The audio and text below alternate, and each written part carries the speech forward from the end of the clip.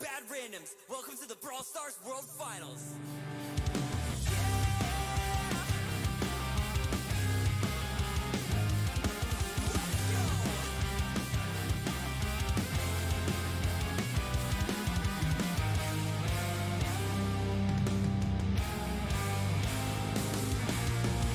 Am I just cursed or gone insane?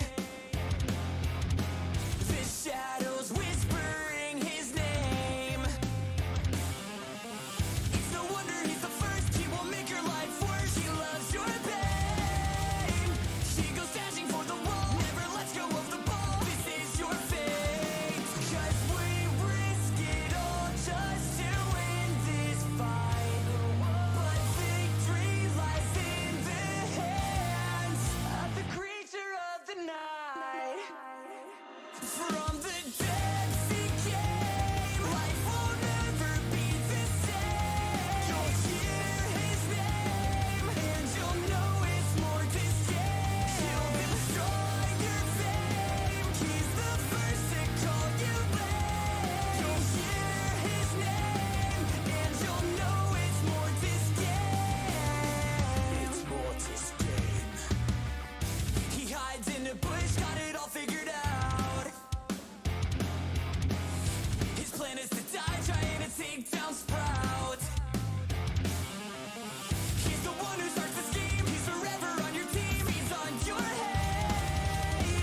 Once you think you're on a roll, Mortis summons all the trolls. This is your fate. 'Cause we risk it all just to win this fight. But victory lies in the hands of the creature of the night. From the depths he came, life will never be the same. It has all been coming down to this. We gotta turn big dreams into action. We gotta mix action with the passion. Oh my, what an incredible moment. We gotta turn big dreams into action. We gotta mix action with the passion. Time short, no time for relaxing. Be the first in, last out, make it happen. We gotta turn big dreams into action. We gotta mix action with the passion. Time short, no time for relaxing. Without further ado, let's get brawling.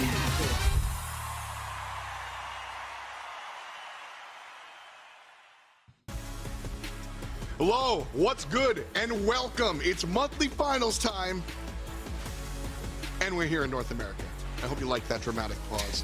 I'm here with my dramatic pals. Say hello to Ready, Set, and Kenny. Kenny, been a good month. How you doing, bud? It's been a great month coming off of LATAM as well. What an excellent tournament to watch. Got to see some EMEA action after we casted the other day too. So much good Brawl Stars. And again, I'm going to hold my stance. This might be the most competitive year of Brawl Stars yet. Of course, that's going to continue here today in NA. Definitely going to comment on how you said LATAM. It's always LATAM. That's right, right. Ready? Like LATAM? Latam, potato, I don't know if that's exactly the comparison that we go for. Canal Grande, Canal Grande. We can at least agree on NA East and NA West, right? I'm excited to get into that. All right, guys. Welcome to the Clown Show. If you are unfamiliar with how we do things here, format coming at you. As we said, we're here in North America, so we're going to see some of the best teams in North America play. It's power match format, best of 5 as per usual, but it's an 8-team single elimination bracket. Because we have 2 sub-regions of NA East and NA West, we're only going to show you the semi-finals. So we're going to do semifinal 1, semifinal 2, and then the finals, and then we'll do the same thing for the other side. So starting over here on the Beast Coast, we've got Motomamis at number 1 and Tribe Gaming at number 2. Now, as it stands, the Motomamis would be the ones to go on to the big show, but obviously a lot more competition. I'm not even going to talk about that. But Kenny, I want you to talk to me about Tribe Gaming not being number 1. It's something we're not used to seeing in this region. I mean, now that we've split into East and West, you know, we have some powerhouses going their separate regions, but Tribe Gaming not winning last month definitely caught me off guard a little bit. Obviously, Motomamis, a very solid roster. I won't be shocked to see them do it again necessarily, but for me, I'm looking out for Tribe Gaming to step it up again this month and kind of return to the norm of them being on top. We'll take a look at our Western teams a little bit later because all the focus is on the East Coast, which is the better coast, of course. Tribe Gaming beat the 60 Hertz Enjoyers to find themselves up against Chasmac who had to take down League of Justice. And Team Jesus lost out to the Untamable Beasts, and Motomamis got their 3-0 as well. So the bottom side will be Beasts versus Motomamis, and we'll start the day off with CMG versus Tribe. So right away, Tribe are in a situation where the #1 team is across the bracket. So they absolutely have to win here today in order to keep their points looking cute, feeling cute, ready. Do you think it's going to happen? I mean, look, I already shared some of my predictions, and I think we all have our own predictions as well on how this one is going to go. I anticipate a Tribe Gaming victory. I love seeing what Chasmac is capable of. I love seeing what they're doing. You have two really strong duos in the NA East region joining forces on this roster. We just haven't really seen them perform yet. They didn't manage to qualify for the LAN for the Snapdragon Pro Series either. That's happening next month. So they're definitely not really achieving what they're hoping to. They could break that streak today, though. Easy. Look at us. That is a commentary team in tandem. We are on lock. We are singing the same song here. Kenny, talk to me about your predictions. Yeah, I mean, I watched the video from Mr. Ready Set and just simply had to copy his homework. I knew going into the day that that's what I was going to roll with. Tribe Gaming, somebody that, again, I'm looking to bounce back here. And Motomamis, until they lose, I mean, I don't know why I pick against them in this spot. I think they have a great opponent going against him. Last month, of course, being called Mystic Esports, but now going by a different name. I think these are two great teams and two very fun matchups, but I think, to me, these are the safer picks, if you will. And I'm trying to earn those rewards, so I'm locking them in.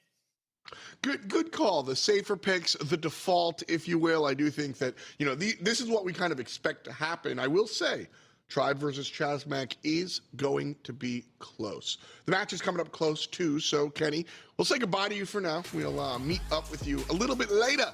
But for now, let's brawl. Tribe versus Chasmac. Toast, RBM, and Juan Carlos across the way. But it's Tribe Gaming that we're going to start our conversation with.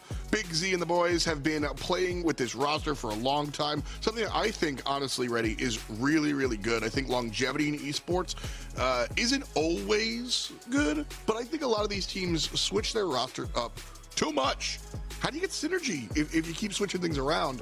And so I like that this team makes slow, intentional changes, and they're just the Tribe that we know and love. Precisely. You're able to form sort of understanding and make more efficient team comp. You don't have to say, yeah, please take care of this lane. I'm going to be switching to the other one. You already know the play style of your teammates, and you focus on more important things or higher level sort of thinking in that regard. So I definitely am a supporter in that line of thought where Tribe Gaming has to keep this energy and have to put an advantage.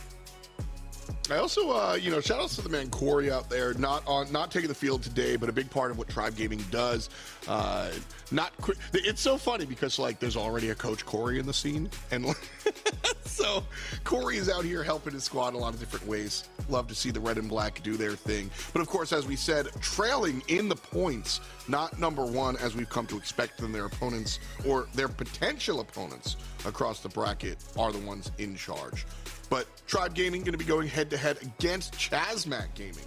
And this one is a roster that I think, very charged up. Toast is a very respectful young man.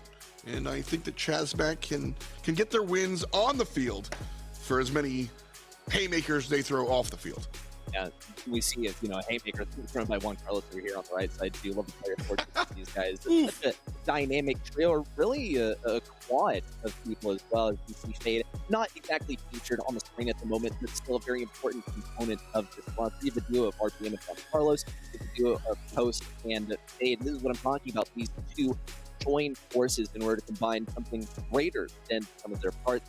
That said, we have yet to see them really make these huge performances this year, and I'm really hoping to see this is where it starts. It's going to be extraordinarily difficult with Team Tribe. Yes, and I'm not gonna disagree with you there, Reddy. I think that beating Tribe Gaming will be difficult. Tribe Gaming, as I said, is kind of the default team. This is kind of the go-to #1. Shout outs to Mandy. But it's Chasmac Gaming are not that far away from the top shelf. This 18-12 is not indicative of how far apart these teams are. If Chasmac win this one, I'm not overwhelmingly surprised. I expect Tribe to win. But I'll tell you, I also expected some other certain teams to win this weekend. We've seen upset after upset after upset as we go from region to region to region. But now it's time to talk our game number one, locked and loaded picks and bans. And so no healer, no crow, and a bunch of standard bans, I would say. I'm specifically looking at the Meg here. If you're not banning Meg in hot zone, I think you're doing it wrong. Penny will be picking it up first and foremost. And across the way, we've got Stu, which, again, I like these two choices. I think they are not really telling anybody what you're thinking. If you pick healers at the front, if you pick tanks at the front, that's a whole different story. But this kind of keeps things open here. I've tried gaming with that Penny first pick, just one of the most consistent, one of the safest brawlers in the game at the moment. We see the selection of Stu from Chasmac Gaming NA is something that is not necessarily the safest, but definitely sort of in that area when we talk draft-wise on open zone. Lola selection from Chasmac Gaming NA, yet another pretty consistent brawler on this map that we've seen all around the globe, particularly in East Asia, as we saw just a few days ago. It's over to Tribe Gaming's court, though, to see how they're going to react to this, and I think that, honestly, so far, no major curveballs thrown in the draft. We see the B ban as well. No spike yet. Yeah, okay, yeah, no spike, just, yeah, you never know, Gotcha, I'm so funny. I really like the Lola tech. I think that Lola tech into spawners with unbreakable walls is something that players are paying attention to. Put the Lola behind the wall that you can't break, kill the turret, easy peasy. So I like this tech that we're seeing out of pro players here. So I like the Lola into the Penny. It sounds a little strange, but that's the idea, in my opinion, that they're taking the field with. So I like it. Those are the creative ways to play. Pam going to be the last pick here for Tribe Gaming.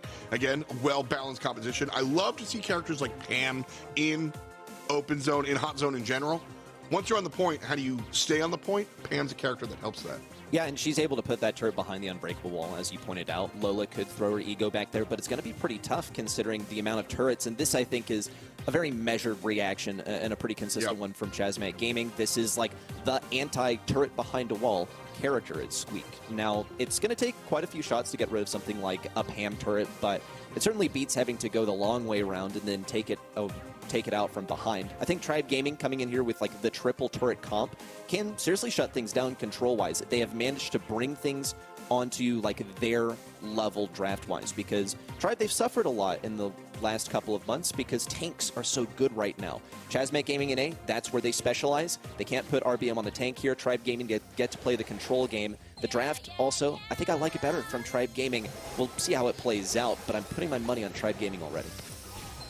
I, too, like the draft better from Tribe. However, I don't think Chasmac has overwhelmingly lost the draft phase. I do like what they've got out here, and I do think they have a chance to win it. Chasmac were the first onto the point, but quickly shoved off, and it's Tribe Gaming sitting here. Pam's actually playing on the right side, so that heal turret not actually on the point, but it doesn't really matter because Chasmac not able to talk just yet. Stu drops down, and all of a sudden, mid lane is being approached on. Stu got some dodges and finds the kill. And is Libby after the fact? Not even a factor. Tribe Gaming completely shoved off the point. Now Chasmac Gaming A just trying to find any semblance of control, and they've managed to do, though, especially with Toast in position at mid, as Libby's starting to back things up, as he's taking just a bit of damage, now flanked on his left side by that turret with the Trash Panda inside. Tyrant also creeps up the left side.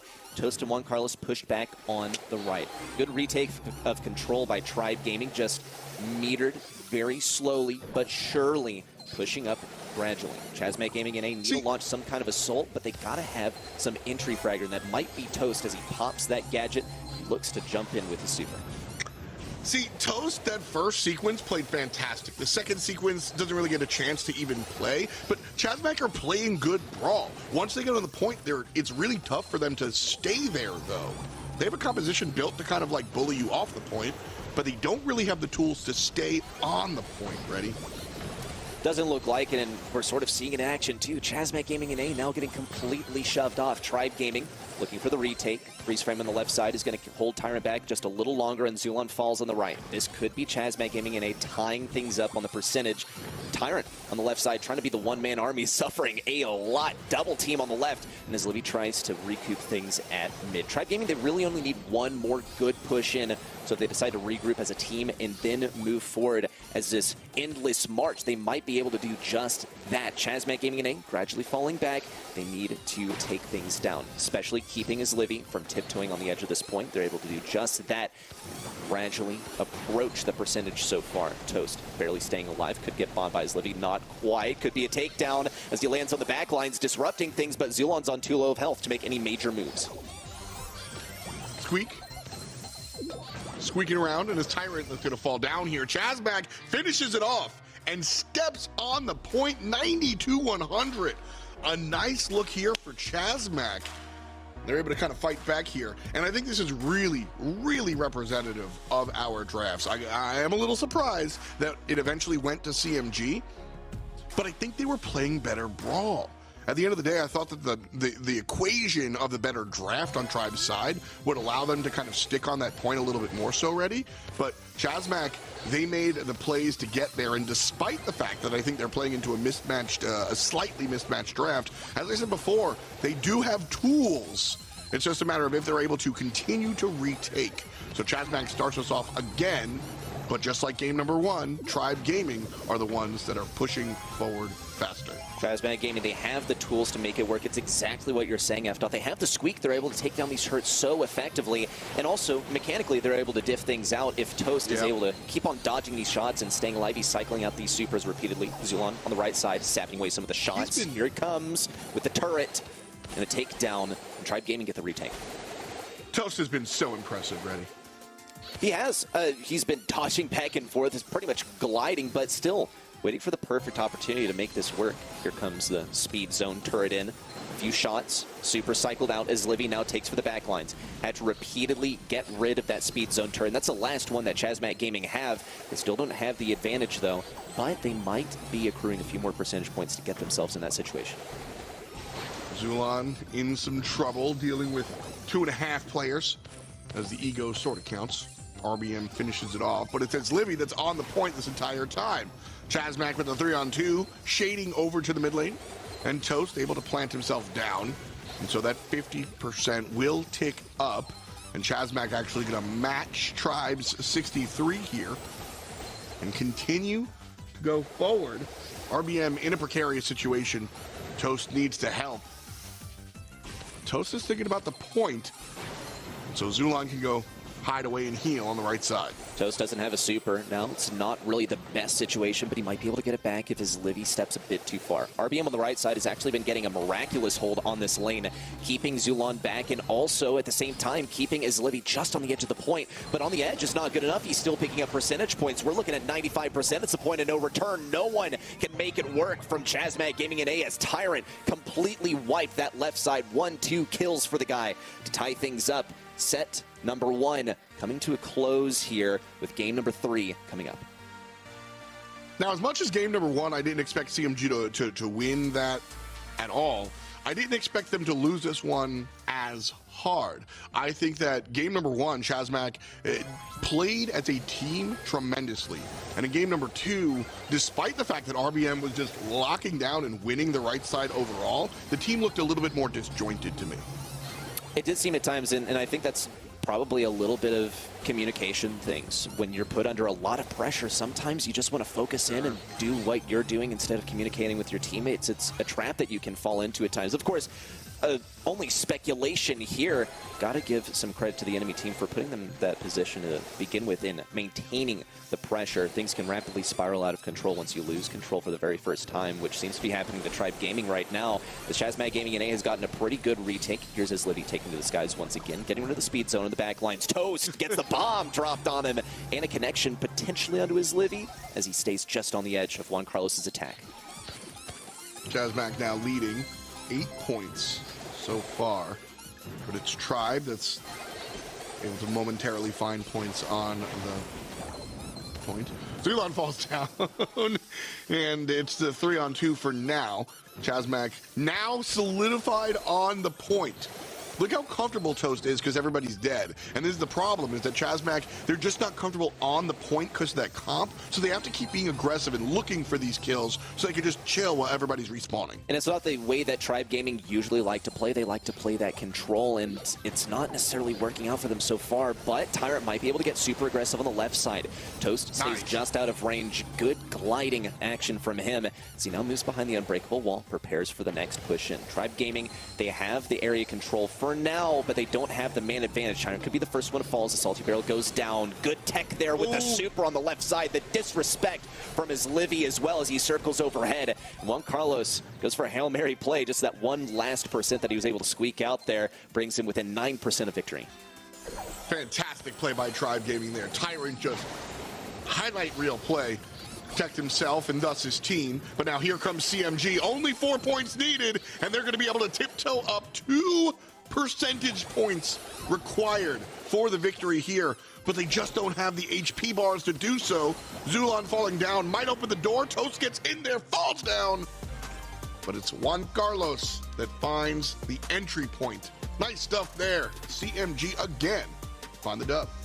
I mean, spectacular gameplay, I gotta say, for CMG. I did not expect this outcome, but seeing the way that Toast is able to maneuver on that stew and seeing the tech that Juan Carlos had to offer on the squeak, it absolutely makes sense. It's 100% deserved. This isn't Tribe Gaming slipping up, making mistakes. Tribe Gaming fell off. No, CMG is playing really, really well. And we saw game number 2. Tribe, they were still playing well. It's just 2 good teams facing each other. Yes, exactly. And like I said, I mean, the Tribe Gaming versus Chasmac Gaming is, how close is this? Is this a 65-45 or even closer? I would probably rate it about where you're saying, like 65-35, given that, well, Chasmac Gaming doesn't really matter do you switch out the 3rd or the 4th for this roster. It's always been a tough roster for Tribe Gaming to keep up with. We've, seen some names change, exactly who is on this roster, but the core member, I think Toast, the shot caller, is still there. And at one point, they even took Tribe out really early in the monthly finals last year. And, well, it's the same Tribe squad. Look at the stats, though, is Livy with 8 kills.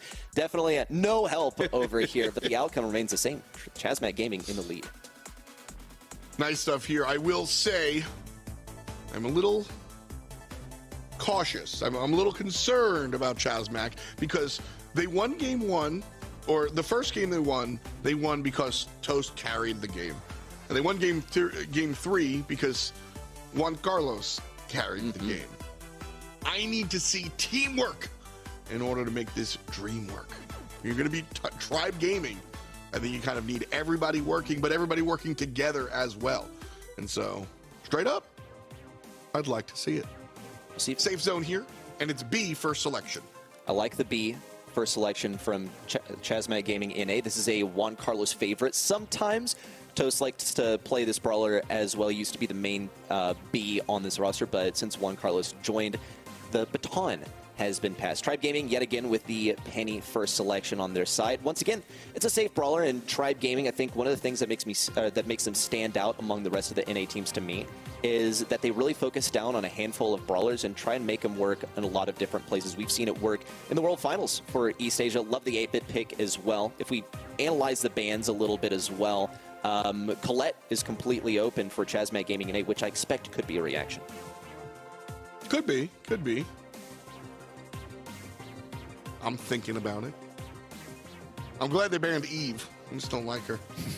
B, though, selected here, so safe zone. Looking for some choices to flank. I wonder...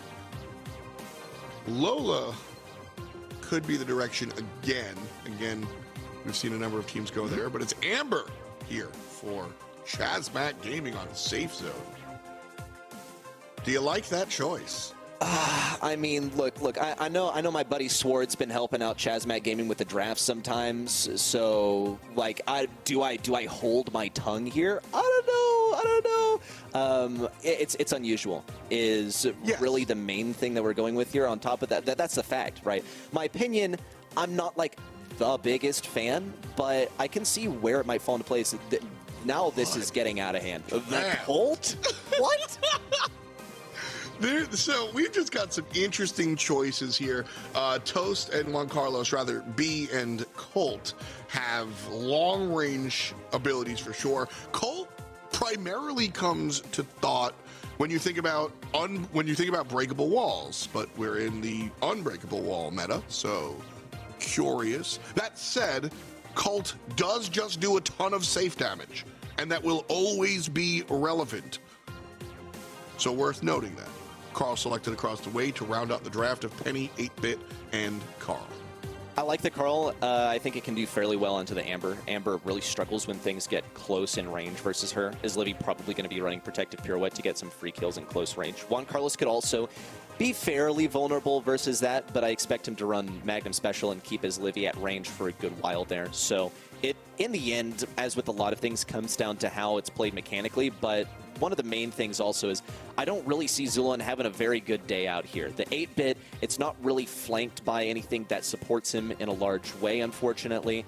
And while it can get like one really, really good push in on the safe, I don't expect it to really reach there unless Tribe Gaming are able to dip these lanes pretty hard. Chasmac Gaming are playing a bit of a stalematey thing here with the B, and they're going to try and keep it there for as long as possible. Win one lane, then have RBM take some free shots off the safe, rinse, repeat.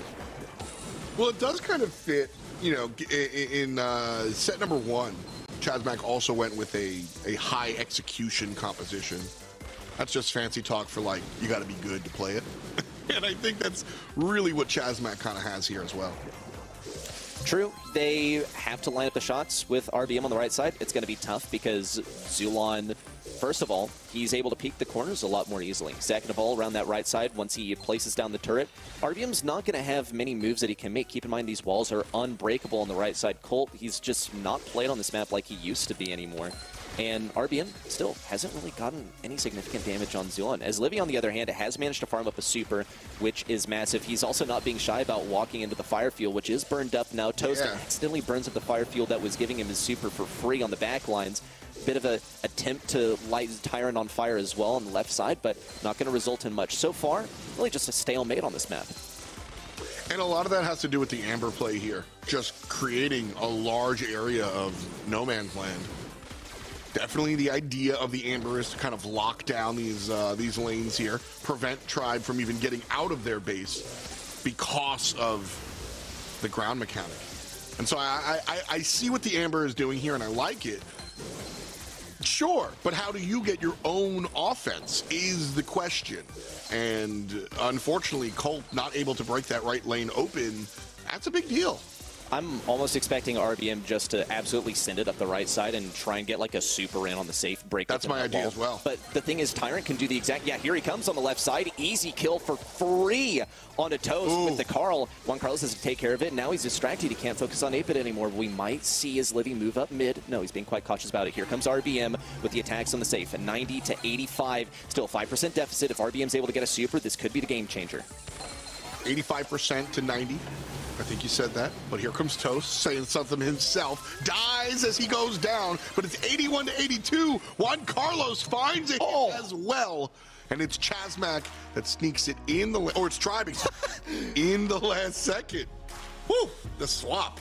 True, that was, I mean, I was about to make the same call as you. It was a 3% differential. Zulon, he contributed just a couple of shots there towards the end that pushed them over the edge, putting them 3% in the lead. This is the strategy from Chasmac. They're going to stalemate the game and then make their moves at the end. And, well, they're playing it. Stalemate. It's kind of like Bounty. That's, yeah, pretty much. Wait for the last 20 seconds. But the thing is, they're facing Tyrant, who can still send it on the safe towards the end. Yeah, and that was the you know, the Achilles heel to their plan. Amber locks down the two lanes, and we just sit here. And then at the last second, Colt hits the gas and does 5% and dies. But they do 0%, so we win. Problem was, Tyrant flying hooked on in and, you know, did that. So Chasmac going to try to do the same thing, just better. Pretty much. RBM on the right side still denying the super to Zulon. We saw him do that for pretty much the entire last game. not giving a single turret to Zulon, meaning that, yeah, he's not going to be making much happen. A little bit of ignition onto Tyrant, though. Looks like he'll fall in the back lines, actually. This could be the opportunity to move in as Livy's trying to create some kind of bunker back here, though. Moves on to the left side, rotating the formation to accommodate for the 2v3. Now Tyrant suspects something on the left side, a bit of over-aggression, but it's only a trade. Juan Carlos and RBM remain in their positions as Livy's quite lit up on the backside, but he's doing just fine. He's as fast as an El Primo inside of this plugged-in turret, and he has no intentions of letting anyone through. Still scoreless. So Chasmac's lockdown approach working better this time around. Tyrant doesn't have the super, so he's not able to use it just yet. It's a good look if you're rooting for Chasmac for sure. But even with the kill earlier, RBM has not been able to find his way in just yet. As I said, that's clearly the win con if you ask me. Still, though, Tribe Gaming maintaining position. Chasmac Gaming in A could be preparing for something big. Toast has no gadgets. Juan Carlos has no gadgets. RBM has some stuff left, but he needs to get a little bit of damage on that safe. Tyrant is also maintaining his spot on the left side. Juan Carlos and Toast are pretty much pinned down here. They have to react if Tyrant decides to move in, which means that RBM can be the only aggressor. Here it comes. Tyrant with the big super in. Juan Carlos now trying to push in. RBM's very lit up. 5 seconds left. It's got to be about defense because there's no way anyone's making it towards the safe. Or will Toast get something? No! Nothing! He's just short of the safe. And Chasmac Gaming in A and Tribe Gaming tie up game number 2. Listen, I unironically love this.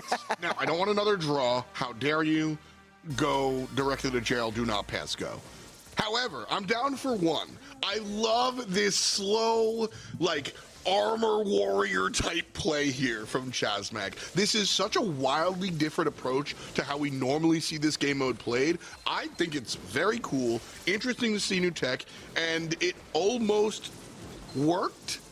It got better compared to game number 1. So Chasmac, they figured out how to lock it down, but they still don't know how to get on in there. Pretty much. Well, hopefully they've learned something between the last game and this one, because you got to be careful what you wish for. I think one set of this is enough for the day. I don't know if we want a repeat of what was going on in LATAM with draw after draw after draw. Another 100-100 would leave a sour taste in my mouth. Hopefully someone speeds things up. And so far... I like Warheads. Yeah, like Warheads. That kind of sour. No, real talk, I am so annoying. I like playing counter spells. I like playing Riot Shield. No, I don't like playing Riot Shield, but I like to play the turtley stuff. The dirtle and just take a long time and then finally win. So I really do. I also like baseball, so feel free to make fun of me. But, like, I enjoy this. This is cool. But again, Chasmac, they have to have a... It feels like to me that they don't have a game plan to get in there. It's just like, when it hits 10, run forward. And I think they need a set play when it hits like 10 or 15 if they want to do this. Because otherwise, you're turtling, cool, but you're just going to hope to get lucky with the win condition? Precisely. I need to see more aggression. Yeah, and if you're not careful, I mean, it can wind up being just a toxic waste of time, and that's exactly what we saw in the last game. You could see it turn around. Chasmac Gaming and A might make some moves. With RBM now accumulating a super on the right side, he's holding on to it, thinking about going in, but as Livy and Zulon are prepared to defend him, it's the exact same dynamic going on the left side where Tyrant is being very cautious about going in versus Toast and Juan Carlos. No big moves just yet, but we're dipping below that 30-second mark. Someone's going to have to make a move. Who's going to go first? Chasmac Gaming. But they can't go too soon. Precisely. They got to wait for like that 15-second mark. 15 might even be too much. Here we are counting down. RBM has the super and ready to go. Has to heal up just a little bit. I think they're going to launch at about 10 seconds, as you called it. In fact, they're going to wait even more. RBM coming up, but where's the rest of the team? Nobody's looking at him. It's Carl instead that jumps forward. 2 seconds to count, and it's 89-91, and that's the way it's going to end. And again, Chasmac, make it work. They've got to make it work one more time to get the set, but they've brought us to a game 3. This is ridiculous. This is almost never before seen within Heist. At least it hasn't been seen within the last couple of years. What a revolutionary and new way to play the game mode. It is kind of flipping the way that we see Brawl Stars on its head. Well, one, it's a wild thing to do, but so listen, when the game changes, you have to change around it. Yes. Putting this unbreakable wall here in the right lane or on both sides is kind of awkward. Like, it's going to change, and so Chasmac are playing to the unbreakable wall meta by just, all right, since you can't break through the right, we'll just double down.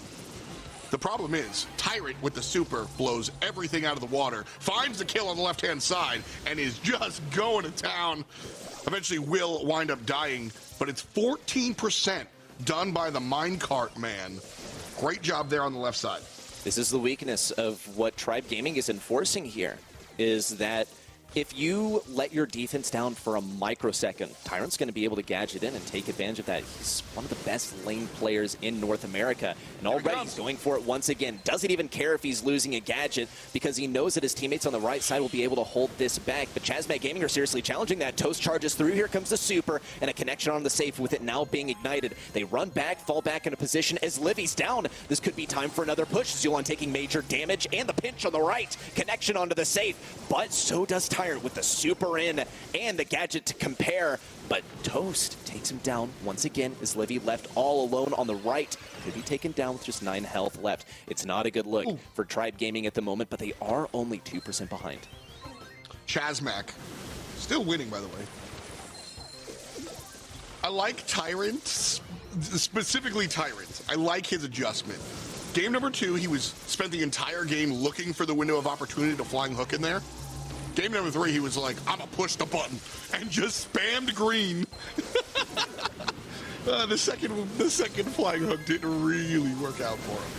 And so, Chasmac, much less control here, but still able to guard their safe well. Juan Carlos winning in the mid, as per usual. RBM wins on the right and going directly to the box. Carl gets in there, but is put down a lot faster than Colt was. But we're still separated by 1%. 10 seconds to go, ready. It might be possible. 5 seconds left. Tyrant needs a shot through. RBM tries to take him down. Pickaxe connects. It's 64 to 54, and Toast isn't able to reach there in time. Chasmac Gaming in a... yeah, that's... Same, dude. Same, dude. Oh, my goodness. Yeah, that's a mood right there. Thanks, His Livy, for that. That's a good reaction image right there. Oh my! Not like this. That is exactly the feeling you have to be there. Because listen, I come from caster world. I live for emergent strategy. I live for difference of meta. I live for new and exciting things. If I log in and if I play that game, I'm raging at you. I'm so mad. And so, from my position, I had a lot of fun. I'm not sure Tribe had a lot of fun here, ready? I always have to make sure that I qualify my statement of like, wow, that was so enjoyable to watch, right? Because it is so painful for the players to be put through all of this, just the entire time sweating, making sure that you don't make a single mistake, playing footsies for 2.5 minutes straight, for 4 games straight as well. I mean, what a set. Guys, don't try this at home. Please don't replicate this. I think it was cool for like one time. And hey, it didn't work out for Chasmac. Hey. So that should encourage you to stay safe and practice high safely. So the DPS from Tyrant on Carl, 67. Woo! just 67. That's the whole number. Just 67. I like it. Dude. Oh man, that DPS is actually really funny. But complete jokes aside, doesn't work out for Chasmac. However, I do like the strategy. I think it's real cool. I think it works on a team level, so it probably won't work in your games at home. But if you're grinding up with a dedicated team, if you're an esports player, then taking a look at slowing the game down and looking for a control draft in that situation might bode well. Could be. Moving on to set 3, though. Let's shake the Etch-a-Sketch ready. Let's go to Brawl Ball. Lou, first pick. That's NA, baby. We love the Lou. And there was a point at which we said, like, if you don't play Lou, you lose on, like, one particular map. And now he's really diversified. He's able to do a lot more things. Particularly, he's able to do well versus tanks. Oh, okay. Yeah, thanks, Chasmac. So we shook the Etch-a-Sketch, but it looks like a bit of the wackiness remained. We're still going to be running the Dynamite. Thanks, Chasmac. Heck yeah. But they banned out the Barley, I guess, so there's not going to be like a super viable tank to, or rather, thrower to compete versus him. Keep in mind there are some unbreakable walls on this map, but they're pretty sparse. They remain when overtime is introduced as well. Just another thing to keep in the back of your head. Tribe Gaming, though, I think really what they're going to have to do is either play wall breakers or pick a tank for once. And the tanks are not really their specialty. Well, there's a curveball you were looking for. Woohoo! Spike selected. We'll love Spike. Quintessential Brawl ball pick. No real big commentary to talk about the cactus there. Just a good selection overall. Dynamite, I mean, does it have synergy with Dynamite? Does Dynamite have synergy with anybody? So, you know, it'll fit there. But Lou needs some teammates as well. And with taking a look at the bans, normally, you know, you expect a little bit more aggression. Sprout here, so some utility here. Do you like that choice, Sprout, into a Chasmac have so far? I do. I think it's probably the best thing that you can pick into Dynamite if you're Tribe Gaming, because I've said it once, I'll say it again. If you listen to Tribe Gaming, they'll say it too, is that, like, they're a team that plays controlled. That is what they are really, really good at. So tank, not really the avenue that they could go down confidently, especially facing into a Spike. It would be kind of a struggle for them. Here's the Ashe selection for them, though. Okay. Yeah, I was just about to say, Zulon has put himself on tanks recently. Yeah. Like, and correct me if I'm wrong here, but historically I've always looked at Zulon as like a high DPS aggression player, and recently he's been playing more of the Pams and some of these characters, and so I'm with you that Tribe Gaming aren't usually the go-to snap selection tank guy. But Zulon has been playing more tanks, so we'll see. That said, the conversation is clearly going to be about the red team here. We've got Mike, we've got Primo. Let's have some fun, boys. I think Primo is a bit of an underrated brawler at the moment. When we talk like the masses, anyone who watches competitive, especially if you watch like Semantic, always selecting the Primo over an EMEA, you'll know that this guy, he's pretty much like the tank that counters tanks. He owns basically any tank because of how good he is in close range. Toss him around a little bit with a suplex supplement, throw down a flying elbow drop, see what happens, get some knockback. It's a fun time to watch. It sucks to face versus. When they first did the, do you remember when they first made the tanks chain? Oh my gosh. Last year? Oh, Primo, all the time. What are you doing? It's just so funny. Everybody was wrestling. But it's Juan Carlos that starts us off in the mid here on the Spike. And so looking at these compositions, what's the first play that you want to see? Like, who's gonna break the defense first? I expect RBM's probably going to be the first one to make a big move here. He is playing a little defensively, trying to prey on Zulon's aggression on the left side as Livy throws down a wall on the right side. Actually, to break open the wall, it's pretty inventive use of the Sprout wall. It's not something you see super often as Livy continues to push forward. Here's the Spike, super on the left side. RBM, since it's an opportunity to move through, but as Livy continues to push things back, a hedge down at mid. It's not going to do too much to keep Juan Carlos back, but there's not enough time for his Livy to place down another one, so they're just going to have to deal with a good takedown on the toast. Now that his Livy doesn't have a thrower contending him on the right side, it's going to be tough for anything to happen. Here he comes, has a super in hand, has to be careful though. Toast pops the stun gadget, not quite any action just yet. RBM also takedown on the left side, and Tribe Gaming can continue to move forward. I don't like that play from RBM. Even if RBM gets the kill on Zulon, what does that do for his team? Pretty much kind of a solo queue play there. Not my fave. Need to see CMG really work as a unit here. Tyrant, though, able to walk up front, slow things down, and if RBM falls down, this will be a score opportunity. Not even on the right side, it's right up mid! Tyrant doesn't need anybody to fall! The ball goes right on in. 1 to Tribe Gaming. Wow, a disappointing outcome there for Chasmac because they did things so perfectly, but one loose super is really all it takes. They had 2 people in position as well. They just couldn't make it in front of the goal, but here comes RBM. Unrelenting aggression on the right side, another super chained up. Zulon gonna get tossed around, slapped up, but no ball within range. Juan Carlos needs to win the lane on the right. Not quite going to happen. Tyrant could get targeted by the curveball. Not any action just yet. 20 seconds remain. No contact from Juan Carlos. RBM has an angle on the right side, but he's completely surrounded. Jump on a Zulon. No, not able to receive a pass. And the wall, he's trapped in jail on the left side. That's it. That's the game. Let me in! Let me in! He's stuck. Oh, now the ball is complete. I have used this term before, castled. Oh. Literally castled there. Is Livy feeling it, man? This is one of the more arduous matchups we've seen in a while already. I think that playing against this CMG mentality is mentally taxing for the Tribe Gaming guys right now. It is, because they're not able to like rely on muscle memory for a lot of these, because Chasmac is playing some unusual things, but that doesn't mean that they're playing bad selections. They're just agreed really making Tribe Gaming think here. But Tribe, they're still able to come out on top, even if it is by a pretty thin margin. See Zul on the left side start to get some action in on RBM. Ball pass forward, and Chasmac has to move backwards with his Livy throwing down a super, and a super on the left side from Tyrant. It's a recipe for success. Big plays here. No. Tyrant a little bit off the mark, can't find the score. But honestly, the lane change really worked out. That said, Chasmac just had better defense.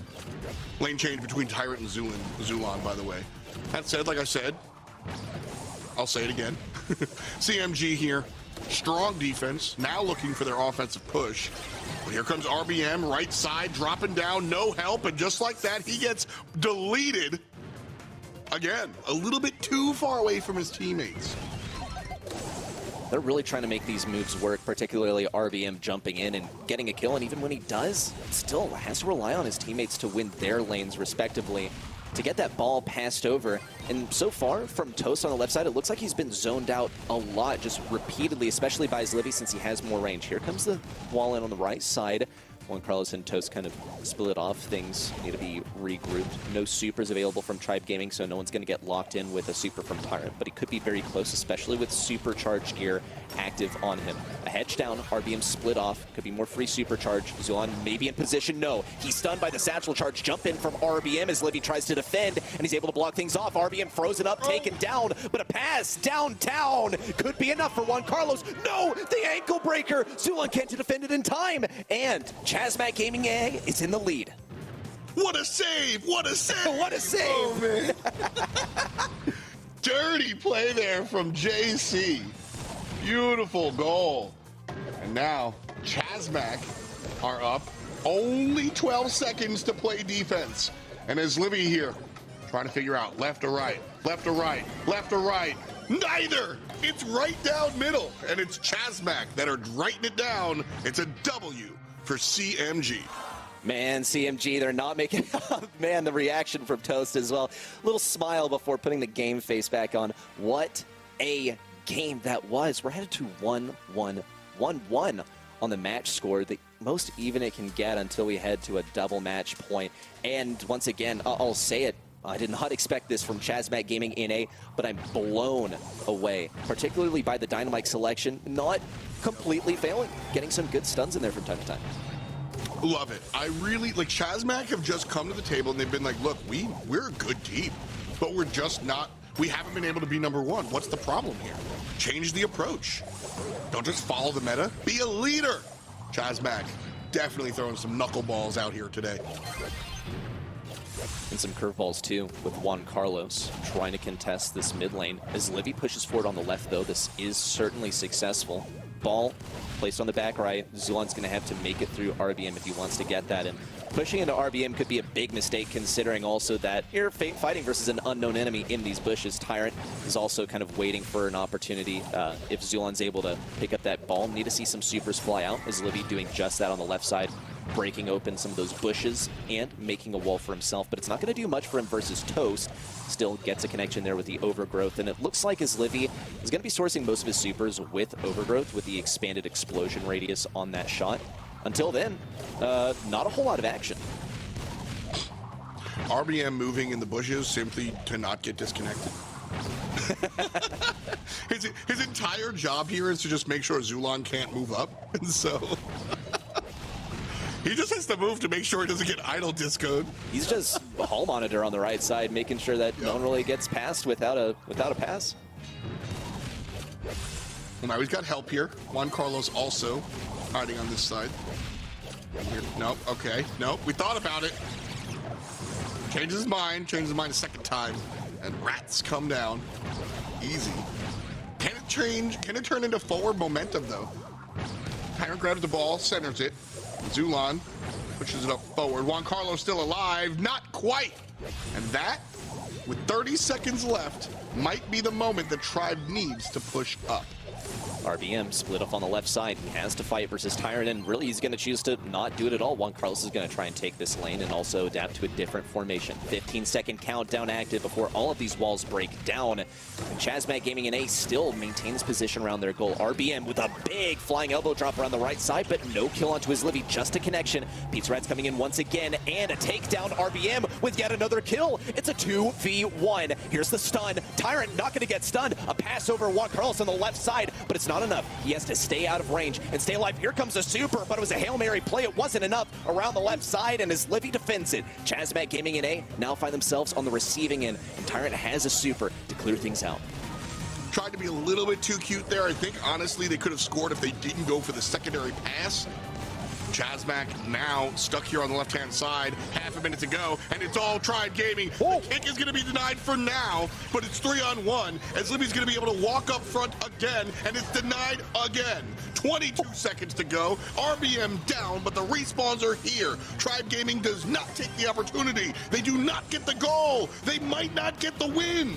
Panic setting in. RBM and Juan Carlos on the left side. RBM has to defend this ball. Here come the Pizza Rats. RBM still alive, though. Flying elbow drop. It completely misses. Zulon also taken over to the right side. As Libby's going to be able to get this ball. Here's the super, but it's not enough time. And it's a stalemate. Oh, man, this one is ripe for the picking here, as Chasmac Gaming can't find the dub, but they don't get scored on either. Great defense coming out from Chasmac, especially here. RBM just doing all of the work. 20 full seconds? That's an eternity. RBM saved that game for Chasmac. Win or lose, I'm buying that guy a steak dinner if I'm on his team. Oh, for sure. I mean, RBM, you put this guy on the tank and get ready to watch magic happen. And putting RBM versus Zulon in the tank matchup also certainly going to impress. RBM is going to give him a bit of supercharge, though, going for those first punches in, and also taking quite a bit of damage. Here's a stick around on the right side. Zulon completely slowed down. Juan Carlos able to get a few shots off. On the left side, Toast has been pushed back a lot, but it doesn't really earn much for Tribe Gaming, as Juan Carlos is able to easily rotate back over to mid and keep Tyrant at bay. But his Livy has a super, and he's way further up on the left lane. It could be unwarranted aggression, because still, Zulon's not really in position to do much in terms of helping. So far, basically a stalemate. No major moves made just yet.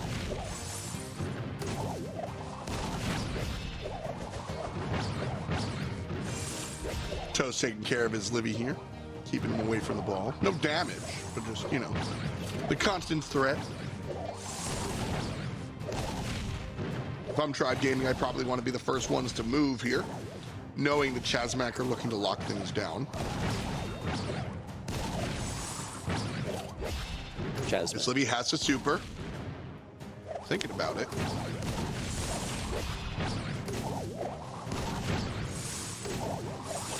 Chasmac still waiting for really anyone to make the first move.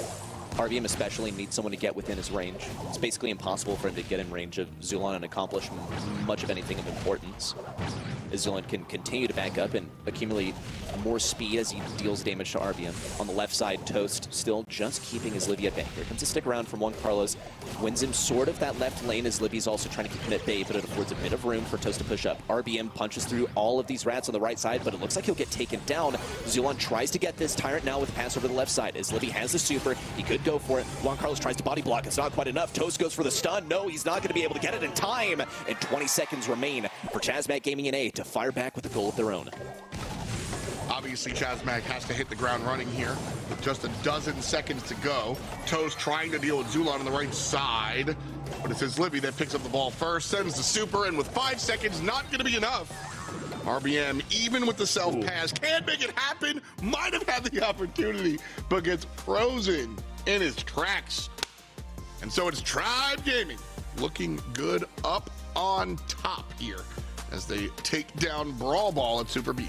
Chasmac had some good ideas there, though. You saw RBM, he went for the self-pass forward with his flying elbow drop. Then you saw Dynamite also with the super forward, but it was just short. Both supers, in fact, were just short of where they needed to be. The big barrel of boom came in to break open some of those walls on the left side of the goal to open things up for RBM to score, and it was just a little bit too late.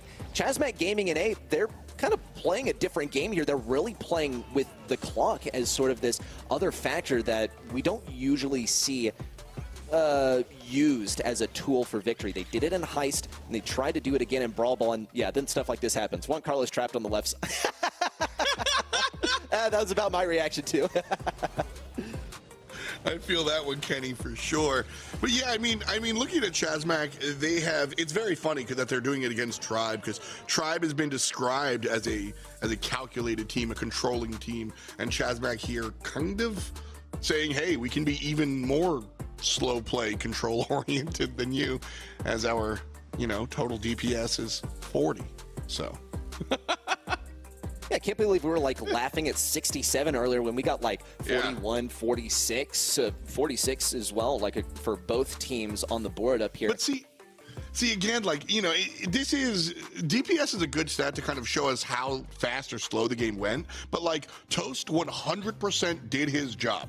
His job was just make sure that left laner doesn't really leave. And so he just tossed out shots that zoned the player away. Zoning is never going to find itself on the scoreboard. So tough stuff there to look at the scoreboard. But numbers never lie. They just might not always tell you the whole story.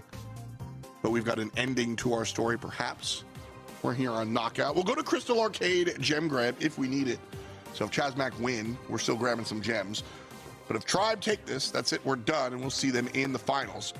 Sprout, the first choice for CMG. Instant Bonnie selection now from Tribe Gaming. That's going to be quite good versus Sprout if you're able to fire up one of those jumps. Really, one of the main things for Chasmac is going to be deny that. And already seeing the Sprout in play, seeing the prevention of Gray or Brock in here notifies me of Chasmac Gaming really want to make this Sprout work. I'll add another thing. You never, ever, ever see this brawler as a first pick. Usually it's picked last as some kind of win condition. Chasmac got something up their sleeve once again. So we see the RT, nice, cool. Sprout first choice, what do you want to pick into it? Like what counter Sprout? Basically anything that can get in close range or break open some of the walls that Sprout needs to survive. I think Tribe Gaming probably are like thinking of running a Carl here, possibly. It's usually where Tyrant finds himself most comfortable, but also they could go for something as a last pick. The thing is that they kind of have slim pickings here. Keep in mind, Chasmac got rid of Barley, and Tribe, they got rid of a couple throws themselves. They got rid of Tick, and they eliminated the Grom. So, I mean, really their best bet is Dynamite, maybe, but I don't think that's going to happen. Well, so the reason I ask is because if you're going to pick a character that is so easily, you select Sprout last for a reason. So you're kind of goading your opponent into certain selections. Maybe you're setting the table that you want. So we've got Sprout along the way. B is here to counter any tank that's going to push up onto the Sprout. And then here's just a Lola that we've seen Chasmac go to before. Strong DPS, sure. Do you like the comp? I'm in between on it. I think it's like fairly good Fine. for Chasmac. It's like fine. Yeah, like it's all right. It's just like picked in the wrong order almost. But I think that, I mean, Chasmac, they're getting exactly what they want, and they're really just putting Tribe through the ringer here. I mean, it's been 4 sets of non-stop pressure from Chasmac, and you could see already come set number 2, as Livy was kind of exhausted. I mean, you saw him doing like the not like this face, putting his hands through his hair and everything. It's really tiring, and Tribe Gaming are still managing to stand their ground, but we could have 2 more sets on our hands if Chasmac Gaming and A continue to apply this pressure and succeed as a result. All right. So the Squeak selected here. I don't always love Squeak in Knockout. Squeak is arguably my favorite brawler, as long as my game is muted. But I don't love him here. I feel like I would have liked something a little bit more direct damage oriented. the zoning potential of Squeak. Okay, maybe we'll see how it plays out on field. I think I like it better than when I started talking. Yeah, I mean, it fulfills basically a similar role to what Sprout's doing here. Just can't throw those shots over walls is the only problem. But it's like Squeak was like designed to have this shot that reloads and lasts on the ground for a perfect amount of time to hold control of one single lane endlessly, like perpetually. And that doesn't, like that particularly doesn't strike me as number one, that's the way to play knockout. But, ooh, as Libby gets put on the wrong side of the wall, and that's certainly going to be death. And so it's 3-on-2 here. Tyrant and Zulon are the ones remaining for Tribe Gaming. Still could make this work, but it will be tough. RBM low HP as Zulon trying to find the shots, gets the guy from around the corner, but just as the same time, Toast finds the kill across the way. 1v1, Toast wins it. Chasmac, round 1. So close to a clutch there by Zulon. I wasn't really sure. He had the pin up in the air from Zulon. I wasn't quite sure what he was going for there with the super, but he was able to approach RBM with such confidence in that secondary form and then almost surprised Toast in those last moments. Just needed one more shot to take Toast down, which he didn't have chambered at the time, unfortunately.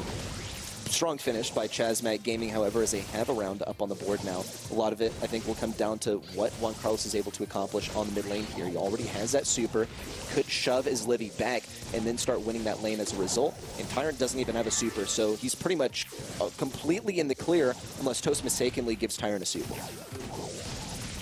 Zulon missing a lot of these RT shots. That projectile moves real fast, a lot faster than a lot of other brawlers, and I think Zulon is kind of, we're seeing the growing pains on it as he jumps onto the new brawler. Having trouble with this RBM lane. Juan Carlos drops down the super, but it doesn't have the same result this time, so as Libby lives to see another day. Here he comes, Tyrant now jumping in the back lines. Toast has to stay out of the way. He manages to survive as a result. Zulon taken down. It says Livy versus Toast. Toast needs to heal up. Big damage as well from the poison. And as Livy's able to clutch this one out. Tied up now on the game score. Zulon switches over to the right side this time, hoping to get an advantage in terms of the matchup. And it looks actually quite good. Tyrant's going to have a much better time facing versus RBM. Consider that Tyrant and RBM on these respective brawlers have the exact same range. So whoever is able to play footsies better is going to be the one walking away with the super first. Zulon over here on the other side versus the B. I'm sure, fine. I think there's no difference in the matchup for the RT. I think it's more about Tyrant's choice, and Tyrant has no choice but to fall back. RBM going to chase him down. Juan Carlos pushing up mid as well. Two players on in Tribe jerseys stuck on the right side. But the ego's down, and so RBM won't have that at his disposal. Tyrant, though, getting targeted. Zulon from around the corner. Nice super. Can't get Juan Carlos killed. And great pinch around the left side, too. Juan Carlos and Toast fire him down. And that's it for game number 2. Brilliant stuff and a strong finish here for Chasmac Gaming. What an inventive draft. They pick the Sprout first. And then Tribe is so hesitant to pick anything that counters out the thrower that they end up not picking a thrower at all, and it's kind of hurting them here, but they have gotten a round under their belt. I think the RT is working actually quite well for them. It's just the Sprout lane is the biggest issue for them at the moment. Win or lose, Chasmac Gaming has come through with a new approach, and that needs to be recognized and applauded. I think that their future, whether they win here today or not, I think their future bodes well. So, I'm absolutely here for it, man. I love to see the weird stuff. The Sprout going to be using the super on the right side to try and block Tyrant out this time, as Livy is able to zone out the Sprout player in mid. Toast unable to make anything work on the right-hand side. Zulon RBM left lane, just like game 1. But it's looking a lot better for Tribe than in game number 1. Chasmac Gaming NA have been pushed back a lot. Juan Carlos is able to get a few shots onto enemies. Toast has to move off this right lane because he's basically lost it to Tyrant by now. Everyone's grouped in this left side. Here comes the ego down, but Zulon's able to get the takedown on RBM. Juan Carlos remains alive. It's just Tyrant versus both Toast and Juan Carlos. Could be a victory, actually, because he has a lot of health to work with. Here's one. Jump, and the takedown of the Honey Molasses. Toast falls, and Tribe Gaming take the round. The half HP there needed more time to heal up, and very, very, very intentional play there from Tyrant to make sure they didn't have the time. I think a lot of players can kind of like run in from the gas and then kind of buy that. No, he knew he had to jump in there. Otherwise, it would have been an uphill battle, even more so than the 2-on-1. Great clutch there from Tyrant. So now Tribe Gaming, 1 round down. Zulon and Tyrant have swapped one more time.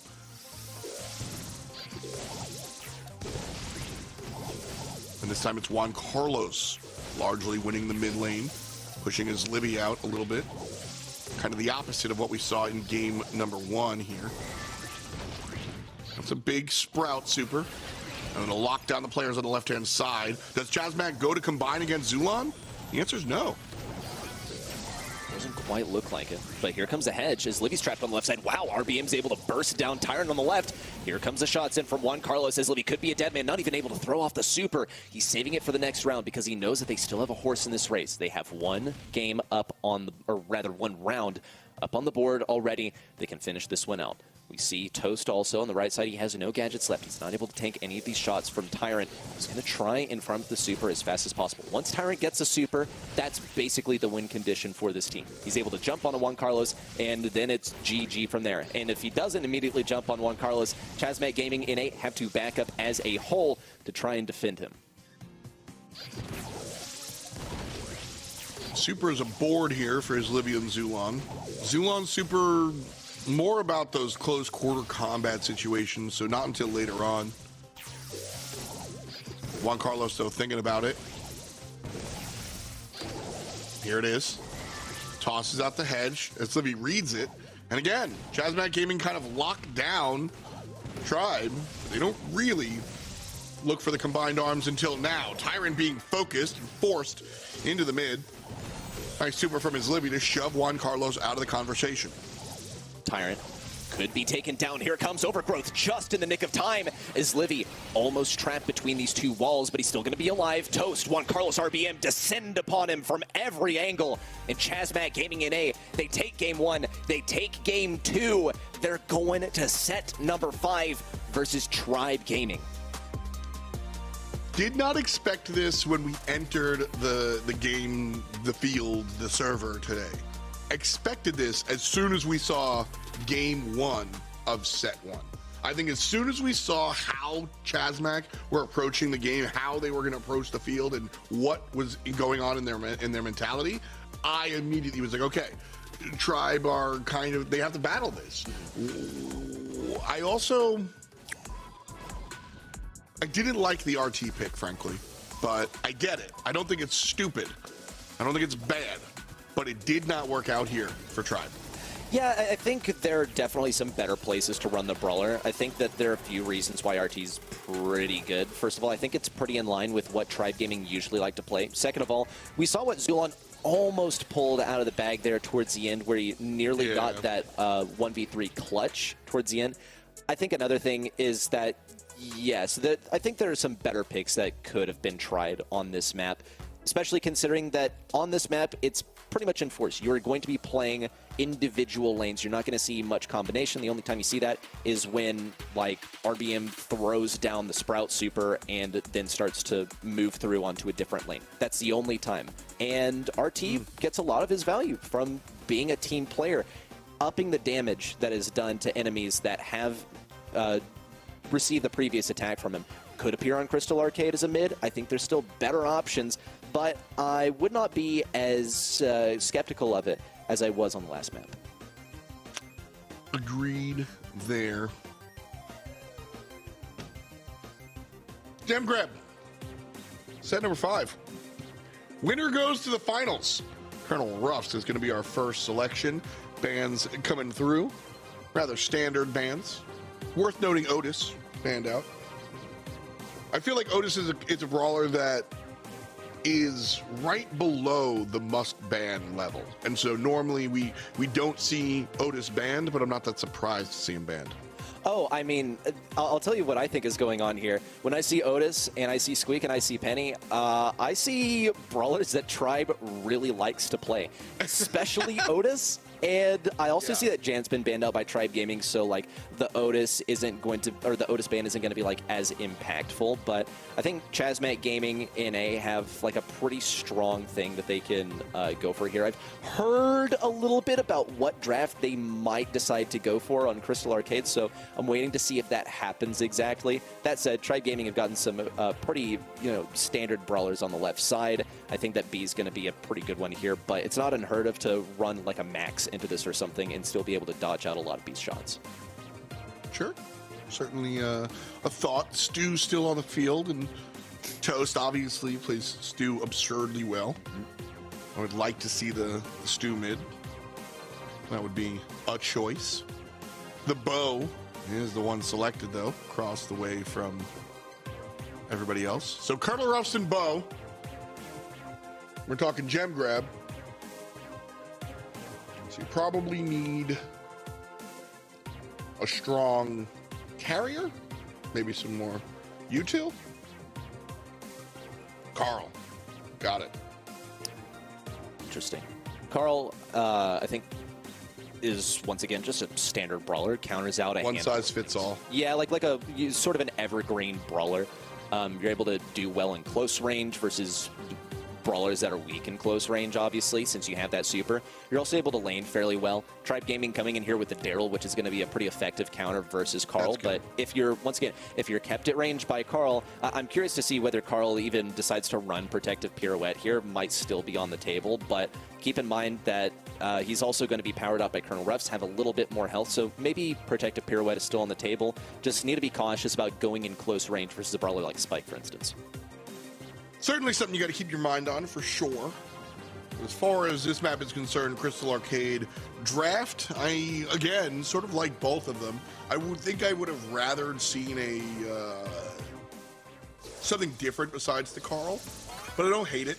And then I look at Tribe Gaming, and I feel similar ways. I love the Daryl pick, and I think Tyrant actually might be one of the big difference makers here on the field. And right away, Tribe Gaming starts off with position and has 2 gems, but Chasmac are able to find a little bit of room as Toast steps up and matches those 2. Chasmac trying to hold their ground with some of these sandbags down the right side. Tyrant's going to march right through them, though he has a lot of health to work with. He hasn't taken actually any damage yet. Rolls right onto Bo. There's nothing he can do. Now the roll back to the right side, but Juan Carlos has the death from above, the supply drop coming in to boost him up a bit on the power rankings too. RBM on the left side, taken down now by Izlivy, holding 3 gems. Toast, he's determined to break open some of these walls as well. Now, this isn't going to be like the greatest for Izlivy, but he has a lot more room to work with. Running the Colonel Ruffs or the Bow explosion, some of that wall break into B is definitely very gutsy, and we'll see if Izlivy is still able to line up some of these shots, but so far it's a fairly good outlook for Tribe Gaming. 4-5 right now as RBM spinning on the right-hand side. His team also winning.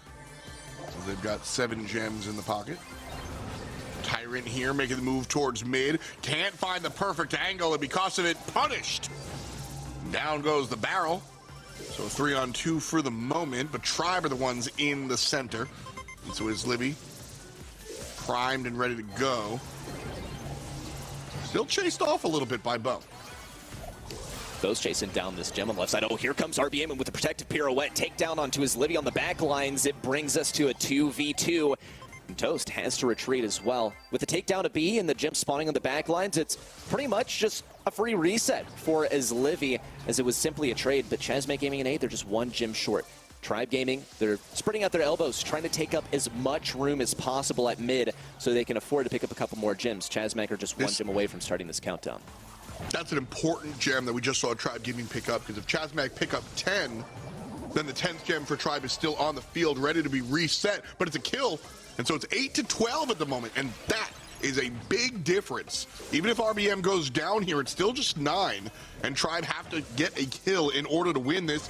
Keep an eye on Tyrant upside, barrels on in, but with just 2 seconds to go, not enough damage, not enough problems, and it's Chasmac with the answers. This is insane, and a very well-deserved smile on Toast's face. Even looking at I mean, this is The Office, right? You don't get to break the 4th wall and look at the camera like that. Toast, focus on the game, man, because they could upset Tribe Gaming right here. And That's not unheard of in a grand final, but in a semifinal, that's something of a completely different breed. Chasmac Gaming NA have one game up on the board. It's match point. And they start off the game similarly dominantly, with Tyrant already having to retreat off that left side, now move on to the right for a fair matchup. Zulon also switching lanes on the left side, but Chasmac have the early game wall breaks, and it worked well for them last time. It's not going to keep Toast safe from getting hit by a charged up B, but still, they have the advantage in terms of gems for now. Tyrant cornered here by RBM, but RBM actually falls. Shoutouts to his Libby with the assist. Actually gets the kill in proper. Tyrant locked down and says thank you to his mid laner. 4-3, Tribe Gaming with mid control, so make that 5. And is Libby thinking about making the big play? Small wall break on the right side. Tyrant now with the roll in. Juan Carlos, he doesn't even try to defend as he's stunned up in the air, can't throw down those sandbags or anything. Big slows on a Toast as he's forced back and gets tagged up too, as Livy has been tapping, lining up the shots repeatedly. Same for Tyrant on the right side as he takes down Juan Carlos once again. Another super cycled out for Zulon. Chasmac Gaming in A, it's like a downward spiral. They have not been able to get control this entire game, even stepping into a desperate move, break open that wall on the right side, but as Livy cannot miss. Tyrant rolls once again on the right side. Juan Carlos tries to block. Here comes the elimination with the death from above as Zulon falls, but is Livy so far out of reach that it's not even possible. We're going to a double match point. Just like that, Tribe Gaming able to find the W after an adjustment from game number 1. A little bit more help on Tyrant's side. And just like that, we see Tribe Gaming find the victory. Big, big win. This is a marathon match that we've witnessed so far, and it could finally come to a conclusion. I don't see a reality where it gets tied up in gem grab, but at this rate, it might as well. I mean, we've had a set, we've had a 3-game set every single set so far, and well, actually, one of them was 4. Correction, yes, we had a 4-game set. Right now, Chasmac set the table as Zulon seems to be the feast, but it's RBM that falls down to the left side. A nice shot weaved in by Toast. 4-1, Tribe Gaming with the gem lead and mid control. Chasmac Gaming in A now starting to move in. Toast prioritizing that left side because it looked like Juan Carlos had a lot of trouble versus Tyrant in that last game. They're prioritizing breaking open those side lanes and then moving in later. Juan Carlos and Toast getting both taken down the left side. RBM tries to defend, but it's just not enough as Livy with 8 gems over his head, soon to be a 9th and a 10th. Chasmac Gaming in A, it's drive time, but they don't really have much mobility. It's only RBM with a single gadget. Tyrant rolls in on the left side. Juan Carlos falls. This could be it. This could be the game-winning play as Livy's just out of range at the mid lane. 5 seconds left. Toast gonna try to block things off on the left. Here comes RBM, but as Livy heals up with a life plant, and that's it. Tribe Gaming take the win, and they're going on to the grand finals. Well earned, well deserved, and I agree. Yes, Livy. A tough one for sure. And honestly, that's the way, you know, Chasmac should hold their head up high here. They obviously played well. By the way, that's a regular-sized water container. Toast is just a giant man. Yeah. But I think if you're Chasmac, this is one that you come out here and you really played, you really changed things up, and that's really what you internalize. There are some VODs, there are sometimes I say, hey, you lost the game, you know why. You don't necessarily have to watch tape and dissect it, move on next time, play better.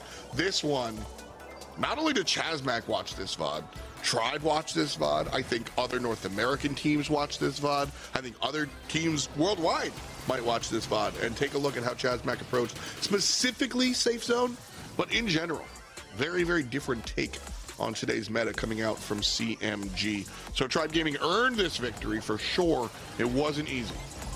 It is very clear that Chasmac reached into the bag of tricks this month and had something pretty new for every single map that they played. And Tribe Gaming, what a marathon. I mean, we already saw it. You saw the scoreline just a moment ago. We saw the 3 games, or even in one case, 4 games for every single set. And I should also note that in Knockout, it was round 3 victory every single time. It just doesn't get longer than this, folks. What a close match. Tribe Gaming, are probably going to be pretty tired for their grand finals match. Well, they do have some time off, thankfully. They did get the first draw, so they'll be able to sit out for the next one. As Livy is going to be our MVP of the game. Love to see it, young man. And yeah, I think we were all living vicariously through Ez Livy. Oh yeah. As every time after the match, I'd go to Ez Livy's cam and he'd just be like, after we just sit here for like 35 minutes per round. So I feel it, man. Absolutely happening for real. But good stuff coming out here from Tribe winning in the 3-2. I'm excited, man. I'm excited to see what Tribe Gaming is going to be doing in the next round because they do advance on the grand finals, but also for what Chasmac Gaming NA is going to be capable of next month. Because if this is the kind of fire, if this is kind of the passion that they're bringing versus Tribe Gaming this month, who knows what sort of developments can take place within the next 30 days. It's got me very, very excited. Very true, without a doubt. But that does it for the first set. We've got Tribe Gaming waiting in the finals for the winner of Untamable Beast versus Motomamis after the jump. We'll be right back after this.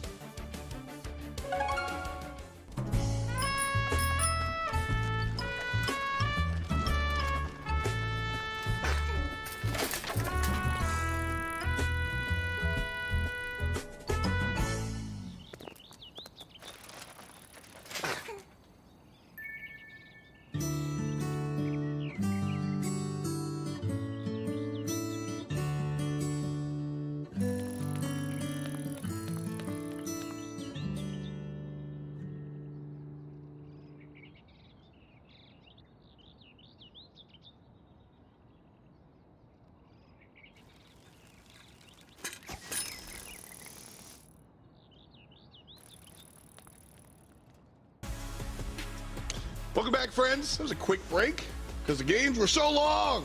Welcome back, Kenny. How you doing, bud? I'm doing good. I think my reaction from the last one says it all. I mean, we've been having some serious overtime Brawl Stars this month. A lot of crazy action going down, and NA, no exception. Way to hang in there for all the players and you two, of course, as well. Yeah, a lot of fun here. Tribe Gaming, oh man, that was a marathon of a match, like Reddy said. But it all starts from the beginning again for them as they face the winner of our next matchup. Untamable Beasts versus Motomamis coming out of here. And when we take a look at this Luffy Killer Zeus matchup, or team rather, they're going up against Alec Tooney in second best. And this Reddit, excuse me folks, this red and white squad definitely going to be an interesting, sorry. We know who these guys are. We've seen them kind of come through. The question is, can they? I think it's up to them to stop their opponents. Yeah, I mean, three very strong players. For a long time, they've been involved with the game. Alec, Tooney, second best. All stars of their own, joined together more recently in Brawl Stars history, and they've been causing some upsets here and there. Of course, we've seen what Alec can do in things like the ESL as well, having a lot of fun there. And there's the man himself. I mean, phenomenal players, but obviously they're taking on last month's champions, so they've got a tough one ahead of them. Across the way, they have their opponents, Luffy Killer and Zeus. Zeus has been one of the most talked about players this year, one of the new guys on the scene, and I think the play, well, I would say the play speaks for itself, but that's quite literally our job. So, Kenny, speak to me about Zeus.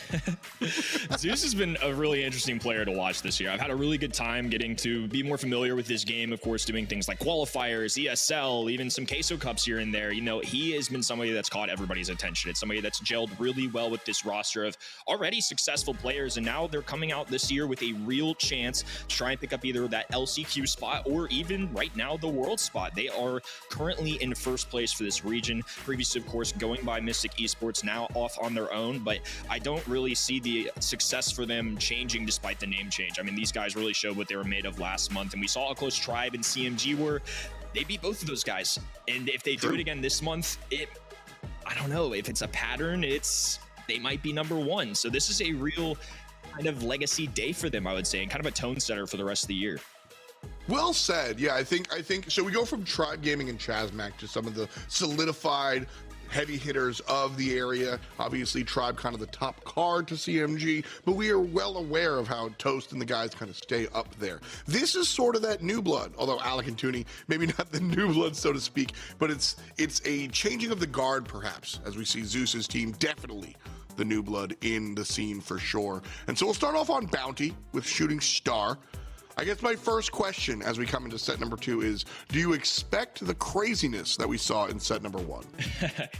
Yeah, I mean, excellent question. I think, honestly, yeah, I could see some interesting stuff coming out here. I think it's kind of a pattern at this point of some really unexpected brawlers. This month compared to last month, we've seen a few changes, right? RT's in the mix now too, which in Knockout and Bounty, I'm kind of looking out for in general at this point. I think that's going to be the mode that caters best to RT and really just kind of seeing what he can do. That's a brawler that's shown up across different metas in the regions as well, and it's something in practice that I've definitely seen in A too. Don't know if I necessarily see it being this first overall pick per se, but it doesn't surprise me either that we see things like all these throwers on the left-hand side getting banned. But tried and true Nani gonna be the first overall pick in Shooting Star. Long range selection, able to really provide damage without putting yourself in harm's way. Like that choice. Can't really complain about it. So with everything banned out here, I think we're going to see some standard sharpshooters selected. If that's your choice, if you want to go the sharpshooter route, who do you pick first?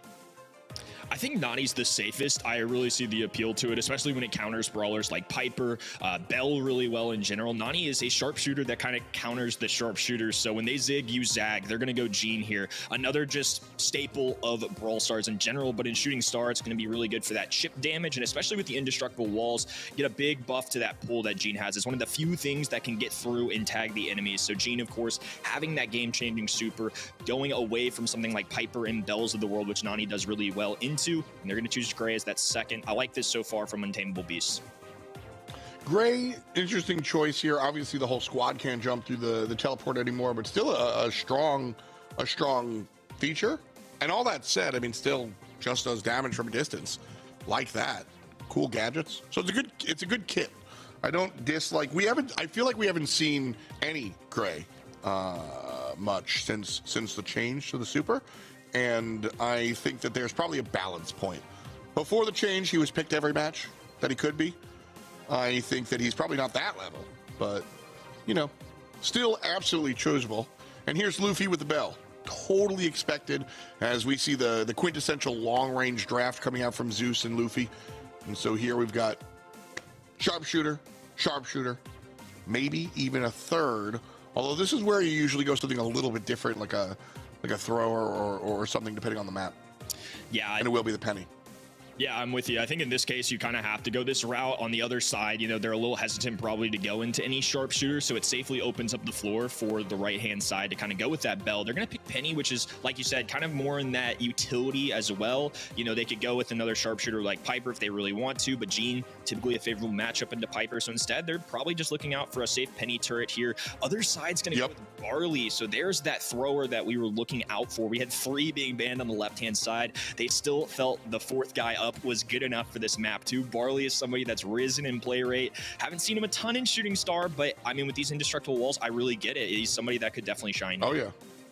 Yeah, absolutely. You know, I looked at the 2 sharpshooters on the way for Motomamis, and Penny fits in there because she can shove the turret behind some walls and just kind of provide that type of damage for when you are locked down. And then here comes Alec on the Barley, or we'll see who pilots the Barley, but then here comes the Barley selection. As soon as the Penny was locked in, you kind of knew that the Barley was coming. There's nobody across the way that's really going to threaten Barley traditionally, and he can definitely take care of some things like the Penny turret, but also in a world of unbreakable walls, obviously has a spot there too as well. So Blue Star goes the way of Motomamis. It's on Luffy specifically, and we're off to the races. Yeah, off to the races, and second best already throwing a thumbs down, really showing his emotions here. Very animated player, and a few herbal tonics going down now too. Everybody just kind of looking for some control right now in Untamable Beast's favor, but this Nani peep may change things up. Big dodge there, Alec narrowly avoiding that shot as well, and that could have been an attempt at a first kill, but for now it's going to be a standstill with a little over a minute to go. Shooting here on the right side, very important for them to charge up that super, but missing all of these shots. As soon as I say it, Luffy gets nailed, but Luffy doing a good job of avoiding Tooney's shots for sure. Still getting tagged, and there's the super. All eyes on the right lane, as Gene's gonna be looking for that grab now. Yeah, and second best continuing to chirp at the enemies. Alec with a super 2, and here comes the Nani peep as well. Tooney's gonna have to be very careful, can absolutely go down to that. Instead's gonna go for second best, the bounce forward as well. Luffy with the follow-through shot, and now it's a 3-0 lead, expanding that blue star. Thumbs down, thumbs down. Second best swapping out here with Alec, so we'll see the gray go mid. Probably a better choice. Ooh, the peep comes through, and it's dodged by Alec's teleport. That was cute. Wonderful play. Second best tries to do it and gets destroyed. Motomamis with 7 stars right now, and the kill makes it 12. Motomamis with game 1. Wow, good stuff coming in from those guys. I think that was really impressive stuff. They kind of just held the line the entire way. I think really the action goes down towards the end there, of course. We get some attempts at a Nani peep here and there. But overall, it felt like they were in control for the most part. I think we're going to have to either see the Untamable Beast come out early, go for that blue star, and kind of set the pace themselves, or they're going to have to find a way to pick up kills earlier. Certainly a thought process going in here. Nani going to be shoved away from the blue star here. Second best though locked down. That'll open up the door, but it's pulled. And a nice counter kill coming out from the blue team. Alec with the yank and the shutdown. So it's 4-1 Untamable Beasts. Alec's been on the money with these pulls too. He went 3 for 3 in the last one, and this time it's going to pay off for a few kills as well. Now there's some shots on the right-hand side. Tooney, of course, can take a few of these with 6,000 plus HP on the Gene. With that shield gear, it's going to allow Gene to do really well into sharpshooters. It's a reason why Piper always struggles, because they can take more than 2 shots. It's something that Piper's not necessarily used to.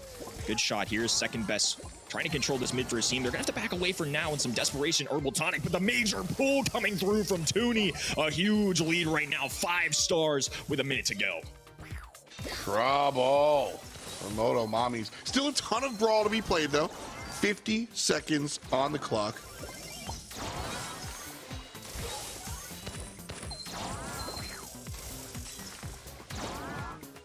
Tooney just kind of holding on to this pull here as well. I was getting nervous for him. They dropped that penny barrel, but it's ultimately not going to matter. And here comes the Nani peep too. Second best needs to dodge. Can't quite get it through. With 3 stars being the difference maker, it's going to be a tough one here. Untamable Beasts are really going to have to hold their positioning and try and stay up.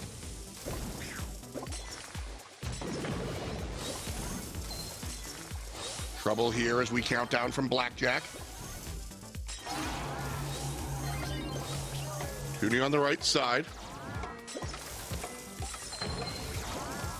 It's going to be trouble as Untamable Beast has it in their hand, and it's up to Moto to turn it around. 7-8 at the moment, but that secondary kill goes the other way. Zeus on the retreat, and it's good enough. Motomamis gets the kill.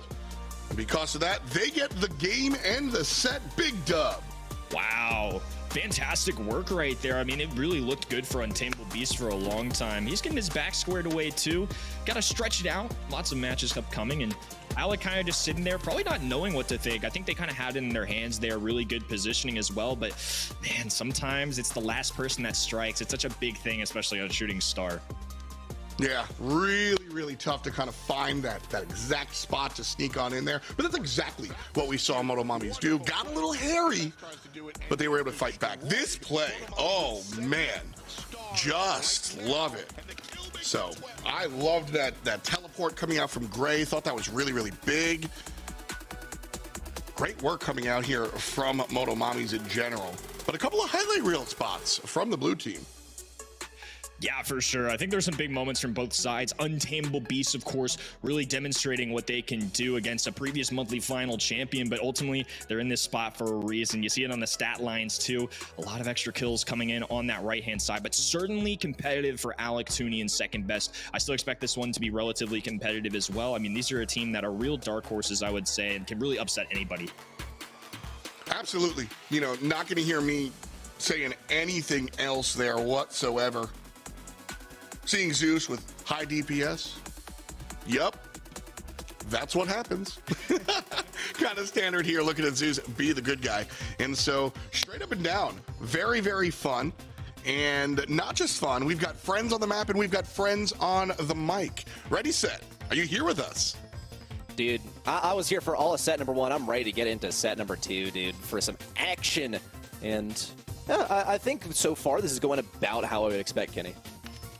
Yeah, me too. I mean, ultimately, you know, we all at the caster desk went with his right-hand side of Motomamis with coming away with a win here, but I expect this to be a good one. I think Alec and his teammates really showed that they can keep it close. Crow, first overall pick coming in on this right-hand side, and the ban's coming through too. There's that Sandy. It's something I actually had a good chat about with Mr. Tribe Corey a little bit earlier today. The play rate for Sandy Ready has been through the roof this weekend. It really has, and I'm not super sure why. I think some players are kind of warming up to the idea that, like, okay, like, Sandy's all right again. I'm still a little skeptical because he basically gets countered by vision gear. The other thing is, yeah, you got to bring in a brawler that's able to suss out some of the areas within the within his super. It also takes him quite a while to charge it up, but at least he gets a stun, and at least he's actually quite fast. Here's a Jean and the penny selections from Untamable Beast. Picking up a counter to Jean and a Jean in the same go. Pretty consistent stuff. Very safe brawlers here. Yeah, I agree. I mean, nothing too out of the ordinary, as you can see. I think in general, you know, Crow is somebody that often goes on, you know, a little unsung of a hero coming into maps like this, especially on double swoosh. When I see the general public, you know, the players that I'm going against, us Diamond, you know, us Mythic players, we sometimes forget about Crow, but he's somebody that's really solid in a lot of situations. I think on a map like this, occasionally you'll see him in the mid, but of course he's going to shine much more in these open lanes on the left and the right-hand side, especially that right-hand side, kind of fulfilling that Amber role, which you see banned on the right-hand side too. Just visibility, good tags, all combines really well. When we talk lanes for Crow, that's my thoughts exactly. Yeah, you're sometimes able to run him at the mid. I expect maybe something different run at the mid, something that has a turret to avoid getting pulled by Jean. Here's a Colette selection from Motomamis. A bit unusual, but I think they're anticipating a final selection of a tank from Untamable Beast. Not going to be the situation at all. It's Squeak going to sort of space out things on either lane, hold a lane for a good bit of time, probably pose some major issues for a Crow to deal with. Colette, I'm curious to see where exactly she will fulfill that role, but it's got to be on a lane. It's got to be the Janet mid and throw down, drop the base occasionally to block out a pull from second. Yeah, I love this Squeak pick in general for this map. I think it could be a really fun one to watch, obviously, but with that gadget, it's going to be able to really cut off in these middle areas, really sanction off where the enemies can tread. The Colette, of course, is going to be an interesting one here. I don't often think about Colette as a hard counter into any of the brawlers on the other side, but it can certainly work. It certainly got its place in the meta. Just used to seeing it alongside tanks.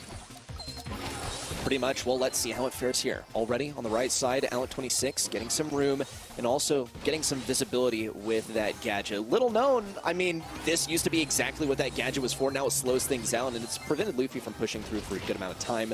Is going to be able to slip through the cracks on the right. So far, Zeus also picking up 3 gems. Definitely a good start for Motomamis FA. Second best, able to pick up a second gem as Tooney takes down the left lane. Luffy also majorly tagged up on the right. Emergency super in to try and get back any last semblance of control on the right side. Zeus also walks right into that shot from Alec 26. He might be able to swoop in and get some of these in time. Just takes 1-2 shots. Could be a third into super in from Luffy. Here he comes. No, pulled in the midst of that super. And a thumbs down from the guy too, as Untamable Beasts have wrested back control of this game.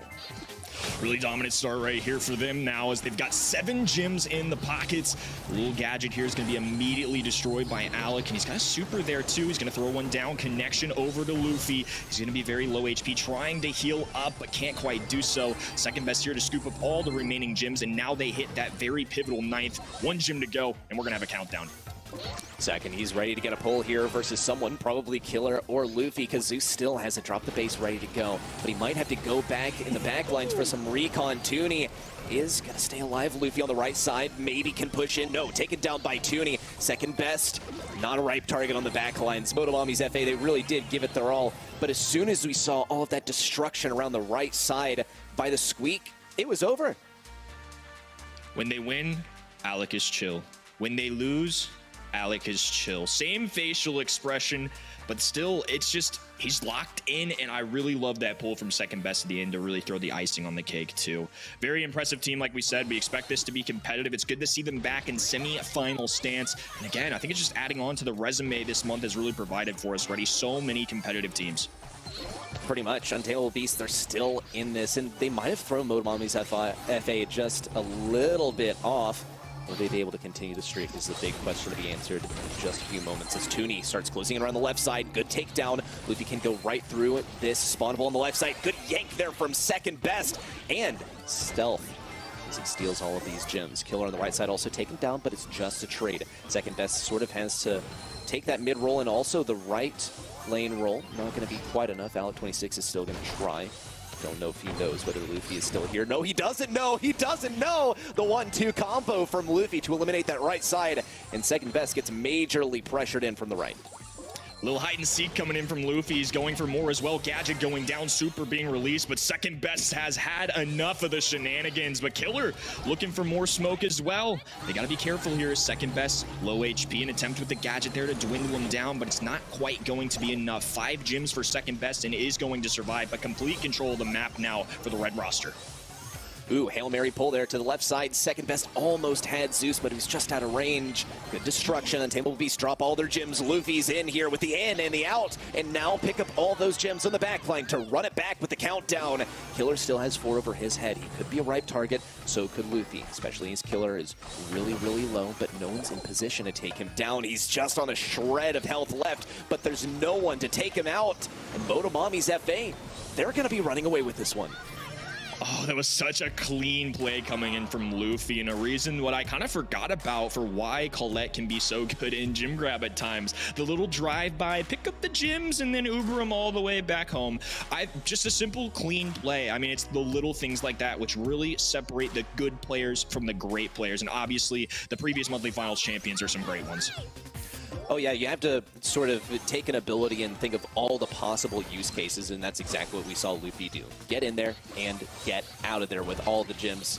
Colette, she collects a few things, and sometimes that's gem on the opposing side. This time though, she won't be collecting much of the damage, but still will be maintaining position on the left side. On the right, Killer has to back up versus Alec26. He's consistently poisoning the Squeak on the right side. Zeus also looks for some kind of flank, mostly punished on the left as he's taken down, and so too is his turret. Motomamis FA though, it's still a 2v2. No one's making a major run. Wow, what a prediction from Luffy there on the left side. He's got that super charged up once again, and he's going for second.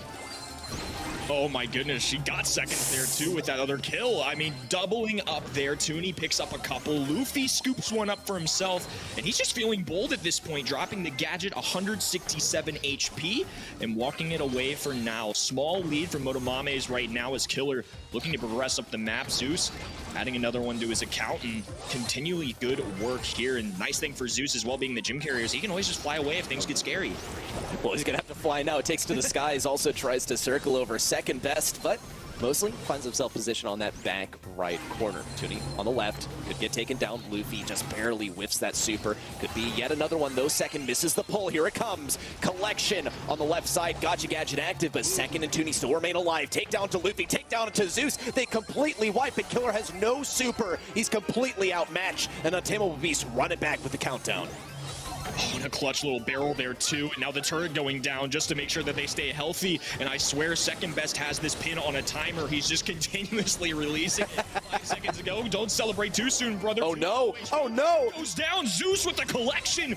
7 gems in his hands. 420 HP, and Toonie, thankfully for Untamable Beast, gets that kill. But a reset here as everyone. But a pull once again. I guess he can dance on him a little bit now.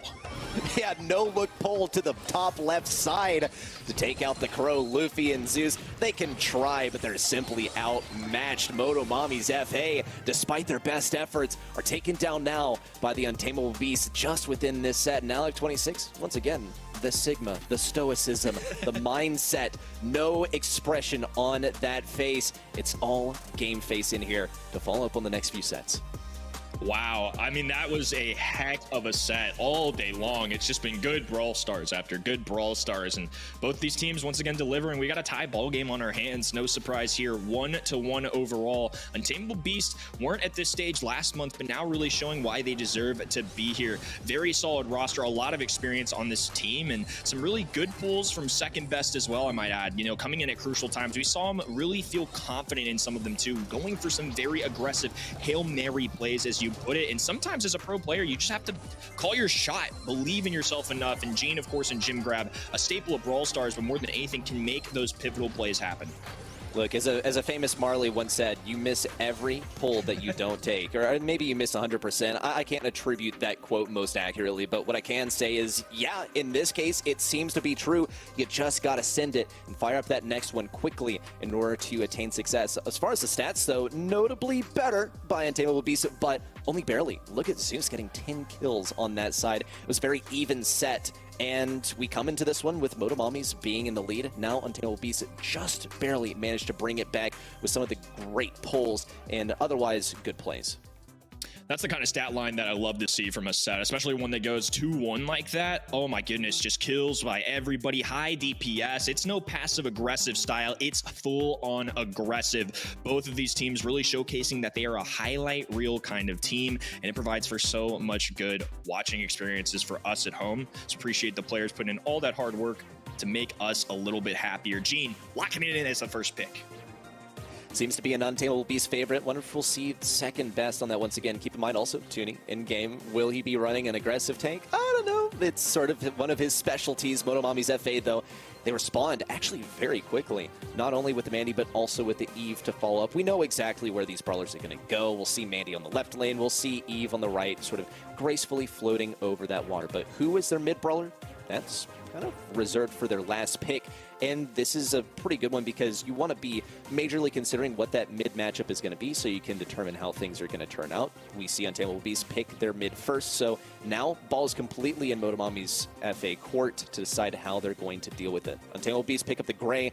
I like this selection. However, I don't really see much of where it's going to profit because Zeus can just jump away and Luffy will be keeping things at long enough range that I don't think Gray will be able to successfully lane versus her. Yeah, big fan of the Motomamis start as well. I think Mandy Eve is a combination that's really started to trend upward on this map, and especially Eve into the Gene specifically is something that I really like. Gene, of course, not going to do well into spawners, more about that chip damage, and again, has that flashy super, but not nearly going to be able to deal with things like Mr. P, like Eve super easily. Can't rule out throwers at this point in the meta. These indestructible walls have really changed things up. Tick, Grom, Sprout, all used on this map very commonly these days, and of course, Tick going to be their preference on this spot. We'll see if Motomamis respond with a throw of their own or just go for the classic sharpshooter feel. Well, they have a few seconds to decide how they're going to deal with it. Keep in mind they are facing versus a thrower, and this is a major consideration for them. Another thing is that Tick's probably going to counter out things that profit a lot from those turrets. Here's a Daryl from them. And look, I mean, Motomami's FA with the Daryl, you put Killer on the Daryl, then they're going to work some magic. Luffy also can work on the Daryl, but I anticipate this is like a Killer specialty. We saw them last month get some pretty good action in versus Tribe when they played, picking Daryl on another knockout map. I believe it was Goldarm Gulch, but correct me if I'm wrong. And it was a total surprise. We even saw it emulated by some other teams. Not to as much success at that time, but later succeeding. Kind of a visionary in that department and also leaning into what Killer is good at playing. Absolutely. I think it's good for their profile and also can be a really solid matchup into some of these. It's not going to be a free lane by any means. After all, this is a wide open map, so they're going to have to be careful. They're going to have to wait for Killer to get that super and then strike into somebody like Tick, of course. It's going to be so good as he's a really squishy brawler, and when you got the double deuce facing it down up close in your face, not the easiest thing to deal with. Double deuce, not with too much action so far. He's waiting for that super to auto-charge, it looks like, but he's going to get yanked by Alec 26. Little free supercharge for the dude as he looks also to run the right side and get some supercharge. Tuning also waiting to get that pull or something, but Killer already has his super. He's charged it for free. A little bit of lane switching here, but not too much action. Bunch of silence on the Motomami's FA front for now, as they don't really have too much positioning to move forward, but Toonie has a super. This is going to be big. And there's the pull going through too. Killer with the rollaway attempt. No good though. The magic puffs keeping everybody healthy, but not for long. A few takes forward. Zeus with the response. Alec all by himself. The spawners helping out too. Everyone getting involved from the red roster. Beautifully played and a round going their way. blink and you'll miss it. That was a lightning offense from Motomamis FA, and they might do it again, but they can't reveal their whole hand. Here comes a shot in from Luffy. It's not going to connect onto Toonie or second best, but had been aimed just a little bit differently, it certainly would have, and auto-charge that super back to full. That said, Killer has his super once again, and Alec 26 is going to try and pull him. Here he goes for the roll away, just a little bit too late, but the walls are still broken open, and Untamable Beast can start to make a move on mid once again. That's a good benefit here for Killer too, is he had a lot of HP. They smelled blood, but couldn't quite get the follow-through shots enough to take them down. Untamable Beast now back in mid. They've moved out of their spawn area. Teleport through. Alec catching them off guard. A nice follow-up shot as well. Zeus gonna go down. 3v2 situation. It's just alone Luffy and Killer. They have that teleport down too. It's going to be plus 1,000 health every time they use it, and they might be able to use it as we move in. That poison's got to be closing in soon. Killer rolls to the backside. Second best, he's able to tech him out, actually. Complete outplay. And Luffy heads to the back lines to go into that poison, forfeit that round, but he saves his super for the next one. Could be a big move. He's able to predict where people are going. Not going to waste it, but still, once he gets some eyes on where second best is, he will be able to take him down in a one-shot. Manny's super so valuable. There's the shot through. No connection, though. Once again, such a pivotal thing to hit. But Luffy currently making some good tags. Whoa. Rolling in now, the bounce away, but the pull will respond. Whoa! The double. Can he go for three? Ticket inbound. Finally goes down, but not without a fight. Don't pull Killer on the Daryl. What are you doing? Well, it's worked for them so many times so far. I think we already know how this one's going to go. Second best on the right. He's giving it his all. He's not a quitter, but this one is definitely over. Game number one goes to Motomamis FA. Wow, what a blunder there with the pull onto Killer. Pulled Daryl right into them. They were protected by the walls. He wasn't going to roll into them. Yeah, I think that's a bold play. I mean, Daryl, like we said, when we were getting pulls from Gray, it's something that's going to benefit them. That's two of the biggest strengths of both Alec and Toonie on their respectable brawlers, and Daryl kind of takes that away. He rolls in, activates a gadget, and now they're the ones caught laughing. It's an awesome thing to see, and Killer playing that really smartly. I think punishing that mistake there, coming in from the Untamable Beast, they're going to have to account for that when making these plays. Look for people like Mandy or Eve up close. Definitely not the shotgun brawler, which is, once again, he's going to be going for it. A roll forward, attack on the Toonie. That's a double kill for him once again. A quick sweep on the right-hand side. Team wipe coming through from Motomamis. Insane here from Motomamis. Yeah, shoot in the corner too as well. A little celebration there, but the game's far from over. Luffy's already taking some pot shots down that upper left diagonal. Alec 26 makes a move around the left side. Both Toonie and Alec 26 have valuable supers to charge up, so they're going to look to farm them off of Killer. They cannot ignore Zeus and Luffy, continuously pressuring them in. Second, he's forced over to the left side with Zeus consistently approaching on the right. Not going to be a successful gadget for Alec 26, and second best has his super if they need to break open some walls. Untamable Beast now on the back lines. Here comes Killer. He's able to tank that super. Second best, Alec 26 and Toonie all chase him down, but he's out of here on the jump pad, and Untamable Beast lose a man too. Ooh, but Alec responding. There's the tag. Killer diving in once again, getting a kill. No surprise here. Second best, popping the gadget preemptively, but cleaned up by Luffy. 2 rounds now going in their favor, which means they take the set. Amazing plays from Motomamis. Never underestimate the Daryl when it's in Killer's hands, and you simply can't sleep on this brawler. We haven't seen him play it a whole lot lately, but Motomamis FA, especially within the NA scene, we're kind of the first to go for the guy, starting with the last month's monthly finals, and now it's grown a bit in popularity. Just needed a reintroduction to the scene. Brilliant stuff. And I don't think it's really the last time we'll see the Daryl either, because could be a set number 5 pick if Untamable Beasts are able to swing back the momentum in their favor. That's true. Bridge Too Far is a crazy map down the road. I would be a little shocked to see it on Ring of Fire as well. I'm kind of with you there, but hey, if we can get there, it would be awesome to see him back in action. There were so many flashy plays coming through, though. I mean, we had all of those takedowns from Killer, looking like a real MVP in that moment. On the other side, we had Toonie and Alec making those pulls, but I think the biggest takeaway, you got to be cautious about what enemy you're pulling in. Killer is somebody that you do not want to do that against. Oh, love this seeing this play again, too. I mean, the clean getaway on the left-hand side. You get your kill, you walk it on out, you stay alive. I mean, a real great player right there. I think it's somebody who's known for their tanks. It's no secret at this point in the NA meta. Don't mess with Killer when he's got a shotgun. Dude, I'm over here not only like chuckling a little bit and with a smile on my face, but honestly just so impressed that I'm sort of left speechless in some departments. Very well played by by Killer. Of course, he has the lowest DPS on the team. That's sort of a sign that he is going in for very specific kills. He's not consistently keeping that control. That's why Luffy is such a great teammate at his side, and Zeus much of the same. They will head into Ring of Fire for perhaps a similar dynamic. You have those bushes on the backlines that can be home to some frustrating brawlers to evict out of there. Oh, here's a friend for FDOT. But regardless, this is a fun home for everyone. For a Bird, for a Janet finding herself in the back lines, all the like. Well, Janet not even get to call her there's a moments, looks like. And there's another bird, too. Janet hitting the ban phase. We got Lou, a very NA brawler, hitting the ban phase as well. Penny on the left. We're going to see Crow on the right. Very standard stuff so far. Obviously, both of those brawlers can excel here. And Poco, somebody that's really risen in hot zone ranks as well. Yeah, you got to be careful, though, because you can get countered out by B. Of course, Untamable Beasts have already covered their tracks there. They've gotten rid of that B. That said, the Crow selection is still going to be fairly useful. I anticipate Alec 26 will probably be going with protective tunes here to get rid of some of that action. Amber, also, her burning effect can be nullified. Let's also note that Lou has been banned by Motomamis FA, so that's not really a consideration for Poco. That said, Untamable Beasts have the last pick, so if they want to go for a tank or something, or a tankier brawler, they absolutely can. Motomamis FA are thinking about how exactly they're going to deal with this. Let's talk about the Amber a little bit as well. What exactly is Amber doing here? Yeah, it's really interesting, right? We're on Ring of Fire, where Amber has definitely been a part of past maps here. And I think overall, I don't know if this is necessarily a counterplay at anybody, but more of just a solid, in general, brawler for this map. You can throw it down the gasoline and give yourself some area control. Obviously, playing Amber, aiming with her is not the most difficult thing in the world, as you can just hold down the button that kind of automatically sprays across with that kind of flamethrower mechanic, if you will. It's not like it's one shot with Bell. If you miss with Bell, tough. But with Amber, you can readjust. So I think that's kind of a safer approach that can also do well in this map, which does cater to be longer range in the middle area. Plus, obviously, there's a lot of grass, so you can cut that off too. True. I think the control aspect is a huge consideration here, because keep in mind the objective is this little circle, and if you want to control it for the entire time, yeah, power to you.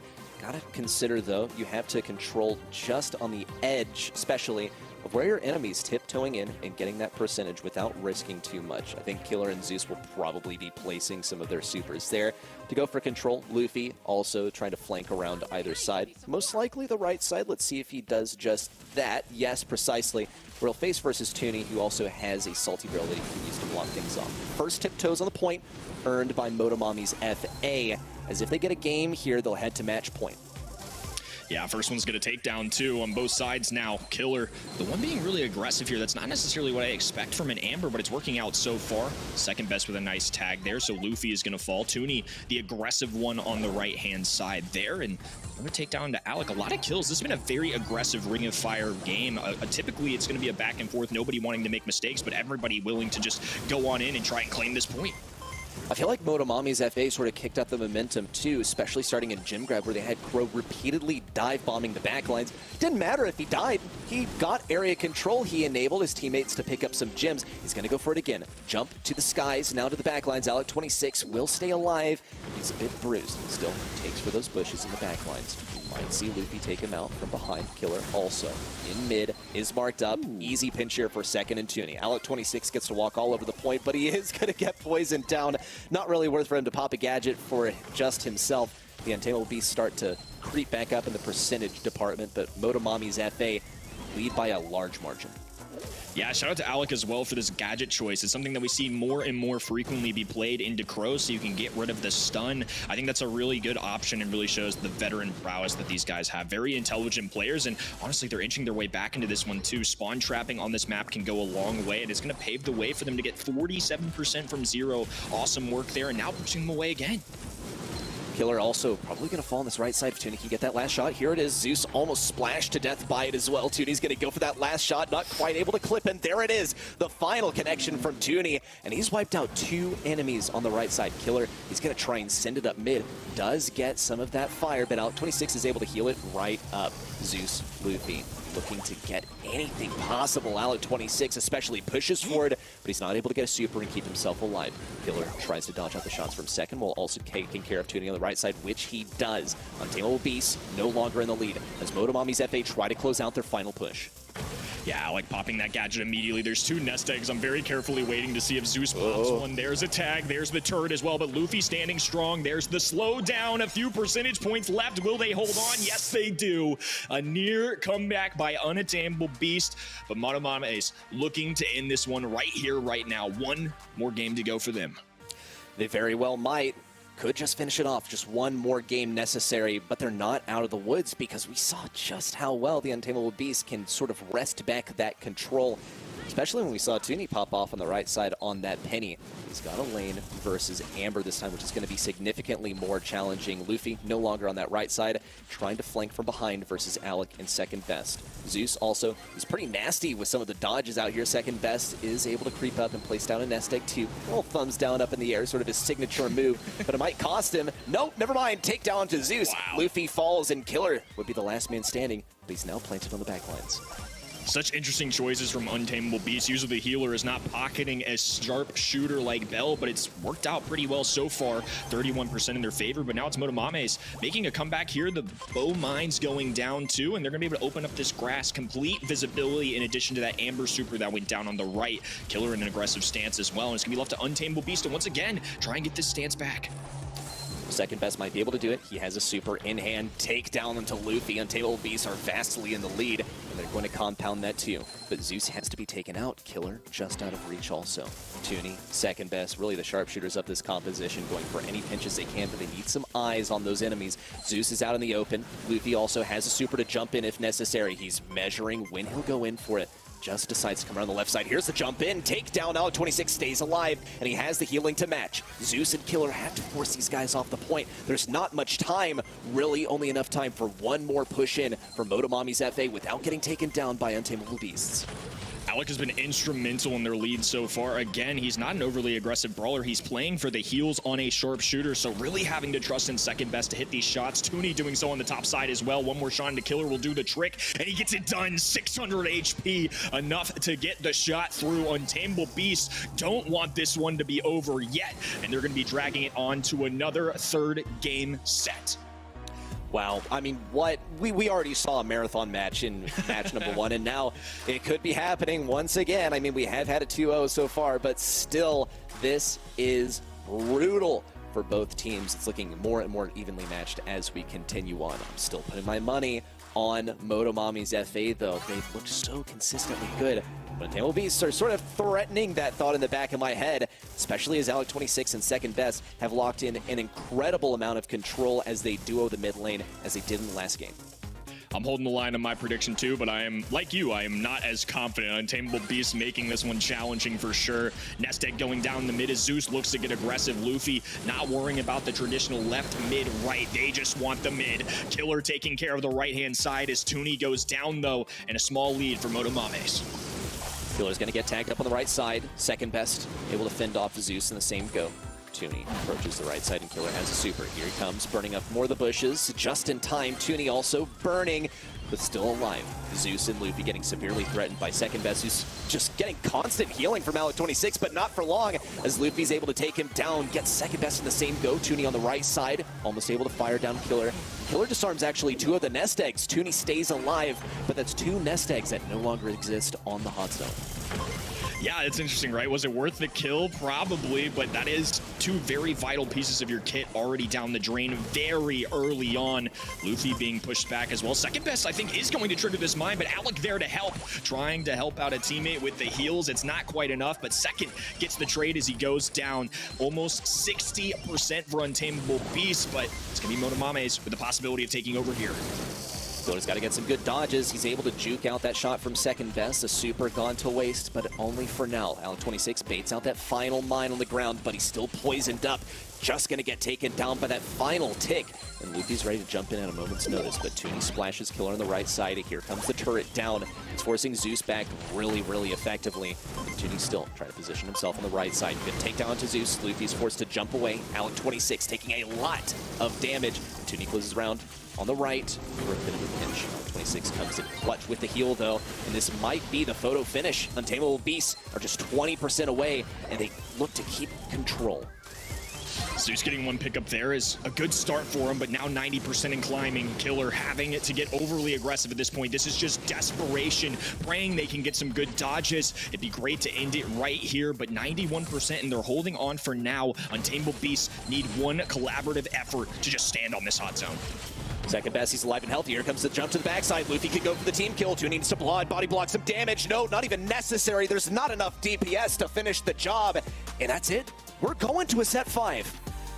Surprise! Everybody put on your running shoes because it is a marathon kind of day. Nobody is calling it quits. Everybody wants to give us some entertainment. I am here for it. It's been some excellent matches to watch, and now we get to bring it down to bridge too far. Maybe the Daryl, like you mentioned earlier, but certainly some good cameos from a lot of really solid brawlers these guys played. The Bell second best play was insane. Poco for Alec, that's a brawler that you don't typically see as a flashy, somebody getting all the kills, but he was getting all the heals. He was activating all the gadgets at the right time, and granted too, pocketing a sharpshooter, that is a really unique strategy that you don't see too often. We're used to seeing the Daryls and the Ashes of the world pairing with Poco. This was something completely different. And even in this department, I mean, it's usually like a Byron that's doing that job, just constantly pocketing someone. But no, okay, Pocket Poco, he's here to play. Alec 26 will make it work, and he'll even have that gadget to eliminate some of the more impactful and important status effects within this game. Luffy, though, was doing some major destruction on the backlines with this Crow. You cannot underestimate this guy, and I'm assuring you, Untamable Beast certainly did not. But look at Toonie in second, racking up massive kills, especially... Wait, what is a DPS from second? Yeah, I mean, really, Alec just doing so many heals to the point where second could stay alive and just continuously hit those shots, get the bounce offs, of course, from Bell's ricochet.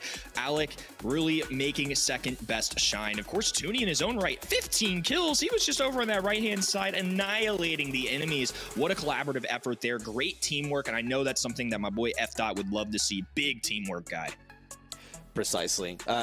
This is what separates really the good from the best, is being able to work as a team, and it's something that we've seen Untamable be seriously hammered down on in the last several months as they've been playing as this roster, not really having a whole lot of switch-ups on this roster too, and developing that synergy. Brilliant play, beautiful stuff. Loved the draft in that last one, and it also, I mean, takes us into the final set too, where we get yet another draft. It's time for Bridge Too Far, as we alluded to earlier. Do we see the Daryl again? I would say unlikely, but Killer, I mean, he's very good at a select few brawlers, so I wouldn't throw out that notion. Yeah, I mean, I do think that Daryl would be not a norm, but certainly somebody that shows up here from time to time. I'm kind of with you. I have my fingers crossed. I'm just, I'm not the player. I'm here for the entertainment. I'm on the casting desk with you. You said it best earlier. We often have to clarify it's fun for us. The pressure is not on us. We just get to sit back, eat some popcorn, and enjoy the show. But Nani, a safe pick and a very respectable one at that. True that. I mean, you're able to lock down a lane pretty effectively with the Nanny. You're also able to get free supers onto that, or well, not free, but basically free damage onto the enemy safe just by using your super, as long as you find yourself in a safe position on that map to begin with. Motomamis FA need to think about how they're going to juke out some of the shots with the Nanny, or rather against Nanny, how they're going to lane versus this. It can be quite challenging at times. Here's a Bell selection from them. Don't hate it. I think it's a pretty good brawler in general. It's also an Untamable Beast favorite, so anything to take that brawler out of their possible brawler pool. Yeah, and I think just after what we saw Bell could do in second best hands, might just be a little bit wiser to just take it right out of his hands. Not even give him that option. Obviously, they could have done in the ban phase, of course, but, Bell's not somebody that I necessarily foresee being an absolute must ban. The brawlers like 8-Bit, I can kind of see at this point being up to that caliber. He's a very good brawler on this map, deals a lot of damage, very beefy arcade machine. He's really risen in my ranks and just somebody I generally love on a lot of the heist maps right now. Otis, just kind of, again, nobody getting super bold here. Everybody kind of sticking to what we know. Otis, the Swiss RV knife of Brawl Stars right now, can deal well with tanks. He's got the fat splatter for area control, good damage. There's a reason they ended up nerfing this guy, and he still ends up being a very solid brawler. Yeah, and keep in mind, he's able to take down turrets quite effectively, too, with the fat splatter. Basically gets to take it down for free, which makes quite a good number of brawlers a lot less viable. Untamable Beast, they go with the B here. definitely like this selection. However, you're not going to be locking in a ton of damage on the enemy safe. Just going to be consistently winning a lane and then not being able to make it to that safe in time. Even when you're there, don't have the greatest DPS as B. You don't get the charge B from hitting the safe. Final selection from Untamable Beast, what's it going to be? Could be another tank counter, because keep in mind, Motomamis FA, they have the last laugh, and Untamable Beasts need to be a little prospective about what brawlers could be chosen so they can select their picks from there. Colt, I actually do like this pick from Untamable Beasts, but it depends on which lane they run it. Yeah, I think it's going to depend on matchups for sure, but I don't want people to sleep on the Colt. Obviously, a brawler that's very difficult to play, but they've got the caliber of performance to really utilize this brawler. And of course, the high DPS is something I have to respect. They're not going for a very passive-aggressive comp here. They've got B, who's going to be good in the middle lane, probably, to kind of dish out against any of the enemies. And B, in general, is just kind of a very good option if they elect to go something crazy like the Daryl with this last pick. I think that's a great point that you brought up about being perspective, about looking into the future. What could they play that would do well into us? And I think they kind of cover their bases here with, you know, the Nani that can do well at just about anything. B, which covers you as a sharpshooter and in the tanks. Alec, if he plays the Colt, is going to have that DPS. And on the other side, they don't elect to go that route at all. It is a beefy brawler, but not a tank by any means. It's going to be Bonnie. Like the Bonnie selection, one thing that concerns me is that you're basically only going to be dealing damage to the enemy safe once you get your super in. But, I mean, that's the same case for a good number of brawlers here, especially if I'm looking at Toonie, who's not going to be dealing a whole lot of safe damage, just going to be piloting Peep on there to get a bit of bonus damage, and can even teleport to the backside if they're running Warp Blast, which is a very real possibility here. We see a lot of people running it. Here comes Luffy, powering up the left side Toonie. He opts to take the bit of a narrower lane, which gives a lot more room for Luffy to dodge. Alec 26, on the other hand, he's able to juke out Killer and even line up some shots by strafing into him. Brilliant stuff, now connecting onto the safe. Massive, massive DPS. Killer returns to the fight to stop it, but they've lost a 10% chunk of their safe already. Yeah, a lot of that due to Alec, too. I mean, some beautiful dodges and then some awesome shots to follow through there. And now the super going down to Killer, barely escaping there. He's going to have to really struggle into this lane a little bit. Alec is playing a phenomenal Colt right now. Again, that is a very high skill cap brawler. The average Joe is not going to be able to do that. Killer finally cleans things up. An opportunity as Nani takes this left-hand side.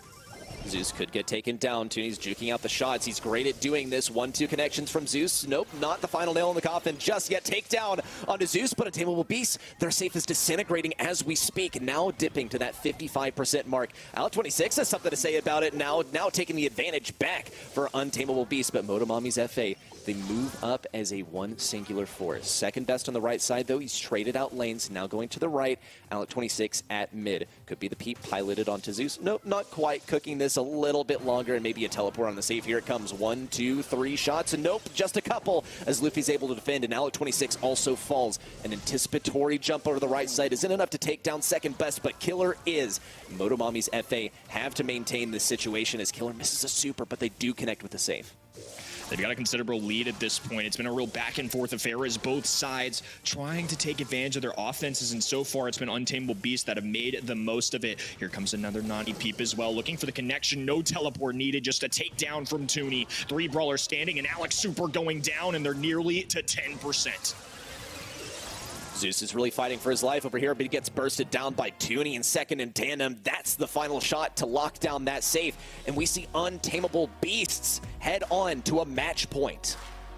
Could be looking at an upset here. It's getting a little scary if you're a Motomamis fan. The previous monthly finals champions, of course, really being challenged here, and we shouldn't be surprised. The 3 players on this left-hand side, Untamable Beasts, of course, so darn good. And there's that timer for second best, kicking the game off like he has always. A little thumbs down for us.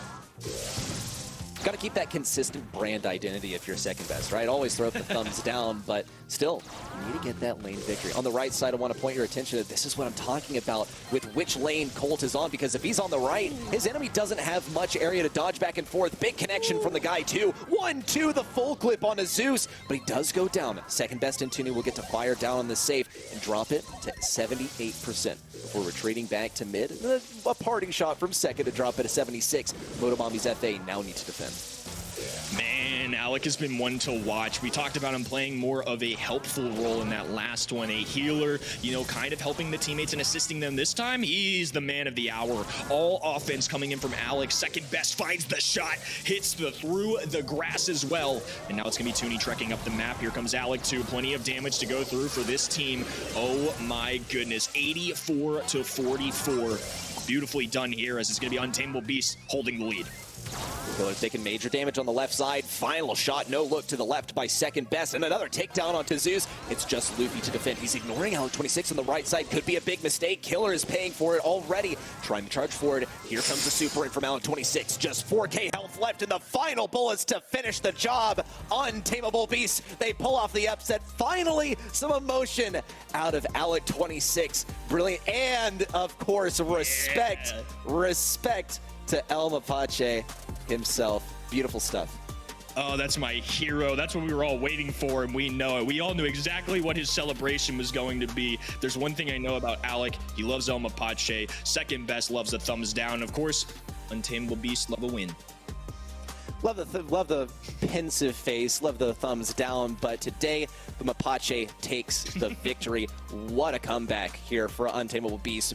I mean, what an upset as well. We're talking Motomamis FA. Last month, they got the upset over Tribe Gaming in the grand finals, and now they're shut down by the team that they actually knocked out of the pre-broadcast finals last month. We didn't get to see Untamable Beast in the monthly finals because they were knocked out by this team, is what I'm trying to say. And now, revenge is in full force. Yeah, beautiful stuff coming in from these guys. I'm really excited to what they're going to do in this grand final. They've got another very difficult opponent ahead of them, of course. This is not going to be a freebie for either side, but it's just been close match after close match. And I said at the beginning of the broadcast, I think I'm going to hold to that stance too. This might be the most competitive year of Brawl Stars yet. But in that last one, it was Alec's world, and we were all just living in it. Phenomenal plays, great stuff all around, and man, good stuff. Second best with a sneaky 9 kills. Tooney certainly doing his part too. Great team effort. Love to watch that. Precise. I mean, dude, Alec 26 on the Colt absolutely stole my attention. But like you said, it is still a team effort. Everyone had their chance to shine in this match. We saw Tooney in hot zone getting phenomenal dodges, getting so many kills racked up on that right lane. We saw second best with the no-look gene pulls and gem grab. We see Alec 26 shine through with the killer Colt gameplay at the end. Everyone had their moment in the spotlight. It was absolutely earned. What a deserved win. But Motomamis FA still pulling out a pretty good performance. For now, bested by the Untamable Beast, where the MVP is second best. I think a very solid choice. I think a really solid argument for any of these three guys. I think they all did their part. I know Tooney's named somebody I definitely didn't call out as much as he probably deserved, but he kind of just was doing the job, getting the kills. I mean, we saw it, especially on Hot Zone, stands out to me. The Penny doing a sneaky good job of just getting a lot of kills. I love seeing this. This team is super fun to watch, obviously very entertaining, and it was great to see Alex show some emotion and that human element to things. Congrats to second best. Well-earned MVP. The human element. I love almost the implication that Alec 26, he's just this machine. He's just got the Brawl brain. That's the only organic component of like a organism designed to play Brawl Stars, is where I will leave it. Brilliant stuff. Love to watch this guy play. Love to watch the team play as well. And so far, we are now ruined on our March Madness, if you want to put it in Brawl Stars terms. Brackets are ruined because we all predicted Motomamis would take this one. Now it's Untamable Beast going on to the grand finals to face Tribe Gaming. Yeah, they did so in phenomenal fashion too. A couple 3-2s, very different from the quarterfinals, which we had a couple weeks ago. Now the semifinals, though, really showcasing how strong this NA East region is. You know, it makes me even happier that we have these sub-regions, because we're really getting to see the depth that all of the world has, but especially right now, of course, in NA. I mean, I can't imagine what NA West is going to do if this is what East is looking like in the semifinals. Oh, man. I mean, look, already last month was looking a bit different from what we expected. We didn't see STMN take a victory, and we didn't see Tribe Gaming take a victory last month. This is Tribe's chance. It's the story. It's the team that you're all familiar with, know, and love. Zulon is Livy, Tyrant make up this three-man squad. They got Corey on the back lines, too, calling some of the shots, helping out with the coaching, and being a large component of this team. In fact, we don't see him on the battlefield anymore. That said, though, you can certainly sense the presence that this team has, especially especially synergy-wise. And here's a clip, trapping Juan Carlos in the back left side. Jail, as I'd put it.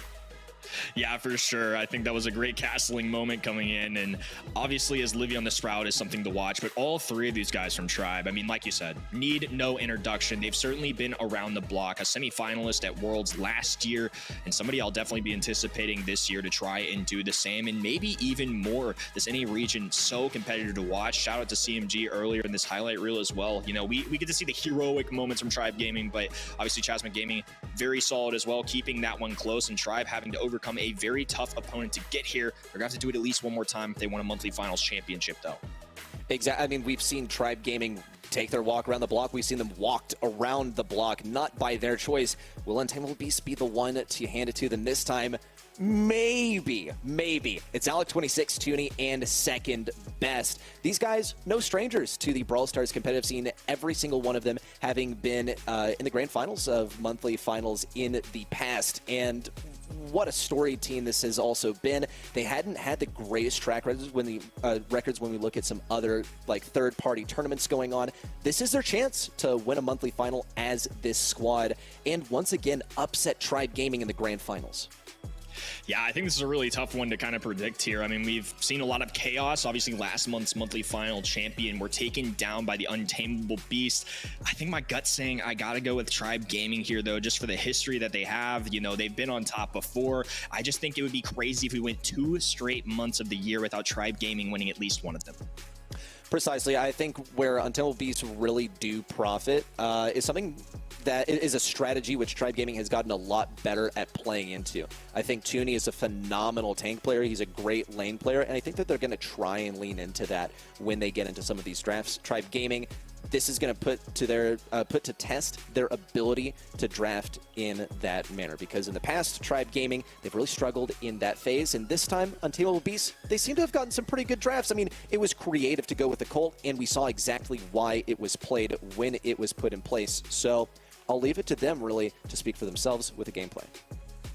Yeah, their gameplay most certainly does the talking. I mean, they have been quite the spectacle to watch. Tribe Gaming had some big moments earlier, too. I just have a gut feeling that this one's going to be a lot for the highlight reel coming in after this month. As Livy, of course, somebody that last year got to join this roster, and it's been great to see him grow into the player he is today, now with plenty of competitive experience under his belt. Alec, no stranger to the scene either, though, and I think no matter how you spin it, this could be a really fun one to watch and a very well-deserved winner.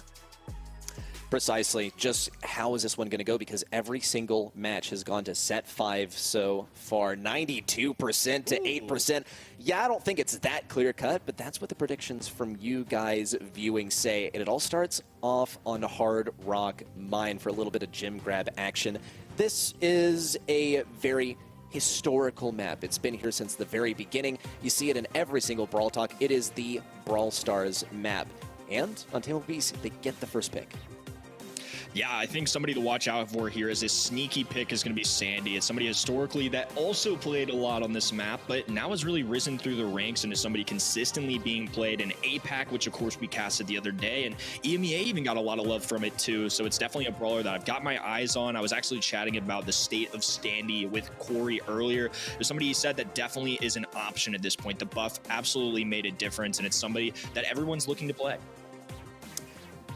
Well, is absolutely in play. However, will it be selected? Big question to ask. I would place my bets probably not, since you do need a bit more range to operate on these lanes. Now with Stu in play, going to be a bit more difficult of a brawler to play. Tribe Gaming, they have another selection on their side. They could opt to go for their mid-brawler selection now, and that could be an 8-bit. It very well could be a Gene. 8-bit is their selection this time, and Untamable Beast might be a bit hesitant to play the Gene, but it's certainly something that they can go for. Just does get countered quite a bit by the 8-bit, having cheap cartridge to teleport away from a pole. Yeah, I'm curious to see what the response is as well. Gene would make me nervous too. I mean, I know we talked about it earlier with the magnificent plays that you can pull off with Gene, no pun intended, but it just is what it is. And the 8-bit, it's not necessarily as easy to roll with. Bell is somebody I was kind of thinking towards as well. You know, we saw what this team could do with the brawler earlier, so check that off the list. Good brawler for them, but also the bounce shot does help into 8-bit. For a long time, Bell was somebody that was used to strike against 8-bit, just because he's a slow guy, can't necessarily dodge as easily. So I kind of respect this pick, and Bell will absolutely be their mid in this situation. Well, final selection from Untamable Beast. Gotta be yet another lane pick. What will it be, though? Second best has that Bell. Gonna be fairly good versus the 8-bit. They could decide to hammer it down. No. Spike selection from Untamable Beast. Once again, just a good, consistent brawler. Very safe brawler that's able to lock down a lane once they throw the super down, and then finally able to detect some brawlers inside of those bushes, especially tanks, which are a big threat on this map if one gets in your backlines. And with Tribe Gaming with the last pick, I think that probably was a bit in the back of their heads. Now they might be hesitant to do so. If they do, it's gotta be like an Ashe, because that's what Zulon is comfortable playing. It's a Carl selection, and maybe it's Tyrant on that brawler. You can never be totally sure with these guys because they do switch up sometimes, but overall, pretty consistent, safe drafts from both teams. If anything, my eyes go to second best countering out Zulon. Yeah, I think as Livy, if he does end up playing this Carl, is going to be the one that goes against Spike. Of course, the life plant going to do well into Stu, so they're going to opt to try and counter that with somebody like Carl. A lot of HP, of course. Very aggressive brawler. He also gains a little extra value in gym grab when he has his super, or if he has that flying hook to get across the map to either take some gems or either deliver some gems for your teammates. So I think this is a respectable last pick and two pretty solid comps for both sides. Well, game starting. First blood. Where's it going to be? Untamable Beast certainly already offering up significant firepower on the right side is Livy now taking the reins of the Carl. Trying to pinch out second best on the left side. They can acquire that one gem on the other side. Not going to happen just yet. Zulon also getting sped up by that turret from Tyrant is a great way to deal with 8-bit's lacking speed in the early game, but he needs to farm up that super quickly because this thing is going to expire fairly soon. Toonie also trying to keep things back. Gonna get some chip shots on Zulon is Livy, though, flipping him around the wall. A certainly huge threat as he also pops a super, gets the takedown, and Tribe Gaming are now in the lead control-wise, as very soon they'll pick up these next couple of gems. This is getting dangerous for Untamable Beast. Zulon's now squared away too. One of the big values, of course, coming in from 8-bit is that teleport, and I think they identify that very quickly. Toonie doing a good job of shutting that down. Tyrant still trying to control this left-hand side. A beautiful play coming in from Bell, hitting with the damage amplifier. Now life's going to be a little bit tougher for Tyrant. Tyrant still, though, could offer up some serious resistance on the left side. L26 keeping him at maximum range as long as he can. Zulon at mid, double sped up by both of these turrets. Here comes Livy with a gadget to the back right. Could get pinched. Also getting a lot of the attention, especially on the left side, as Tyrant's able to charge through. Gonna take down another one on the right side as Toonie falls. And Tribe Gaming are in the lead.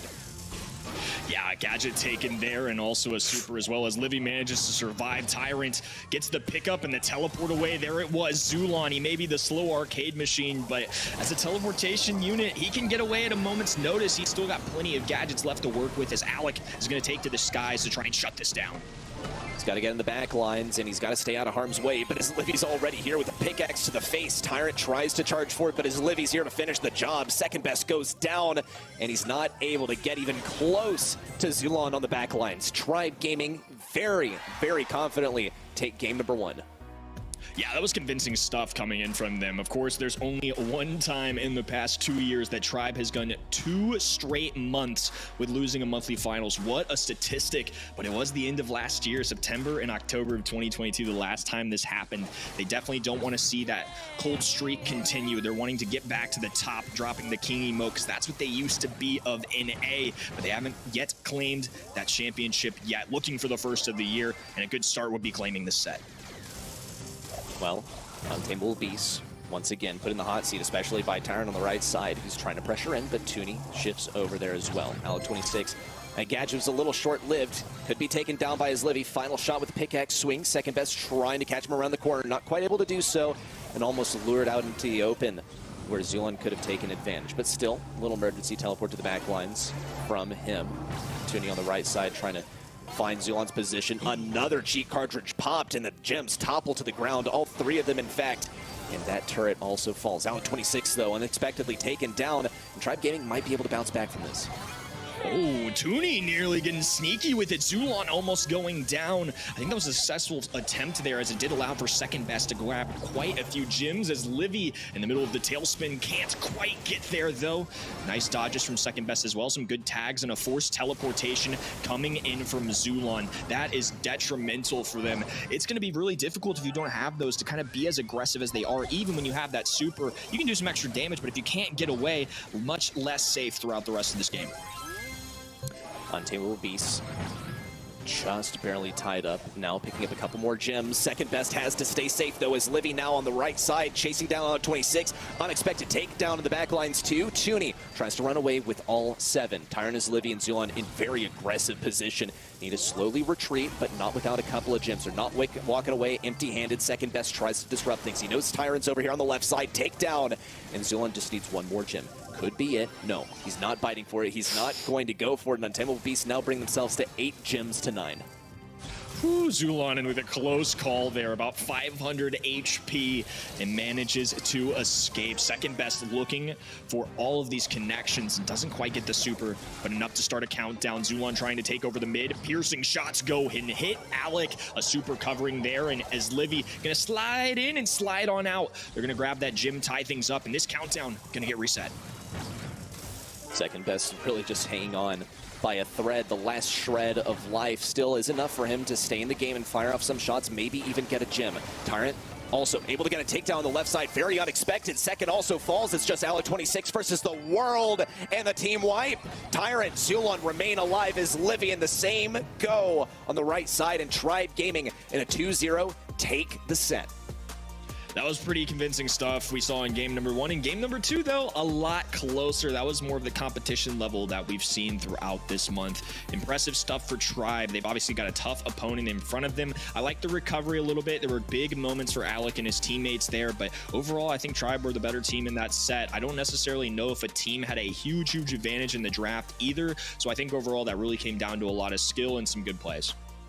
Pretty much. I think it was also very measured how Tribe Gaming was playing with the brawlers that they had, especially the 8-bit. They immediately went for the speed up, as we saw Tyrant throw down his gadget to speed him up, help him get that first super, and then Zulon was able to work some magic from there, as Livy also, especially on the right lane, was a complete menace, repeatedly clipping those shots and dodging out whatever Tuni or Alec had to offer. Second best also at times seemed a little overwhelmed at mid, and Tribe Gaming pretty much in the mechanics department, I think, won this match. Yeah, agreed. And I don't think it's something that they can't come back from. Of course, we've seen it really well before, but the kills tell a very different story. And as Livy, the king of the town in that category, goodness gracious, 10 eliminations. That's more than the entire other team combined. That is crazy. Really is, and it just goes to show how dominant this last set was, even though at times Untamable Beasts had a very even scoreline as far as the gems. It'll take us into knockout though. No gems in play here, just kills. That's what it all matters about. And when it comes to knockout, we're talking control. It's a Tribe Gaming specialty. However, it's this map, specifically Gold Arm Gulch, where we saw some interesting plays come out from Mystic Esports last month. So this could be something that Untamable Beasts try if they want to go for a tank as a last pick. Got a little sneaky with an aggro play. Yeah, I'm curious to see if RT makes an appearance here too, and they're going to shut down that Daryl pick very early. Go with their thrower of choice, going for Grom. No Fang on the board either, which is another tank that kind of makes sneaky appearances here from time to time. They don't want to chance it, and that makes sense they make those bans considering that they go with the squishy thrower Grom first. Yeah, well, I mean, if we roll back the clock a little bit too, we noticed that Sprout seemed pretty strong on this map, and I wonder if we'll see it again. Perhaps Untamable Beasts, of course, have this one in the back of their head. They could go for it as a last pick. You got to be able to deal with that Grom somehow. Nanny, the selection from them so far. Have to think about another brawler to accent this with, while also not being too weak versus Grom. A bit of wall break probably would not hurt, but they also are a bit... they do prefer some sharpshooters down that mid-diagonal in a lot of departments. Could be a play with Bell. Definitely know that Second Best likes this brawler, and when it comes to a lot of pressure being applied by Tribe Gaming's side, I wouldn't really shame them for picking something they're more comfortable with. Yeah, and with a couple seconds to go, they're going to have to figure out what that is, and there's the Sprout you mentioned. I think it's a wise choice, too. Throwers can still be very valuable on this map, and again, just a really well-organized, well-rounded composition is a lot of the times the things I'm looking for when I see Knockout, especially on a map like this. It does have that sharpshooter element to it where the Pipers and the Nanis of the world can shine, but sometimes you need to just sit behind a wall and lob up some shots, and Sprout's going to be a great candidate for that. Well, now the reaction from Tribe Gaming, how are they going to deal with this? Of course, they have Grom, who's arguably the superior thrower when compared to Sprout. Mandy is their selection so far. Once again, one of those brawlers that can fire down the mid-diagonal, can also sit in one of those side lanes, and sort of mindlessly fire down those bushes because you might hit someone off screen. Do I anticipate that's what Tribe Gaming will do? Maybe in the beginning. They're going into this one quite confident after a win in the last set, but they cannot get sloppy. One more selection on their side. And I love the Mandy selection as well. It's somebody in Knockout and Bounty that's certainly risen through the ranks, and a lot of that, of course, is due to that super. And there's the robotic man I was looking for, RT. I think it's somebody that I've been a little more impressed with than I thought I would. I didn't think he would bring a lot of value, and it's dependent on the situation in the region, but this is one map and mode where I can see RT being valuable. Again, it's not going to be easy. He's not somebody that I feel like is overpowered. You know, sometimes with the new brawlers, they're either insanely good or insanely bad. And so we have in this competition here a little bit of an in-between. I think he's worthwhile of a pick, and we'll have to see if it shines or not. Final selection from Untamable Beast is going to be Gus 2. Now, what does this enable? Couldn't really tell you. Maybe aggro plays from the Sprout. You can sometimes get overwhelmed by this brawler. If Alec26 wants to chase down Grum, he absolutely can if he's protected by that spooky boy. That said, I don't see Gus really enabling some of the typical picks that he would. Usually you see him combined with something like a Carl that's going to gadget in, or even a Daryl that's going to roll in. Bit of a different strategy from Untamable Beast, but keep in mind it's this stuff exactly that was able to give a huge advantage to CMG when they played versus Tribe just a couple matches ago. Yeah, I agree with you, and I think that's a great shout. Gus typically going to pair with somebody that's looking to be aggressive, and this kind of gives me a similar feeling to when we saw them play Hot Zone a little bit earlier, and they pocketed Poco alongside a Bell. This is just a unique strategy and kind of twist on what we normally see from those brawlers. It's going to be an interesting one to see how it plays out, as both sides going to kick things off and just look for some very good shots to charge up some supers. As Livy certainly trying to get that super as fast as he can, because that's the kill shot when you're playing Grum. Grum also has tremendous range here. We'll see Tooney trying to take him on so far. Alec26 in second best now with the lane swap. Hopefully that does them a bit more good, because so far, Tribe Gaming have gradually been taking over this mid area. They are backing up just a little bit, though. Zulon especially trying to leverage his range. Does get one shot onto Alec26, but that's about it, as Untamable Beasts are once again sort of shifting up their formation. As Livy loving up some shots now too, and Tooney has that wall, gonna be cutting off the mid, and now Zulon's gonna have to stand from a distance. Still manages to make the tag, as Livy having to dodge with all of his might, going for Tooney. A trade going down though, 2v2 situation. A pickup from second best, a return to Cinder, and an attempt at a hero super, and Zulon barely off the mark. I know a lot of the times we often say just throw in the towel when you're down, but that's one situation where I respect going for that. A near miss. Here comes the peep up the left side, almost a takedown onto Zulon too. And that's got to be a whole lot of supercharge, but Zulon remains alive. And that's the important part for Tribe Gaming. Untamable Beasts have an advantage here with already one round under their belt. Zulon, once again, trying to fire down that mid-diagonal is Livy looking for a super. No connections just yet, as Untamable Beasts are playing a pretty slow game here, but it's deliberate for moments like those in the final seconds where Toon is able to block people out of mid. Zulon just standing still. It's certainly something that I'm not used to seeing in Brawl Stars, but of course it's going to utilize the extra distance on that shot. Second best going to be able to power up any allies that he wants to with this shield. The Grom Bomb, as the storm starts to close in, can play a crucial role in this situation. So a lot of moving pieces right here, even though there's been no kills yet. Zulon has a super. What? Okay, well, that's cool. Definitely a misplay, but maybe it's just a bit of showmanship. Alec26 is going to get taken down. Doesn't even seem to matter. And Zulon fired up some of that supercharge along the way. It's still a waste, but a pretty good recovery there from Tribe. And still, Tyrant has a super too. The 90 peep connected, and Tyrant, of course, has enough HP to tank that one. I'm watching out for these Tooney walls. Of course, he can pick them up and drop them down whenever he wants with his gadget, so can really craft the map the way that he wants. Right now, big back and forth as Zulon's hiding the bushes, just looking for those long-range angles, and now going to be cut off here. That's where Sprout's really going to shine. It's cutting off sharpshooters like Mandy. Untamable Beast still maintaining position. Tooney especially. Ooh, he's going to get tagged by Zulon, and he has to retreat, but he still has a super in hand if he wants to wrest back some mid-control. But we could see Zulon get just the edge of his range. He's trying to clip these corners as effectively as possible. Second best also maintaining the bottom side. No big moves just yet. This game's going to accelerate once people get those more valuable supers. Alec26 blocks off that bottom left area too. too much off of that. Zulon needs to move forward, though. Needs a super here to make the big plays. 70 HP and finally goes down. Ground bomb inbound though. Second best tag. The super through. Zulon connects. It's going to be Tribe Gaming in significant fashion taking that game. Sort of a blowout here. It looks like they've gotten that momentum, the wind at their backs after a complete marathon match versus CMG. They seem to have made a full recovery. No signs of fatigue on this roster as they've blown things out of the water so far. Tribe Gaming trying to pick up this next set too as they've taken game number 1. Untamable Beasts still looking pretty good, I gotta say. Alec barely surviving there too. Made my heart race a little bit for him, and now Toonie getting tagged up. They're gonna have to back away here. It's gonna be Zulon as Livy racing to get those supers. Another gadget going down for Zulon. Trying to get those sneaky shots in there too. No supers for anybody yet. No kills. Just a good old duel at Sunset.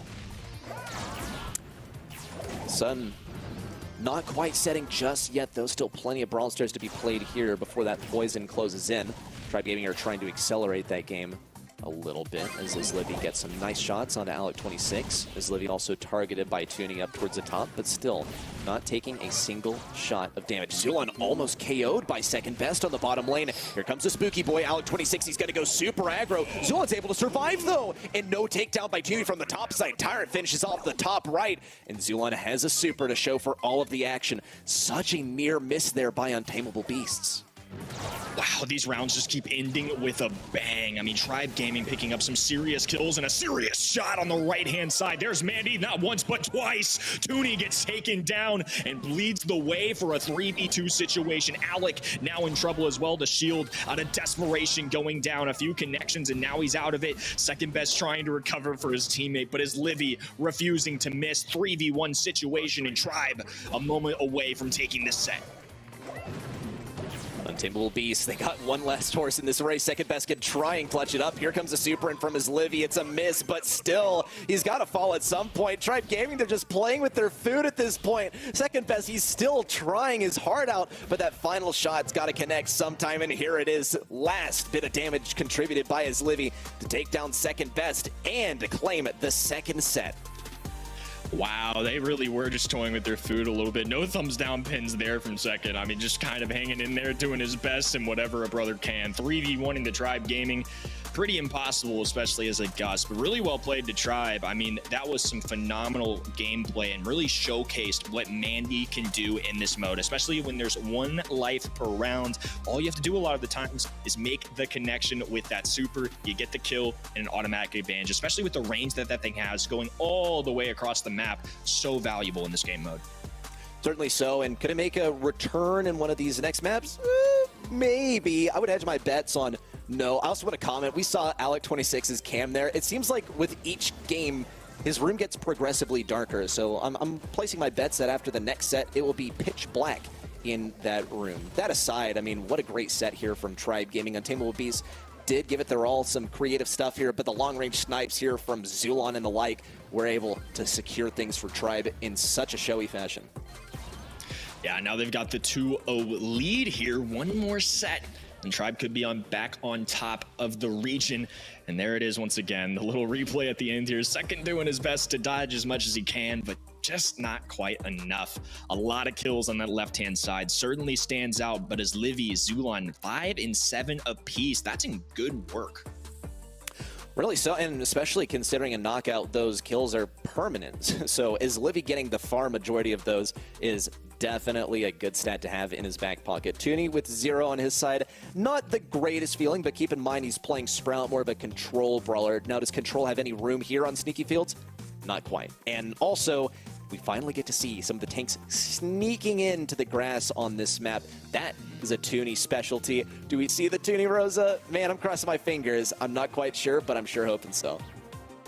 Yeah, it wouldn't surprise me for Sneaky Fields to see some Rosa gameplay, and of course Toonie as good as it gets on that brawler. Their first overall pick is going to be B. This is going to be their mid option. It's going to do well into a lot of different tanks. You also get the Honey Molasses pot with some added value if the walls do not come down, but of course plenty of options, and it's going to be Colonel Russ for Tribe as a response. Definitely like it.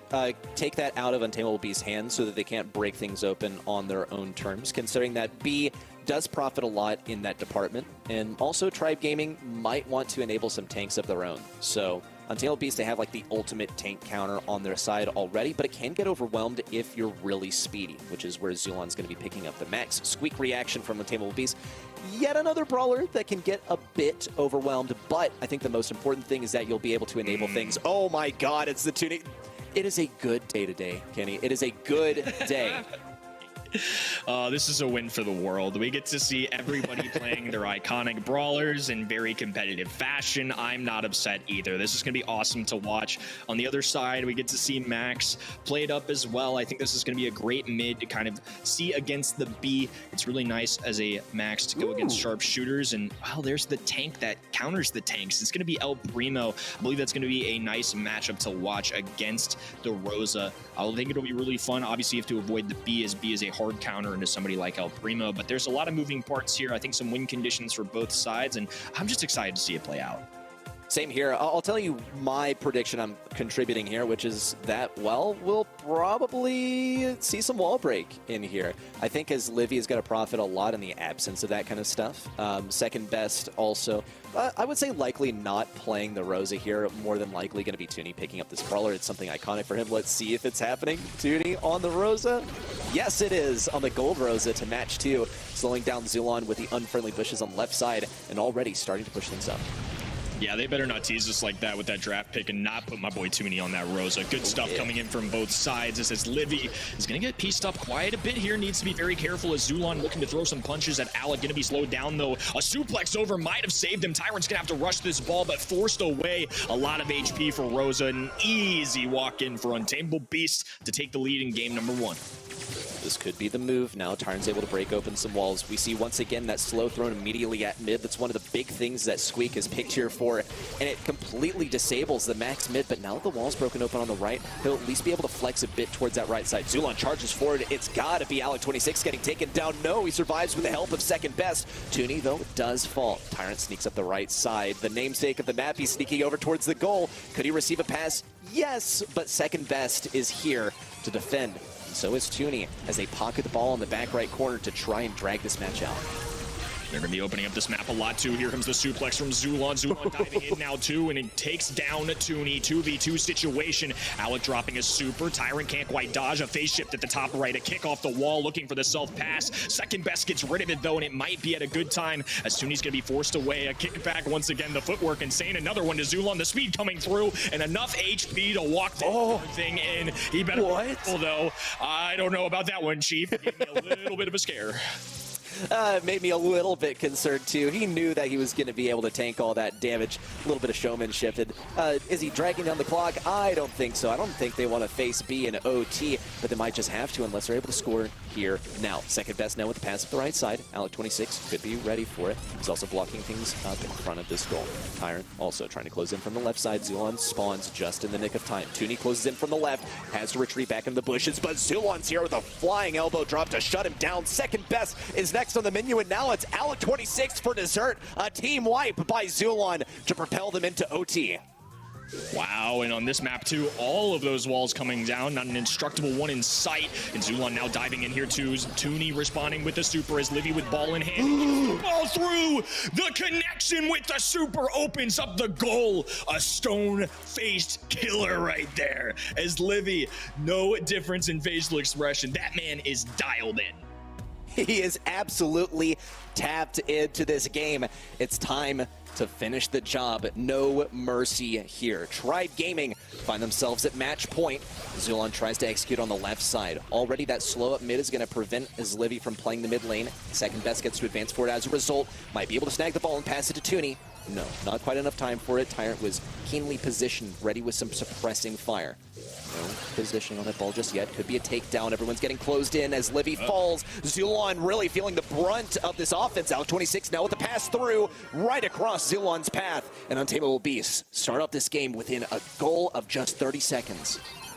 Same situation as game number 1, an early lead for Untamable Beast. Second best kicking the ball forward as Tyrant looks to play some defense, opening up the map a little bit. I'm not sure it's going to matter too much here as Zulon dives in, suplex forward, and a kick away from his Livy. Phase shift not enough to save him here, but at least Zulon can take one down with him. Tyrant now having to play goalie by himself. A Gadget threw some easy shots lined up, and a successful defensive attempt here for Tribe. Second best could fall pretty soon here. Last shot from Tyrant needs to connect, but second best is a trooper. Here comes the pass from Zulon. It's going to be enough. Alec26 can't get there in time. It's a goal for Tribe Gaming. Wow, beautiful play from Zulon. I mean, that's some insane work from him, and now he's going to be trying to lane up once again against Toonie. Certainly got his value out of that super. It's going to be a tough one here. 1-1 once again. Second best now with the pass at the left side. Toonie trying to receive the pass. Zulon chucks him over there. There's the takedown. Tyrant's next on the menu. Here he comes. Second best with the slot in the goal. An Untamable Beast just like that. Take the game. They extend our match point to yet another. Wow, I'm kind of happy this one's going to a third game. Very selfishly, we've seen a lot of crazy plays, a couple insane Tribe goals, and a good response there in game number 2 from Untamable Beasts.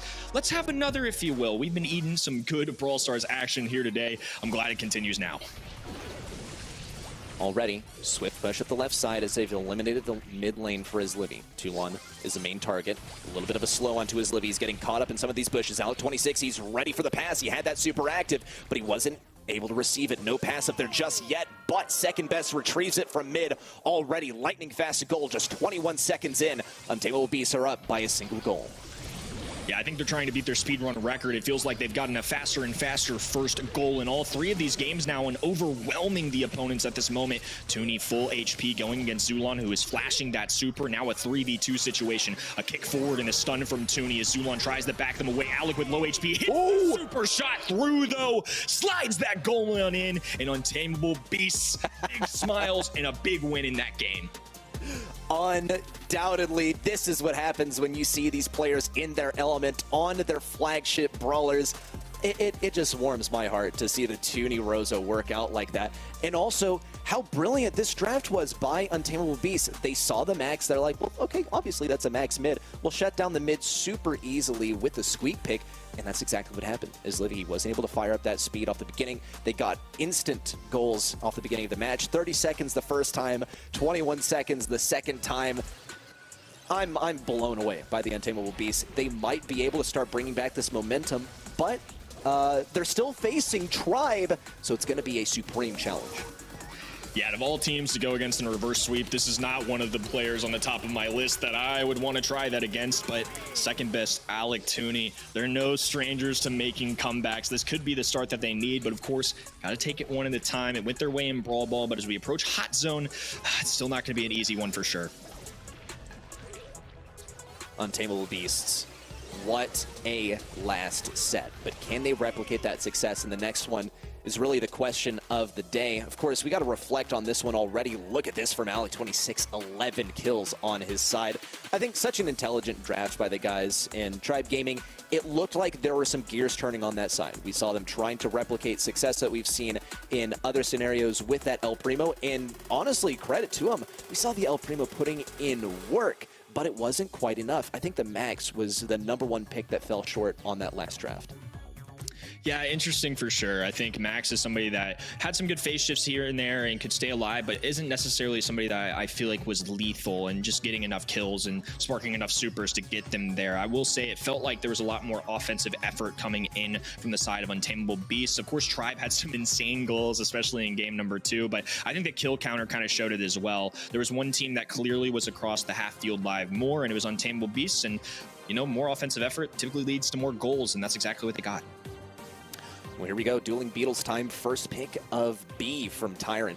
It's over in Untamable Beast to select a brawler. Keep in mind, they've banned some brawlers that are pretty good last picks, with the exception of Meg. She's overall just a frustrating brawler to face. Here's the Penny selection. Always a consistent brawler. And on Dueling Beetles, has a bit of history, too. You're able to slide that turret into one of those nooks, one of those crannies on either side of the map where it's a bit difficult to remove. So Tribe Gaming need to be thinking about how they'll eliminate this. They just don't really have that great of options. Squeak has also been banned.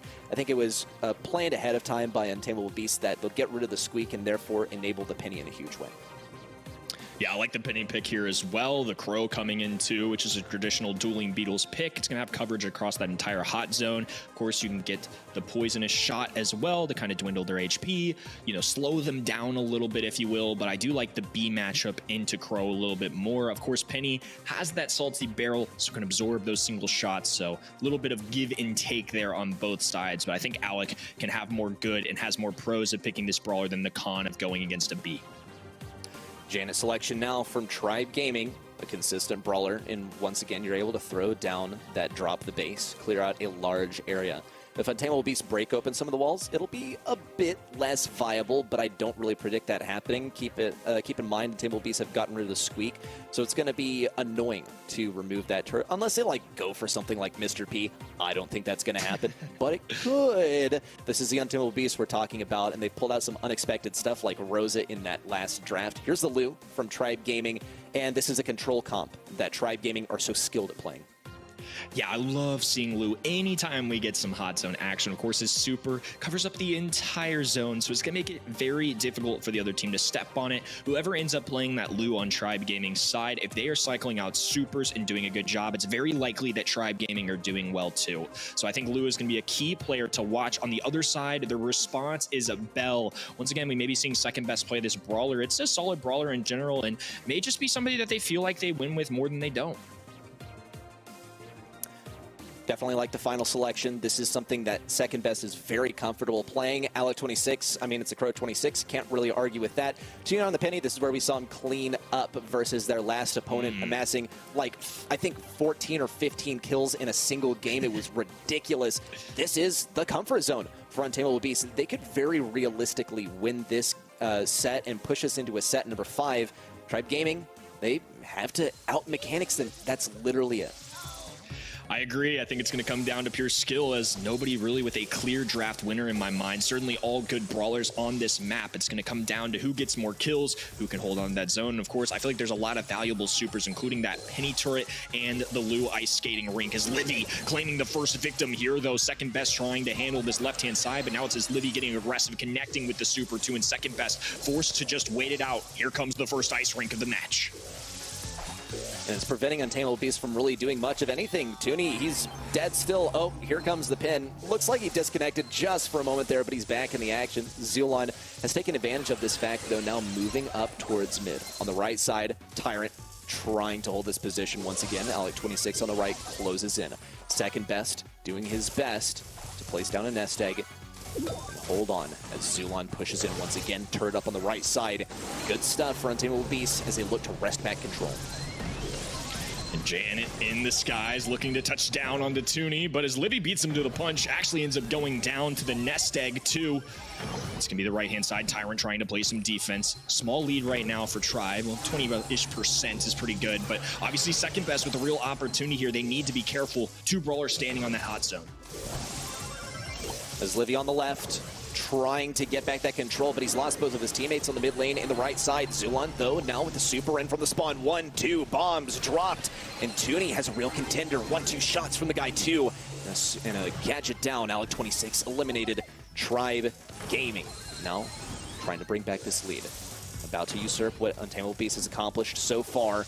Good stuff so far from second best, getting some of these pot shots in. Alec 26 taking major damage from his Livy, though, as Livy can't seem to miss, but he is blocked by that turret on the left side. Tooney's doing whatever he can to bring it back, but it's not enough, and now with the ice rink down, Tribe Gaming had that mid control back. It's a winter wonderland, and Tyrant's trying to keep it that way. Zulon now in flight once again. There's one tag onto Alec. He's going to be pushed away for now, but going down immediately to Tooney. They've expanded their lead 22%, but Untamable Beasts right back on that point. Untamable Beasts are going to be difficult to shake, but they can still make this work. Alec 26 has a super that he can use to go towards the backlines. Tribe Gaming also trying to maintain position. Here it comes. Alec 26, 1 kill on the mid. On the left, 2. It's mirrored. Tyrant, though, has the kill, and he's clutching it up. Alec 26 tries to come around the right side. Instantly punished by Tyrant. 1. There's the kill for Tyrant, 2. He's a one-man army, and Untamable Beast might not be able to take this game.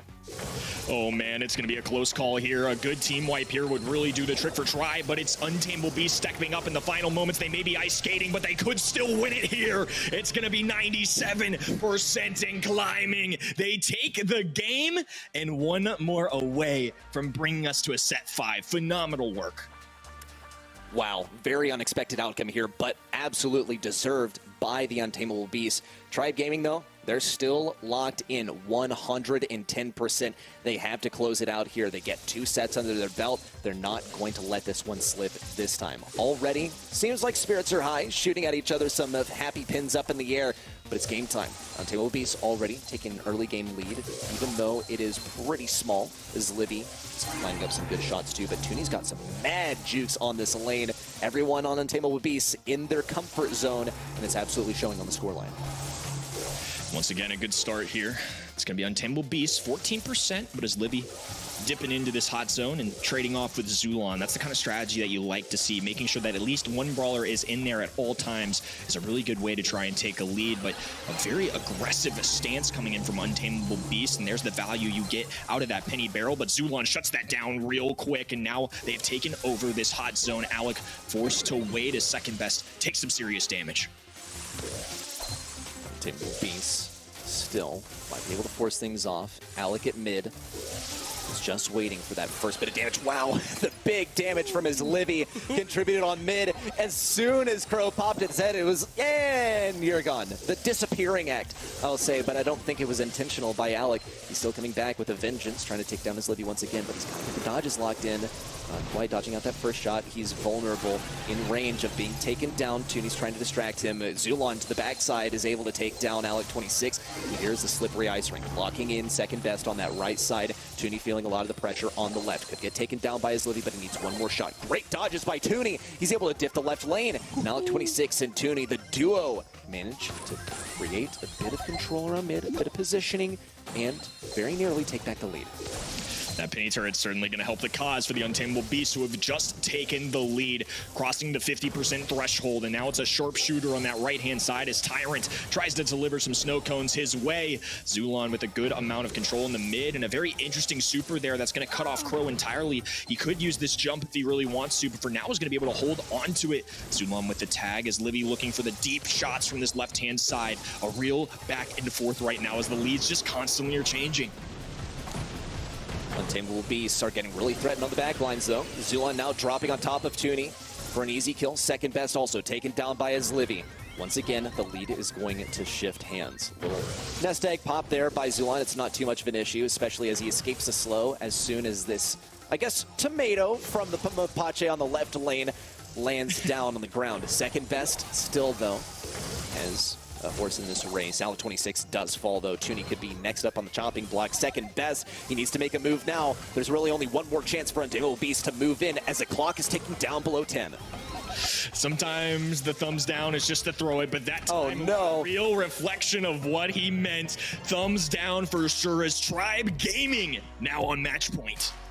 Oh no, this has gotten so close. It very well could go to yet another set 5 if Untamable Beasts have anything to say about it, because they were playing extraordinarily well throughout this entire set so far. But it comes to a head once again. They were able to perpetuate this match once. Will they be able to do it again? We head into yet another match point. Tribe Gaming notably in the lead. But Untamable Beasts already start things off with a good bit of mid-control. Alec 26 dodging out shots quite effectively. Zulon also trying to force him off with the use of the drop the base. Second, he's not quite in range to tag up that drop the base. And Alec 26 takes a beat to the face. But he's still not taken down, just has to bide his time. As Tribe Gaming now takes back the lead. Yeah, that sting's going to hurt. Alec just daring to step out for 1 second, and a huge prediction is going to cost him as he's forced away once again. Tribe Gaming starting things off very differently. You know, a little chip in there from Untamable Beast. A shot from Zulon, though, on the Tooney. Also going to help, but a huge start for Tribe right now, and that's where that Honey Molasses pot really kicks in. The indestructible wall on the left. They can't take it down very easily. It's going to get them a little value, and they're approaching 50%. Certainly are. Now even crossing that margin if Zulon's willing to step on that point. Doesn't seem so, though, as Tooney, Alec 26 and second all rush it. First of all is Tooney. Alec could be next. Zulon pops down that gadget to try and finish the job, but it's not quite enough. Now, Ice Rink on the right side. Alec 26 has to shift lanes, and second best for like the 5 millionth time this set is trapped in that back. Yeah, a little spinning too as he tries to get something versus Tyrant, but he's not quite able to do it. And Tyrant, as a result, has farmed yet another super. And where will it go?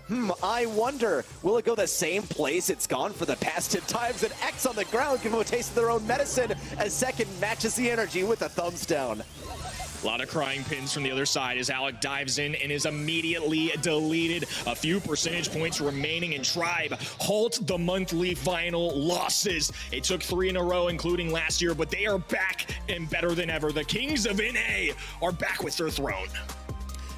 And the crown once again belongs to them as Livy finally allows himself to experience a bit of emotion there. A little round of applause for himself and Alec 26. Definitely. I mean, what a day for these guys. First of all, the upset versus Motomamis, and then they go actually quite the distance versus Tribe. I think that is quite an achievement in and of its own. Definitely worth being proud of, but we always know what the desired outcome is. We always want to win, but I think that there were some good victories within this match for both teams, but especially for Tribe. Yeah, I think this is a lot more valuable of a win than I think people are going to give them credit for. This is a big moment. You know, we said it before, and the wonderful team behind us pointed this out, but this would have been the second time in 2 years that Tribe lost 2 in a row. That is insane. That it just goes to show the expectation for these guys. We hold them to such a high bar because we've seen it. They've won so many monthly finals. They've been to the semifinals at Worlds. They're a great team. So to lose 2 in a row would have been pretty huge for them. I think that would have been a bigger deal than we probably would have made it out to be. Obviously, Untamable Beast putting up a great fight, but Tribe Gaming getting the job done and really showing that they're not going anywhere this year.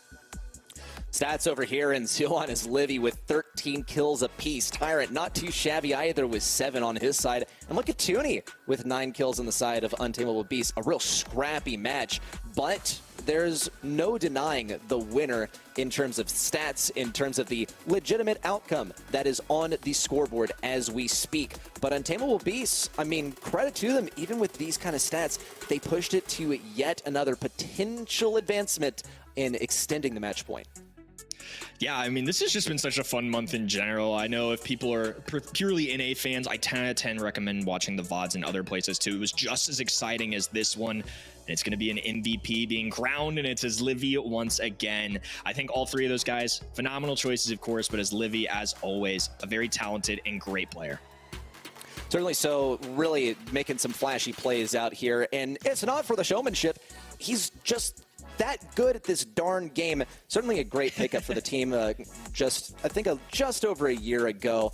Has been one of the greatest, I think, 4th pickups for really any team in this region so far. With that, though, we have an interview, in fact, with Corey, the coach for Tribe Gaming, formerly their 4th player, now primarily taking the coach role. Corey, it is fantastic to have you up here, man. First of all, how does it feel to be back on top, dude? This is fantastic.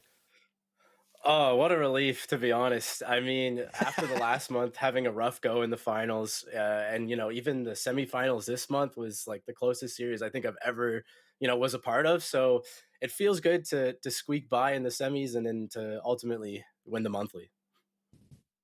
Yeah, I mean, you talk about squeaking by in the semis. You had 2 big wins today, but most notably was versus Chasmac. That was a very, very close match. What was going through your heads during that match, man?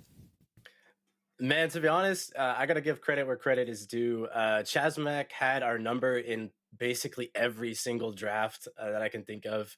It felt like they knew exactly, you know, what we were going to do. And we were on the back foot every draft. We were trying to salvage drafts and trying to make it work. Things we've never really done, had to do it to kind of save drafts. And I mean, they also played very well. I mean, they just made it such a close game, and it was super well played by both teams. Certainly so. I mean, I think there's a lot of credit due for, even though Tribe Gaming is usually on top, it takes a tremendous amount of effort to stay on top repeatedly. And I want to ask, like, has there been anything in particular that y'all have been working on over the last month to change the outcome? Of course, it wasn't exactly the outcome that y'all wanted last month to, in this month, now take first place. Yeah, I mean, I think we took a step back after our loss in the first, monthly, and we kind of had to like reevaluate what we were doing and how we were doing things. And I think this month we did take a step in that direction. I think we, were more prepared, even though we lost a lot of the drafts in the first series. But I still felt like we were more prepared as a team personally, and it's just one step at a time. I mean, we weren't in perfect shape the first monthly, a little bit better this one, and hopefully even better the next. Hey, I'm really glad to hear that y'all are back on the path to success. It's a phenomenal thing to watch. I'm really happy for you guys. And once again, congratulations. We're going to let you go right here, but also want to ask, is there anything that you want to say before signing off? I mean, I always like to shout out our fans, and you guys are absolutely amazing, supporting us, throughout the rough and the good. It honestly, it brings joy to my heart, and as well, I can't not shout out my teammates. I mean, these guys are the absolute goats. When we don't have draft and I mess up or something, they can still pull out the win and have my back. And so these guys are absolutely amazing to play with, and been my teammates forever now. Shout out to the team. Shout out to the fans, too. Congratulations again, Corey. Thanks for joining us on the interview, dude. Thanks for having me. What a guy. Certainly an upstanding individual and a great leader for this team. I'm very excited to see Tribe Gaming back on top in the region. But, the upsets are always fun to watch, and we had no shortage of those today. Just a fun day and a great interview with Corey as well. I want to give him a shout out as well. Anytime that I've got questions about pro players, he's very insightful. He clearly knows the game well, all the experience, and he's exactly who he is off camera too. Great guy to always chat with, and a 3-1 win, it's got to feel good. Like we mentioned before, I think this was a big month for Tribe, a huge tone setter for the rest of the year. And like he heard in his voice, you could see it was a huge relief for them. They came in, took a step back last month, and it paid off. A tough win over Chasmac Gaming 3-2, one of the best ones of the year. On the other side as well, Untamable Beast squeezing out a win against the previously monthly final champions. I mean, all around NA East looking quite good today. I mean, if you're a Tribe Gaming fan and you're a fan of Untamable Beast, I mean, there's not a greater outcome for the day. Let's talk big picture, because you talked about setting the tone for the rest of the year, and we'll sort of check up on how exactly that's going. Motomamis FA, they're still in second place points-wise. That gray trophy means that puts them in for the last chance qualifier. Of course, we're far from there, but Tribe Gaming are now poised and ready for a winning position. They're back on top, but how long can you maintain that when you have fierce competitors like Untamable Beast and Chasmac Gaming on your tail?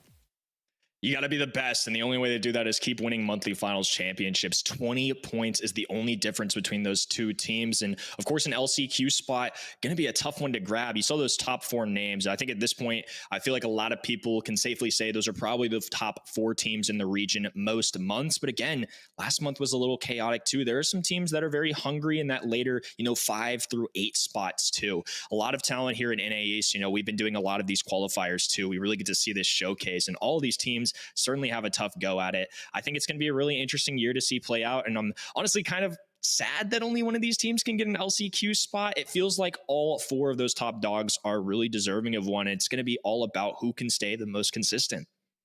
Totally. The competition is fierce, and if they're hungry for competition now, they're going to be starving by next month, because that's all the competition we got in NA East. It's a wrap for that, but we have NA West on the horizon. We're going to go to a quick break, but don't go away. We'll be back very soon with more NA Brawl Stars action.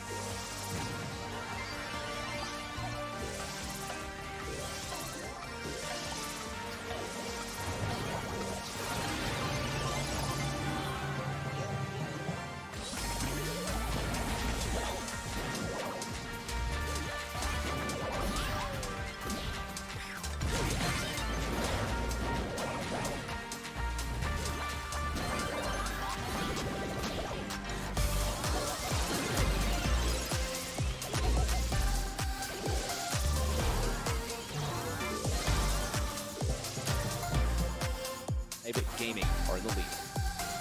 Yeah, a gadget taken there and also a super as well as Livy manages to survive. Tyrant gets the pickup and the teleport away. There it was. Zulon, he may be the slow arcade machine, but as a teleportation unit, he can get away. Enough for him to stay in the game and fire off some shots, maybe even get a gem. Tyrant also able to get a takedown on the left side. Very unexpected. Second also falls. It's just Ala26 versus the world and the team wipe. Tyrant, Zulon remain alive as Livy in the same go.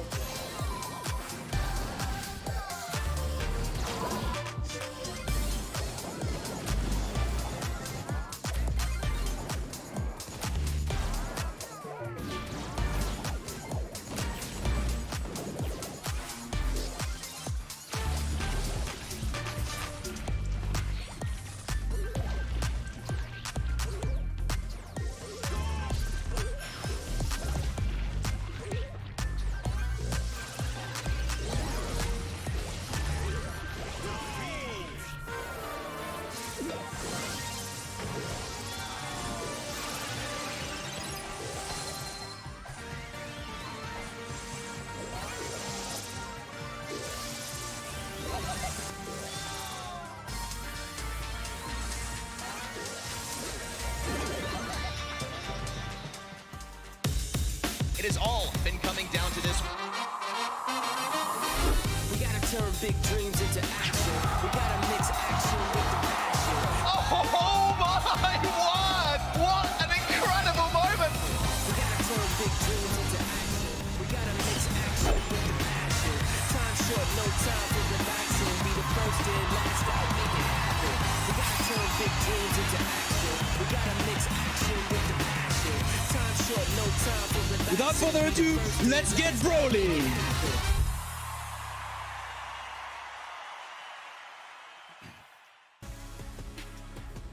Welcome back, Brawl Stars Nation. What a day we've had, Mr. Ready Set. Some crazy NA East action. This entire weekend has been jam-packed with some phenomenal Brawl Stars. I'm glad we get to do it with you. Dude, and we're not even finished yet, because that's just NA East. That was only the first half, and it feels like we've basically gotten through a whole day already. We've seen set 5 after set 5 after, oh, well, actually, that last one was a set 4. But, oh well, let's conveniently forget about that and get into the second half of the day. It's NA West, man. Yeah, it's really interesting when you look at the whole picture here of just how things are going down. There's Dog Walkers at 116 points, last month's monthly finals champions. I think it surprised a few people. I think it did as well. I mean, Dog Walkers, they have actually been quite a strong team and a very realistic competitor for the team that they took down to get to that position, STMN. But I think some things have changed over the last month. I mean, my personal prediction, of course, if you watched my prediction guide for North America, then you've already taken one big hit. Okay, we didn't see Motomamis FA take the win, but trust me, I think STMN's back. All right, I'm going to ride with you too. I'm feeling pretty good about STMN's odds, especially after seeing him in things like ESL. I think this is a great month for them to kind of bounce back. We saw Tribe make a huge step forward this month as well, returning to the top, and I think STMN would be the safe preseason favorites, but they have a tough opponent ahead of them. They once again played Dog Walkers. It's going to be in the semifinals in the bottom half of your screen, but I'm also really excited for this first matchup here. Wash Team versus West Coast FA.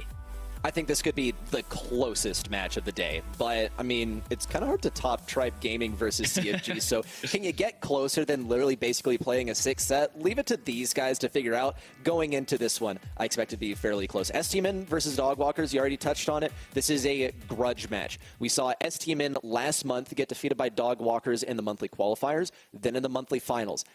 Now we see STMN firing back versus Dog Walkers. They took a win versus them in the Snapdragon Mobile Challenge, and they might be able to make it too. Yeah, we were fortunate enough to get to see all of that go down. Dog Walkers could be going for 3 here today. If you want to make your bold predictions as well, watch, interact, and earn all those rewards at event.brawlstars.com. I know Ready, Set, and myself are out to collect all of these pins. I've slowed down a little bit. I won't lie. Last month, my predictions were looking clean. I had a perfect APAC run. NA kind of halted me last month, and yeah, it wasn't perfect today. I won't lie, but I'm still copying your homework. I still believe in the predictions, so we'll see what happens here. We certainly will. Our first match is getting started already. It's West Coast FA versus Washed Team. And both of these teams actually have made some big moves over the last month. We saw both of these teams qualify in the top 4 for the Snapdragon LAN. That's going to be happening in San Diego. First up on the docket, West Coast FA. It's Shine, it's Chepo, it's Counter. Wait, it's Counter. Yeah, usually this team did not have Counter on this roster, but so far this year, they've actually made some pretty big moves with him being added to the roster. Of course, here's Shine looking stoic and just what a wonderful team captain. Yeah, I mean, this is a very good team. And of course, as you mentioned, Alec, if you're watching the Snapdragon Pro Series, plays with these guys, but a different roster. They're playing on East and West as well. So Counter has stepped in and done great as well. I mean, the results have been pretty solid in these monthly finals, all the monthly qualifiers, some very experienced players at this point. And I think Shine, especially, just kind of a staple along with Chepo and NA competitions in general. I mean, they've really been around for a long time at this point. Certainly have, but their opponents have as well, making names for themselves in the past and now sort of trying to bring that to a head, maybe advancing on to the grand finals if they can take down West Coast FA here. Of course, it's Betches, Frixie, and Payne composing this roster. Payne, you might remember from going to the World Finals last year, too, if you're just now tuning in for the year. And look at that. It is a LAN of sorts. They're all just on the same Wi-Fi network. Their opponents aren't. What's up? What's up, Wash Team? Hey. Good luck today. What's up, Payne, there in the Totem jersey? Good vibes, immaculate all the way around. I love how my man, I feel like, is always wearing a jersey that's never his own. I mean, I obviously watch Team not in an org. They deserve to be in one, by the way. Shout out those guys, really good players. But I think they just have a lot of love, and I always respect how much they're enjoying themselves. A phenomenal team, always having a good time, and it makes it so much more enjoyable for us as well. Oh, it totally does. I mean, love to see the guys who are enjoying play of the game take a W in them, because then you get to see the celebration and you get to see something like Payne popping a Sandy Gadget by accident, going to sleep by accident, but I guess restoring all of his health in the same go.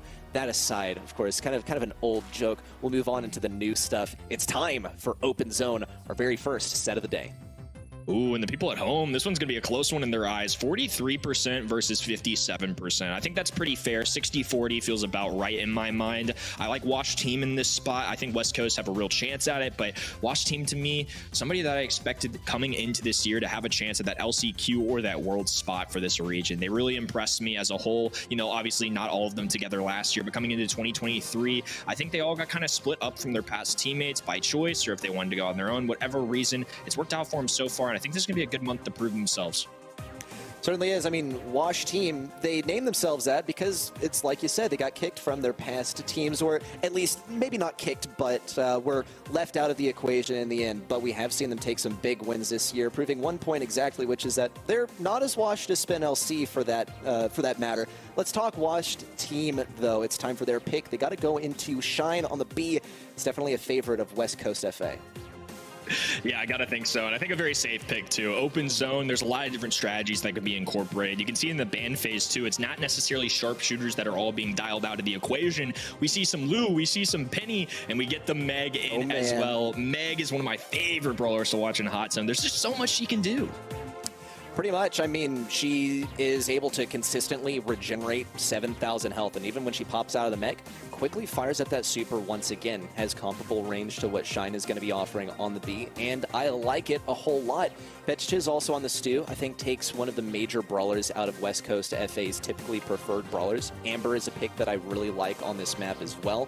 Can burn down the bushes and negate a lot of the value for someone that's playing on a lane, like Betchiz might opt to do. West Coast FA, though, I think they've lost one of their most favorite brawlers to pick here, which is Stu, so now they got to get a little crafty. Yeah, West Coast Stu does hit pretty different. I think Shine definitely somebody that stands out for me when he plays that brawler, but instead they're going to elect to go with Amber here. Obviously, Batucha snatching that brawler himself. Here's a Janet as well. I think Janet is very versatile in the sense that when she gets that super, she can travel anywhere on the map. She can be indestructible as well, just like a lot of the walls we're seeing in the meta right now too. I think a very well-rounded comp and a very safe one at that for West Coast. Certainly so. You can't really go wrong with Janet unless the enemy team decides that they're going to pick up a Squeak, which is a real possibility, but Lola seems to be what they're going with. I like this brawler, or maybe I should say I don't really have big opinions on this brawler. It's not like I love it. It's not like I hate it. It is a brawler to me, but that's always how Lola's been to me, so take that all with a grain of salt. That said, Wash team, I think, have a pretty solid comp here. West Coast FA, much of the same. I think it's going to be a big pain point for West Coast to be dealing with the Meg on the side of Washed. Yeah, it's going to be an interesting one. Lola, just a brawler to you. All right. Do you hate it as much as F. hates Eve, or is it a different level?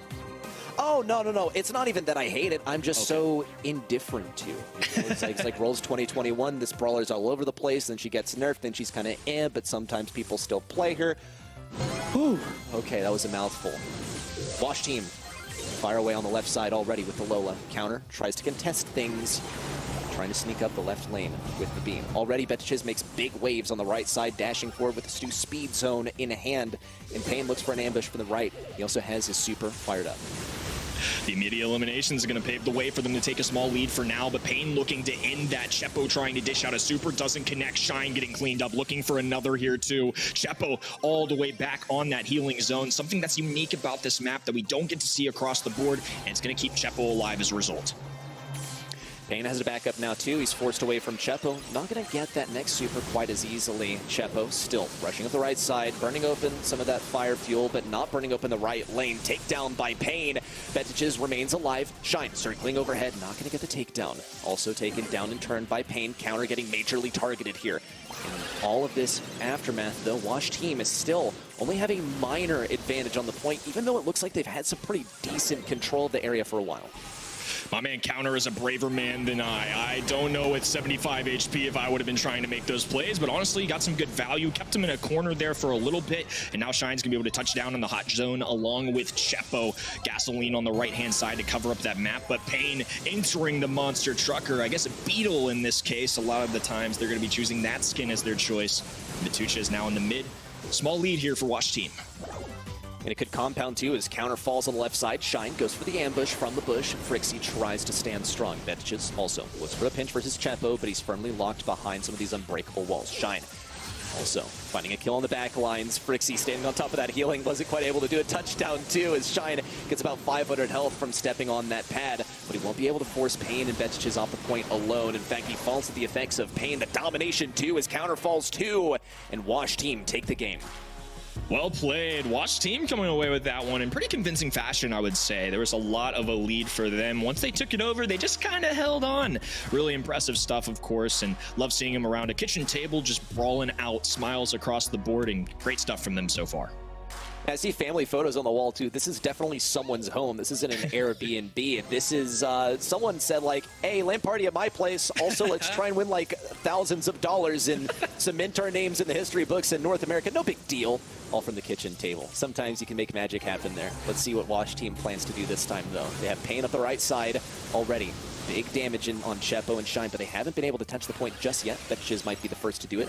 Shine's ready to tag up anyone who dares do so. Big damage in from Payne. Still, no eliminations. And Counter owns this left side as he takes down Frixie.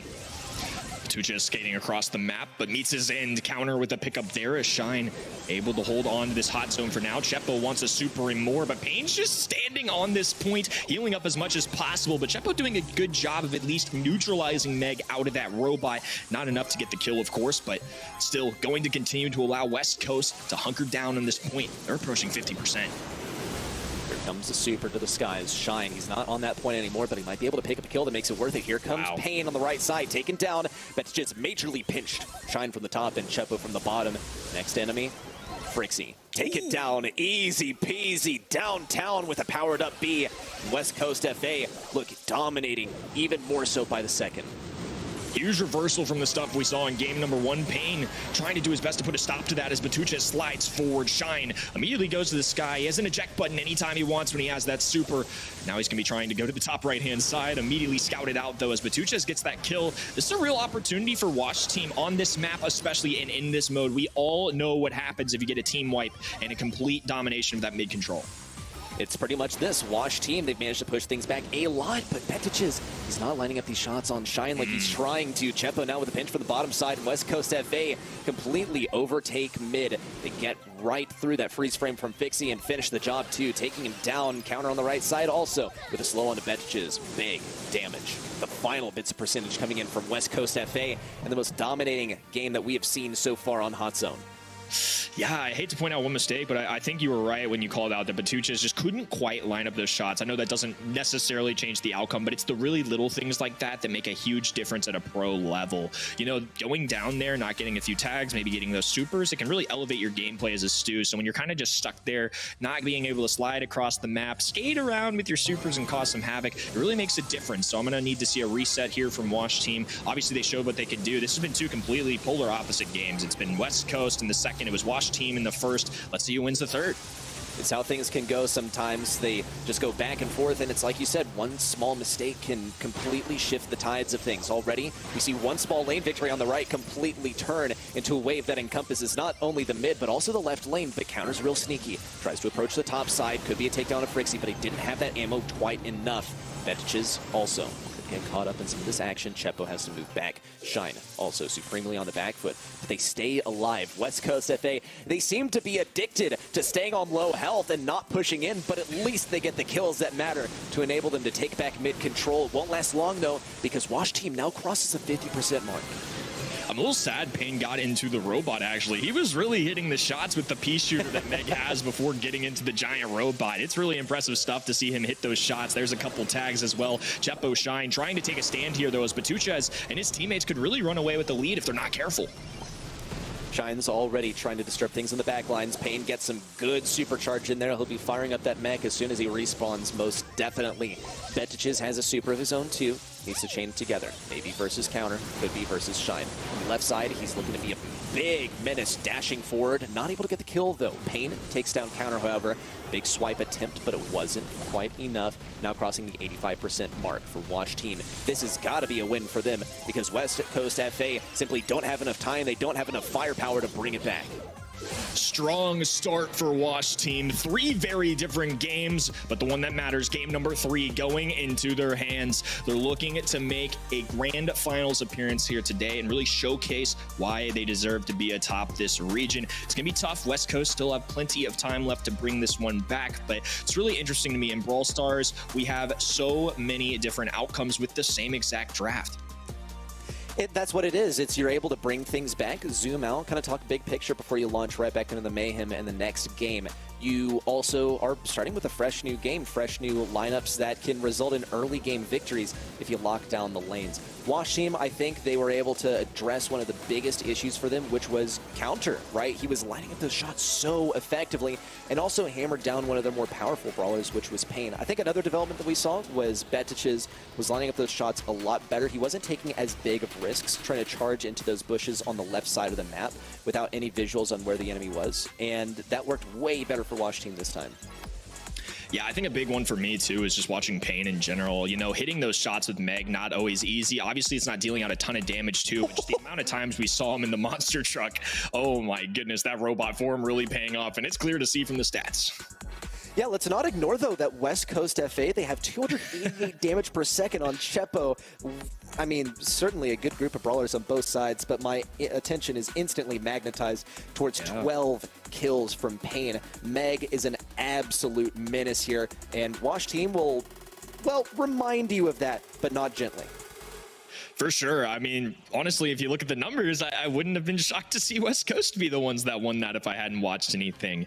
Really interesting stuff to see, and just don't know how that one's going to pay off. It's just kind of crazy to see, you know, numbers, obviously not everything, kills, obviously not everything, especially in Hot Zone, because obviously the objective is to hold down that kind of hard point in the middle and walk away from it. But again, West Coast looked pretty good in the numbers too, and I think reflecting why that one was a 2-1 situation. Well, it's time to turn things around if possible for West Coast. It's heist time, and Safe Zone is where it's all going to be going down. Now, we already saw Safe Zone today, but I don't think we really saw Safe Zone. You picking up what I'm putting down? Like, we didn't see the way that Safe Zone is typically played, so did we really watch to begin with? Okay, here's the thought. Yep, it's a Safe Zone that we know and love. I can take a deep breath. I can exhale. No more stalemates. Phew. Yeah, I agree. I mean, we saw Safe Zone, but definitely something very unique. I've never in my lifetime seen 100 to 100 tie. That was probably one of the wildest things I've ever seen. One thing to note too, we've got a lot of indestructible walls on this map, so while it is Safe Zone, it's also not Safe Zone, and we see Brock come through here too. One of the biggest values that typically teams are looking for is to break open that kind of 4x2 side on the right hand for each of the respective locations, and you can't break that anymore, so it's only 2 lanes that are accessible. It's why brawlers like Eve enter the ban stage at this point, because she's one of the few that can get across that water. Well, you can't go wrong with Brock Chepo, who I really hope we see that brawler pairing because it has a bit of history behind it. On Wash Team, though, they go with the Penny, very consistent brawler. You're able to get that turret and place it behind the unbreakable walls, and it's double thick, right? It has 2 walls, so you're not able to fire through it with Brock's splash damage, and you might just barely be able to get a squeak shot through there. Pain, though, with the selection of 8-bit, I think this is a power player here, but we saw what Amber is able to do versus the 8-bit. Oh no, like this could be a bad omen right here. The Amber shut down the 8-bit on mid the entire time, and by shut down, I mean just prevented 8-bit from doing anything and didn't get any kills or anything. Okay, at least we'll have the Bonnie to accelerate some of the gameplay. Yeah, I mean, we kind of started with a pretty normal draft, but it's really finished up to see Amber on Safe Zone, which is something that I would say most months we don't typically see. Bonnie gets an appearance here and there, but, you know, we're certainly used to seeing brawlers like Piper come out here, even the occasional Nani for the sharpshooter side. So we're going to get to see the Circus Act Bonnie instead, and the Daryl as the response. I love this. Very fun brawler to watch. I think going into the squishy Brock could be fun. Amber without a lot of HP. And, of course, Bonnie, while is beefy, only deals a little bit of Daryl's total HP with 3 shots. Daryl can certainly hang in there against all 3 of these brawlers have played right. Show me the pain, Daryl, please, please. But it doesn't have to be him. We've seen both of these other players on the Wash Team roster make do with some tanks from time to time. I think one of the more surprising things to me from West Coast FA is that they decided that they weren't going to play any tank counters. This is a deliberate decision. I don't think that they are literally forgetting that tanks are extremely meta, particularly Daryl. So how do they plan to deal with it is a question of the day. Counter takes the right lane to start things off. Chepo trying to get some splash damage versus Betches on the left, and Shine gradually trying to push through the 8-bit at mid. It's going to be difficult for Shine, but he does pop the gadget to speed things up, maybe get a pinch versus Betches on the left side. So far, mostly individual lane interactions. Counter feeling a lot of the pressure, goes down early on the right side, and this is an opportunity for Pain to roll through. And he's going to slide by a few 2K shots, but going down to counter respawn. Going to pave the way to 10% of a lead. Now Chepo firing back too. Here comes all the packages being delivered to that high safe. It's going to allow them to take a small lead for now, 90 to 84. Pain on the right side, taken down. Shine hanging on by a thread. Frixie with suppressing fire to keep him back and eliminating fire to take him down. Wash Team don't really have any opposition on the right side, with the exception of counter. Frixie tries to take advantage of that. A little bit of extra damage, but still, they don't have an opportune area to place that turret down because they know it'll get burned by counter's fire fuel. So they keep it very defensive, and they are just marginally at a deficit. We could see Pain roll in and make some big action happen. Chepo once again tries to get some damage in versus Frixie. In fact, he's able to get that last bit of splash damage to take him down. Down goes the turret too. Pain with a big play in, but counter tanks it all. And Shine left alone in that cannonless form. Wild to see all that work go down, and it is still 88 to 84. We've moved about 2% as Shine looks to attempt to climb up in the damage threshold, and he's going to be back in the tank form. Batuches walking it up, the salty barrel going through. Shine somehow still staying alive. He might even pick up a kill on Batuches if he's not careful, and he does. Shine going to be able to be a pest now as Chepo lands a necessary shot. Shine with the follow through, and a great tag team there. This is looking really difficult for Wash Team to play defense on. Stupendous dodges here from Pain as he even gets the kill on Jack Chepo, but he's still taken down. Down falls counter in turn, and there's a turret on the right. Another one at mid too for Frixie to get some damage bonus, but he might not be able to impact that save. Counter tanks while he still has the respawn shield active, and big damage on Pain too to match. Pain's got to be close to a super though. He might have just enough time to roll through as this clock ticks down. Just 10 seconds remain, and Wash Team is barely at a deficit. Here comes Frixie with the Hail Mary play. Shine decides not to jump in. Down goes Chepo. This could be it. 3, 2, 1, and Wash Team still cannot bring it back. They had about 2 more seconds. I think that goes Wash Team's way. And I'm sure Shine calling things out too as well, because that one was a toughie. I mean, that was a lot going down there. Really, it came down to the wire. But somebody to watch there, I think, was that Bonnie. A lot of value when they got to that top right corner, and especially when you don't have any wall break options. If you're the enemy team, you're able to hover around that area and just kind of play a little ring around the rosy with your opponents. It forces them to bring at least 2 brawlers. Your teammates can move up. I think that was a big play there for West Coast. See if they're able to replicate it. Already, Chepo suppressing Betiches on the left side. Chinese taking a bit of entry damage. Counter's going to burst things down. He's just holding down the auto-aim, spraying and praying. Will they come true? Well, 900 health left on Frixie. I think he'll make it do, but big damage contributed by Chepo. Special delivery once again. Surprise! It's a bunch of damage coming in on your safe. 86% remains, and a distinct advantage so far for West Coast FA. Yeah, you talked about the matchup between Amber and 8-Bit beforehand, and I'm really starting to see why it can pay off so well. It's very difficult for 8-Bit to dodge. Obviously, he's very slow, and a ton of things transcribing there. It's going to lead to a 2v1 situation, though. But Tuchez now facing off against a sugar-rushed Bonnie, and it's going to be Shine taking away that one, 93 to 86%. This continues to be a close set. Wash Team are very distinctly on the back foot, but Payne's going to try and disrupt this. Almost a takedown to counter, but Frixie's able to finish the job. Close range combat by Shine. There's one, and it's enough time for Chepo to get a few more shots on that safe. Payne, though, he's back in the mix, but he's looking for a home. He looks a little lost going over to the right, now moving over to the left, where he's once again suppressed by counter, looking for big damage with the roll. Here he comes. Counter once again takes him down in close range. This doesn't usually happen when you're a Daryl rolling onto an Amber, but the positioning is absolutely perfect from West Coast FA. It's going to give them a bit more damage on Wash Team safe. Yeah, they're definitely a team that's going to have to hold positioning. They can't let Daryl slide through, and 8-Bit can deal a ton of damage at a moment's notice, and in that moment, it's going to be a huge pickup for them as well. 3v3 situation, but it's going to be taking place in West Coast spawn. The damage pouring in now, slowly climbing their way out of this one. But if you're a West Coast fan, that's a good start to this successful defense as Shine got the kill. Chepo claiming yet another victim right on his heels. Payne also getting jumped over, but Payne, he's able to slip through the cracks. This could be big damage. Here it comes with a gadget too, and a lot of damage pours in. It gets him the advantage for now, but it's almost taken back by West Coast FA. They're behind by 2%, and the countdown's active, but Betiches is doing anything he can to hold this blind. It's going to come down to the wire. 41 versus 45%. One good offense from either side can do the trick. Right now, it's Wash Team playing defense. The dive into Bonnie, though, it was so close, but just out of striking distance. Wash Team barely hanging on there. A very close call, but it only perpetuates this set. Back in the match, here we go. Do we see yet more Bonnie action? I wonder.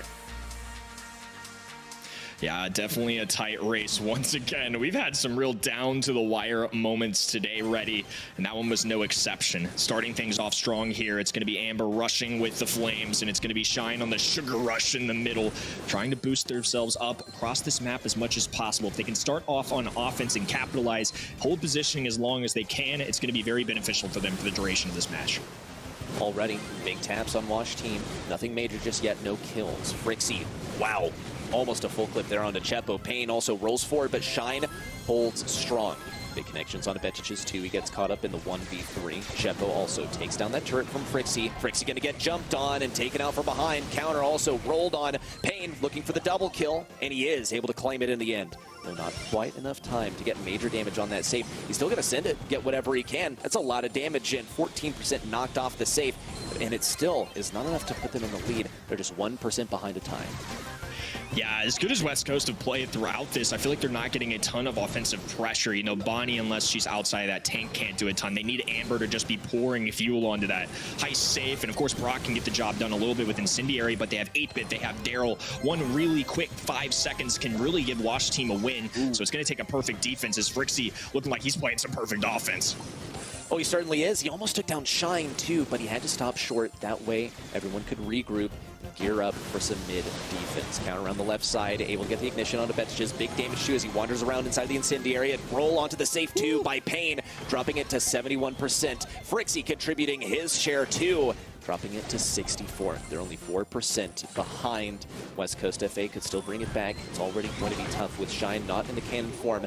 Pain gets bursted on the right, though. Here's the fire fuel to match to keep Pain suppressed. But it will be able to survive this. Counter looks to finish the job on the right. Taken down now by Frixie. Wash team still hold strong. They hold this defense. Wow, so many amazing kills going down right now, and it's going to come down to a final 30 seconds. Pain certainly going to be looking to get a roll in here, but West Coast is going to have to hold strong. They can't give up positioning. Wash team need a really big push in, otherwise Shine could get that last bit of damage on the safe. Chepo is on pretty low health, and so is Shine. 10 seconds left, Pain with the roll in. He's not able to survive all that onslaught, but Shine isn't either. Chepo now with the super in. Frixie's the last man standing on Wash team, but he's not able to get there in time as the clock ticks down, and West Coast FA end off this set with a 7% advantage. Whew, it all came down to 7% in the end. Back to back to back. Crazy games. Gosh, I can't say it enough. It's just been an insane day of Brawl Stars in general. There's got to be some kind of historical stat we could dig up. I mean, I don't think we've seen a single match today go any less than 4 sets, and that was an exception to the rule, which is crazy. Everything's been coming down to the final moments. It's all about those little plays that make a big difference, especially at this level. 1-1 overall, and no surprise, we've got a tie going into our 3rd set today.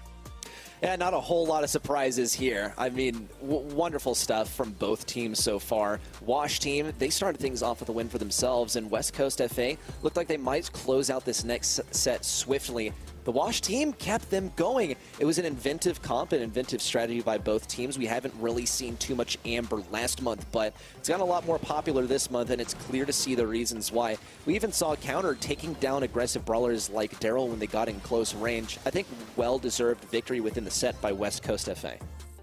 Yeah, I love the shout out there. I think Counter played a really solid set with Amber. You know, a lot of times I don't think Amber gets the love. Sorry, let's just go ahead and talk about it. We got 19 kills on one side, 18 on the other. Another set of West Coast with just some insane, just some crazy DPS. Yeah, I mean, you look over to Wash team, 18 kills and no help over there, and West Coast FA seems pretty even across the board. Shine getting 19 kills is definitely the standout for me here. I mean, we already said well-deserved, and I'll second that even, but it will take us in to Super Beach for set number 3. And if you thought that last set's draft was a little adventurous, gear up for this one, strap in, because it's going to be a wild ride. Super Beach has some of the most strange picks on any Brawl Ball map, and it's been that way for kind of a while. I could not agree more. This map gets crazy. You can see it in the band stage. The old man Dyna not going to get played here. Makes me a little sad that it's not a possibility. I love to dream that he could end up being on the field, but recently there's been some shifts on this map too. I mean, we've seen more Sandy in other regions. It's commonly practiced in East Asia. We saw it the other day as well. You know, B is the first pick. I'm not necessarily in my mind saying, oh, this is a Sandy map, but it just adds to the pool of brawlers that you have to consider. You see Barley and Dynamite, like we said in that band stage too. It really just shows how many different plays you can make on this map, but so far just the traditional stuff. B and Max, 2 staples of Brawl Stars' current esport. Yes, and honestly the matchup here is a little bit debatable. I think really the Victor and the B and Max matchup comes down to who has the better mechanics, but Wash team, they got to be careful not to lean too much into those tanks, but they do have Pain on the roster, and Pain is really good at playing those tanks, so they might still choose to do so. I don't want to let go of the idea of Dynamite just yet, though. I know he has been banned, but we did see the Michael a little bit earlier. We saw CMG try him. We saw CMG not succeed with that. However, I don't think the idea of throwers is yet done for here. Wash team might decide to pick it up for themselves because they do have that last pick, and they could counter out West Coast pretty hard if they don't go for any wall break. Yeah, I would be curious to see if they went with a thrower who they could go with. I feel like Dynamite and Barley, the traditional ones, but we've also seen Dynamite and Barley show up on maps where they traditionally haven't in the past. We saw Barley in Knockout earlier today, which is definitely a little bit wild and mind-blowing at this point for me that people are even willing to go for their 4th best brawler after Grom, Tick, and Sprout were banned. So it's clearly a priority for a lot of these teams. They're going to be picking the Spike up too, and I don't know, if they do end up going a thrower, that's just another brawler they can counter. I think it's unlikely, but I think you make a good point that it's something we have to watch out for in today's meta. Well, without Barley, I don't really see them playing a thrower into Ashe, considering that Barley, you know, he's not really that useful in most places when you have better throwers in play, but if it comes down to something like Ash or something like Spike, you're still able to shut people down because you can slow things down and prevent really aggressive plays in yourself. You can drop those bottles right at your feet and prevent a push. Wash Team, though, they have that final selection. They might opt to go something that is a tank counter. They might opt to go something for a tank itself. Karl is their selection here. I think Karl, as long as he's kept at a distance from Shine, will still be able to do fairly well. But in close range, I'm not really sure who I rank as winning. You got Protective Pirouette. You have the supply drop from Colonel Ruffs as well, but still might not be the most ideal to go aggro there. Yeah, I'm a little conflicted on how I would feel about that matchup too. I think the Protective Pirouette star power is a must in this spot, but I do see the vision a little bit for Karl maybe playing against the Spike as well. You've got a couple options that they can go with. They could sandbag it up going into a single shot brawler like B and Spike if they wanted, but obviously Ash can just swipe right through that. And then in addition, Karl can pierce the Spike life plants as well. So a couple matchups they're gonna have to look out for. Batucha is electing to go with that Rocket Rain early pickup for counter as well, dribbling down the field, kicks it up, not even close to the goal though, so unfortunately not gonna have the distance there, and it's gonna lead to a possible counter push for Wash Team. Ooh, Chapo now with the takedown onto Pain. Shine stays alive. Brixie also just barely alive, has to stay out of range of Chepo and counter at the same time. Looks like they're a little bit overwhelmed on the range matchup here. Counter now throwing down the Honey Molasses, looks to close out this mid area, but Pain isn't falling just yet. Here's the speed. Pain juggling the ball on the goal line, but he's all alone up here. He's gonna try and intercept it, but cannot quite do so. A little lag walk around, some psychological warfare, but more than likely running down the clock because now they can afford to play defensive with a goal on the scoreboard. Yeah, I'm not sure if that was intentional or not from Pain, but I don't think either way it super makes a difference. I mean, they ended up cleaning all three brawlers standing, and right now Shine with a lot of HP going against Alone Max, a face shift forward, trying to be the hero, but can't quite do it. Quick game number one from West Coast. Yeah, I mean, I think that we could roll that one back. We could replay game. That was not enough Brawl Stars action to count for a win. Am I right here? I mean, that was so fast by West Coast. Can they do it again and just blaze right through this third set? Well, Wash Team, they've had a moment to sit back and think about it. I want to say how interesting it is that the team that's literally running the brawler that makes you faster is not able to keep up with the speed of West Coast FA, but I might have to take that back and eat my words. Counter is the first to fall here. Brixie got to be close to that first super. Yeah, they're going to rely on max speed here. Immediately going down. Chepo with a strong defense, but Pain retaliates with two of his own, not just one. Tailspins his way through it all. Nicely played there, and they still have yet to get across this kind of half-field line and try and generate a little offense here. This is the first time as Pain's going to set that ball up on that bottom right-hand corner. Here comes the wall break, too. Pain just lurking in a few of these bushes. Chepo also dedicated towards keeping this lane at bay, but Pain also has the power up. Let's keep that in mind as well.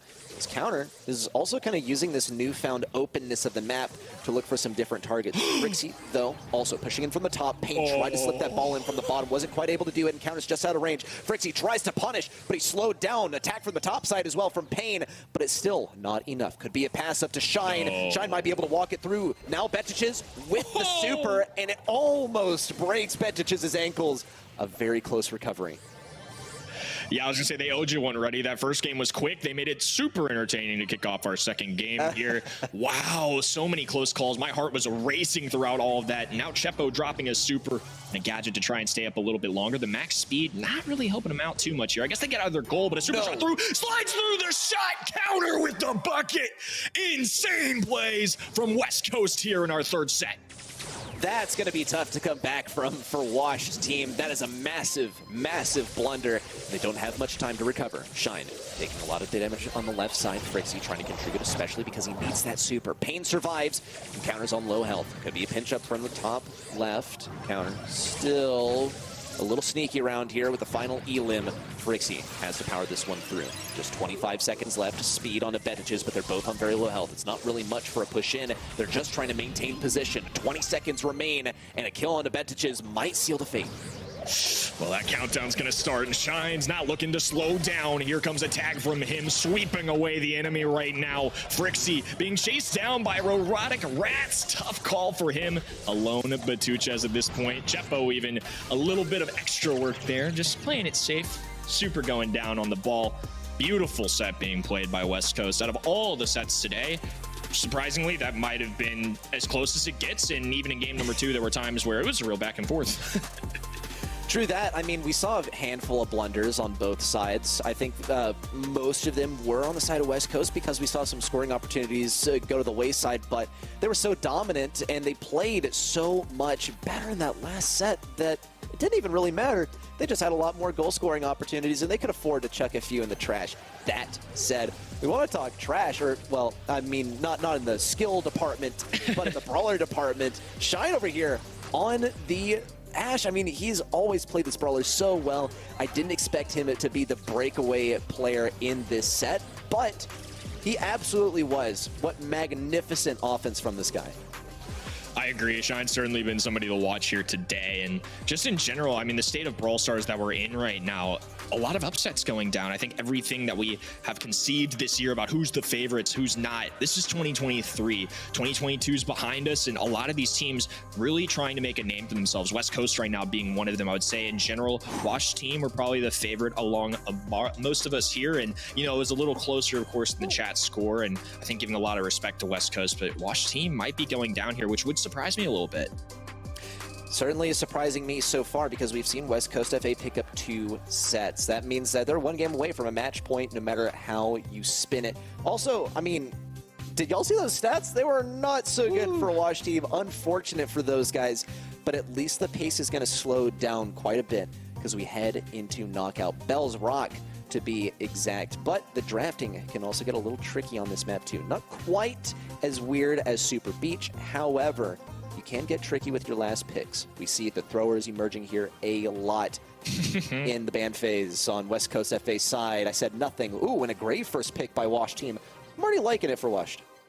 I gave it a chuckle because immediately you said, you know, we were talking about all the draft picks and throwers being an option, last picks being sneaky, and you just see all 3 of them getting banned on the left-hand side. The security cameraman, first pick for West Coast, and again, I expect Bounty and KO to be the 2 modes where we could possibly see RT. So we're gonna have another case to kind of figure out if we like him in the meta, if we think he's strong, what he can do. I feel like it's been a little back and forth. Obviously a new brawler, so a lot of teams are still treading water, figuring out if he's good or not, and I think he's a worthwhile pick. I see the appeal. We haven't seen it always been the most insane brawler of the month. I wouldn't necessarily call him an MVP so far, but I'm definitely willing to change my mind. He's definitely been a little hit or miss throughout the weekend though.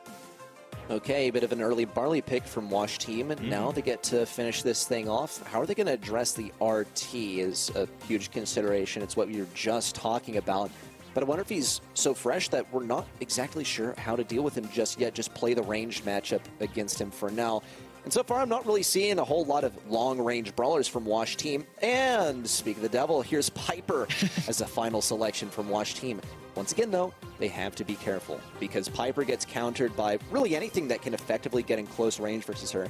Now, she does have that gadget that auto-aims and knocks people back, stuns them a little bit, slows them a little bit, but I still think that West Coast FA need to play that carefully considering they are playing into Betches and Frixie. Departing your back lines to go in on Pain means that Chepo and Shine are vulnerable to getting teleported in on. And the final pick is going to be the Squeak. I have my fingers crossed that we might see Dynamite. It's a very rare occasion that we see all 5 brawlers get involved, or 5 throwers, of course, being involved in our draft, 3 of them being bans. And again, I can't say it enough, Barley stock has risen, Dynamite stock has risen. Before in the competitive meta, we kind of had a Tick, Grom, and Sprout world for the most part, but now we're seeing the point of these indestructible walls being so valuable to teams that they're willing to put in Barley, that they're willing to take the chance with Dynamite. And it's made it a lot more fun. I always love a very versatile meta where a lot of different things show up. So this will be really interesting. We get the new brawler on the field. We get to see Barley, which is of course an older brawler, but one not traditionally played in Knockout. Let's see what happens. Let us see indeed. Washed team with the Barley up mid. Shine and Frixie have pretty similar range here too, which is going to make this very stalematey. As you can see, yep, this is going to be all day long, endless. But I think that Shine's reload speed might be a bit faster than Frixie's, which will allow him to push up a little bit more significantly. We also see Frixie changing lanes on the right side. Chepo also trying to keep things at bay, marking up Betches, not getting a whole lot of extra damage off that so far because the footsies are so intense, but West Coast FA are pushing up significantly on that left side. Pain has yet to get a super. Second healing herbal tonic out from Frixie. And no major moves just yet, but Pain could be up next on the chopping block as Counter is diffing him so hard on this lane.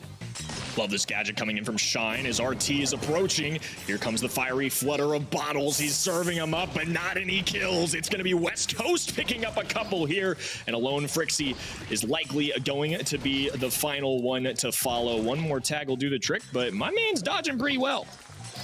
A little slimy here on the back lines, but the end result is still the same. Shine still gets a last laugh on Frixie as he also charges up his supers. That's 1, 2, 3 count of supers for West Coast FA and only 1 for Wash Team.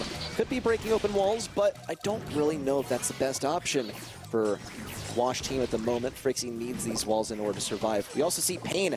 He's yet to get that super. He's been denied so hard by counter, one time after the next.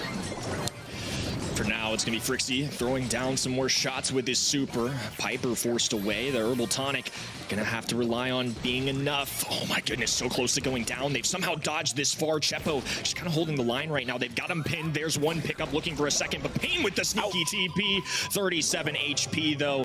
And Chepo walking it in. Beautifully played. West Coast in prime position to get a win here. Absolutely, they have 1, 2 sets already up on the board, a game up on the board too. It places them in a supremely advantageous position, poised for success to go ahead and jump on this victory now and early. It is match point incoming, favoring West Coast FA. Wash Team, they've gotten a little inventive with the draft, but it's not working in their favor so far. Traditionally, Barley is a pretty good counter into somebody like Squeak too. Throwers can do all right.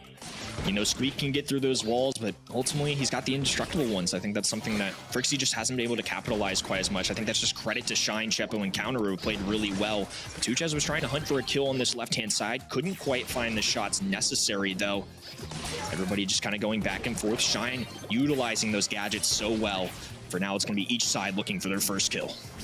Want to focus on Counter primarily because he is just repeatedly bullying Pain on this matchup. There's just nothing Pain can do. He's able to yank back Shine, and there's a curve shot on Shine too, but it's not enough to shut him down. He even has that Spooky Boy hovering overhead. Betches jumps away. Frixie's locked in with Chepo, who just easily gets out of that super into the second form. Betch just tries to take down that second form as it's been left in the backlines, but Chepo knows, yeah, I'm Jackie now. Let's have fun with it. But his base is going to start taking damage from that poison. Does he know? Did he remember? Looks like it wasn't even a consideration because the pinch was just that strong. One more round and West Coast FA will be in a grand finals for our month number 2. It's going to take a lot here. Wash Team certainly just haven't looked as good as West Coast in this set. We're going to have to see a huge turnaround, a nice comeback, but another gadget for Shine is going to make it tough for them to walk forward. This Wash Team's lifeline, this one round decides whether they have yet more to go in this competition or whether West Coast FA close it out now and a lot earlier than we expected. Chepo on the left side, contending this time with Pain, dealing major damage, and Pain has to pop the emergency super. And Frixie's able to heal him up, luckily. He has the last call at the ready.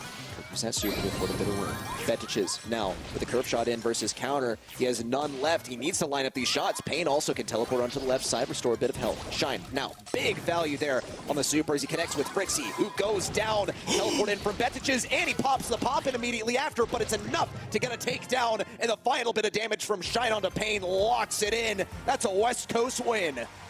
West Coast entering the grand finals in great fashion. I thought that was a very well performed set, and I think overall they just looked like the better team throughout that. I don't know if that's a draft thing, and you know, I believe I called out that throwers typically counter Squeak. I don't know if it's necessarily a hard counter per se. I know we kind of throw that term around loosely in the business, but I definitely don't think they were so outclassed in that draft that West Coast couldn't, Wash Coast couldn't have won it per se. I think ultimately West Coast were just the better team today. I think better days ahead for Wash Team as well. They put up a great fight. I mean, very competitive moments, but those last couple sets, I think really showcased the peaks of what West Coast can do.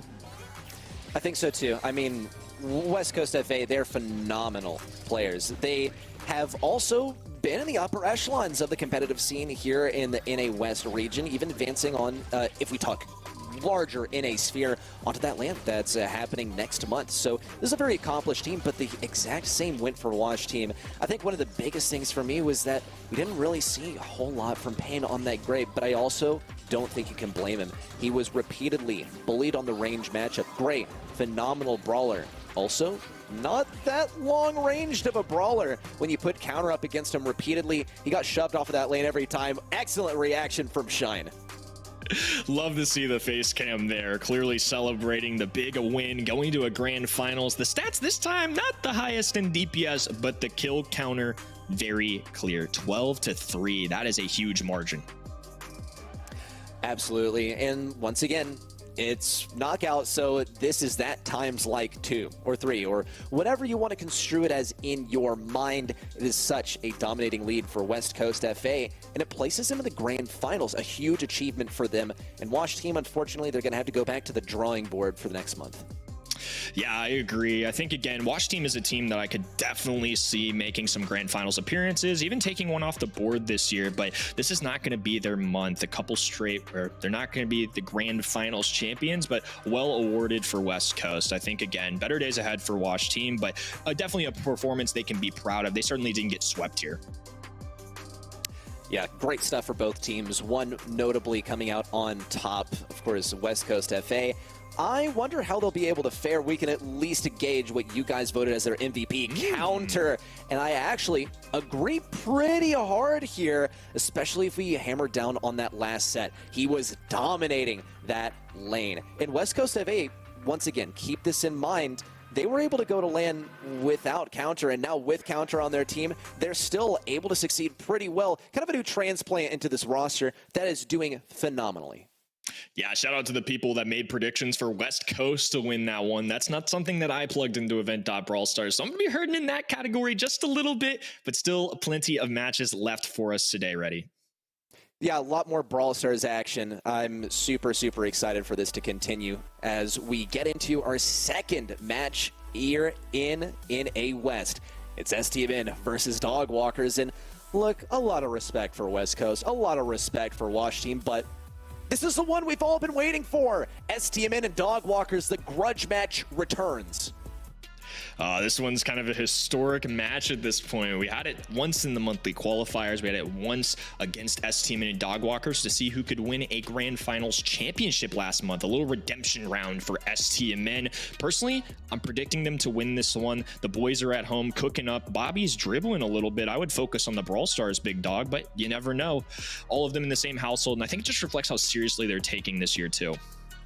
This is true. I mean, can someone tell Bobby to put on some socks, though? I mean, for free, though, the warm-up here. I mean, look, you gotta cool off as well. Shorts on, in the house. It's good. He's all calm, cool, and collected, ready to go for this match. I wonder where OG is, though. I think he usually sits on that left side. Of course, a little spike up on the whiteboard on the left side, too, representative of this dude.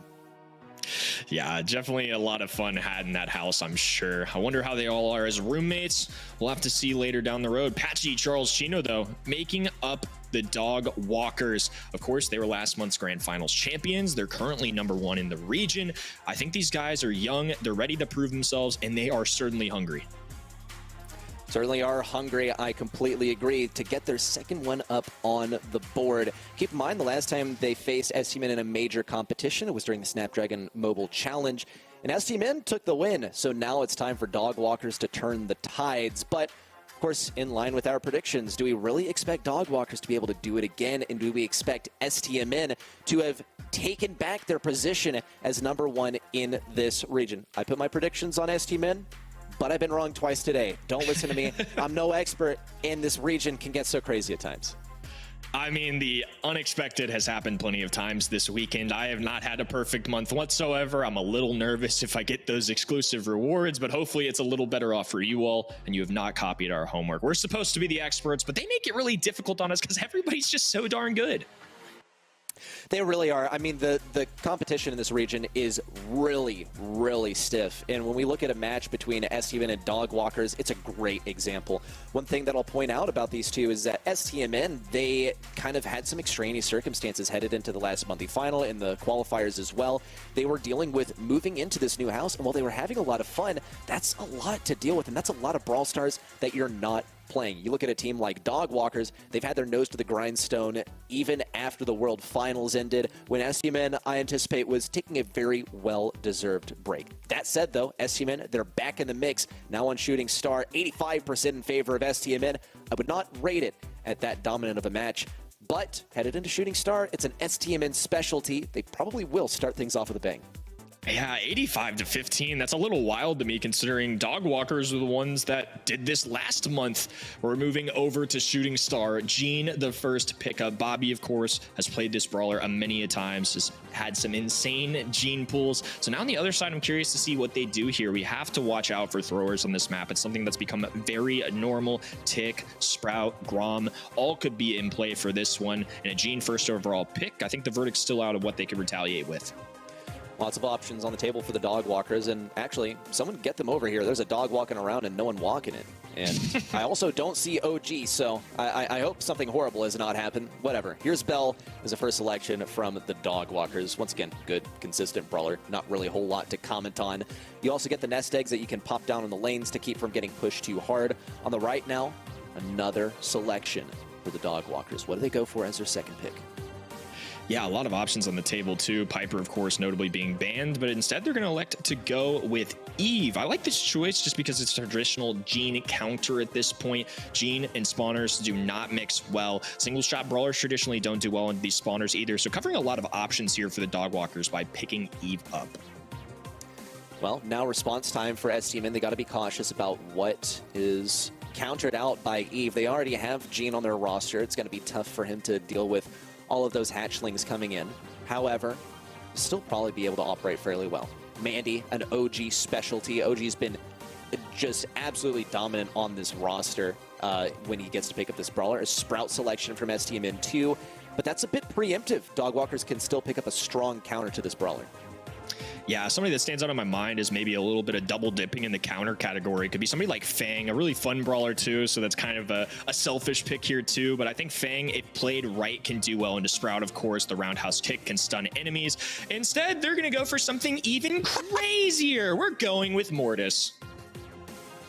Nah, that's nutty. Look, you see Mortis up and you instantly know it's patchy. No actual shot he's going for this. You can't do this. This is a monthly final versus STMN. The Modus? Really? Oh well. I'm really pumped for it. I cannot wait to see this in action. But I will also say this STMN comp doesn't have I'm countered by Mortis written all over it by a pretty decent margin. Mandy still does fairly good damage, even in close range, unlike Piper. Sprout, not going to be the greatest contender for Mortis, but Mortis will still be able to take the blue star for free. Oh, it's not patchy on the Modus? What is this? What have we come to? Yeah, we'll go with Chino here, and I feel like he's still going to have a lot of fun in this brawler too. I think we'll make it work. You know, you said that you can't do that in the monthly finals. I'm going to take the opposite approach. Absolutely, please do this in the monthly finals. We all really enjoy it. Thank you, Chino and teammates. And now a little dive in for Mortis too, looking for the smoke. Doesn't quite connect. It's actually going to be a trade. 2v3 Dogwalkers with the continued lead. They have traded over that blue star to the opposing side, but it's kind of inevitable when you are Mortis and you have the blue star hanging over your head from the beginning. Oh well, at least it got STMN to play aggressive into them and earn them that kill as a result. Let's note also, Bobby has this super ready to go. Patchy probably not going to be the one targeted by that super. Never mind, Bobby went for it anyway. And Patchy, dude, didn't even flinch on the backlines. OG also able to fend off Chino in close range. This is what I'm talking about. It's not like Mortis even counters these guys that hard.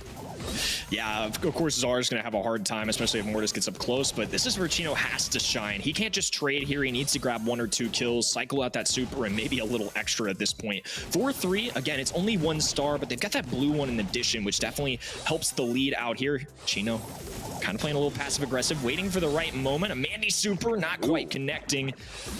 Couldn't connect to Patchy there. 3-on-3 situation, 30 seconds to go. STMN, small lead.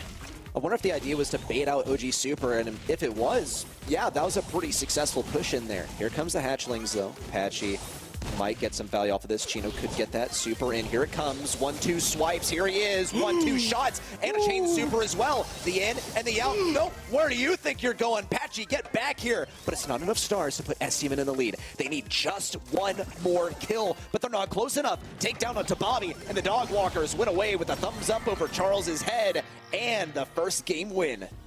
Wow, the Mortis paying off in the final moments. You have to rely on him for those big plays. Otherwise, this combination is going to come crumbling down. He needs to be cycling supers, making those swipes, and did a really good job there. I think you make a great point, too. The beginning of these games is going to be one to watch because if Mortis predictably ends up picking up these blue stars every time, well, he's likely going to give them away. It would be very, very, I would say, insane if Mortis didn't somehow die at least once. It's pretty unlikely.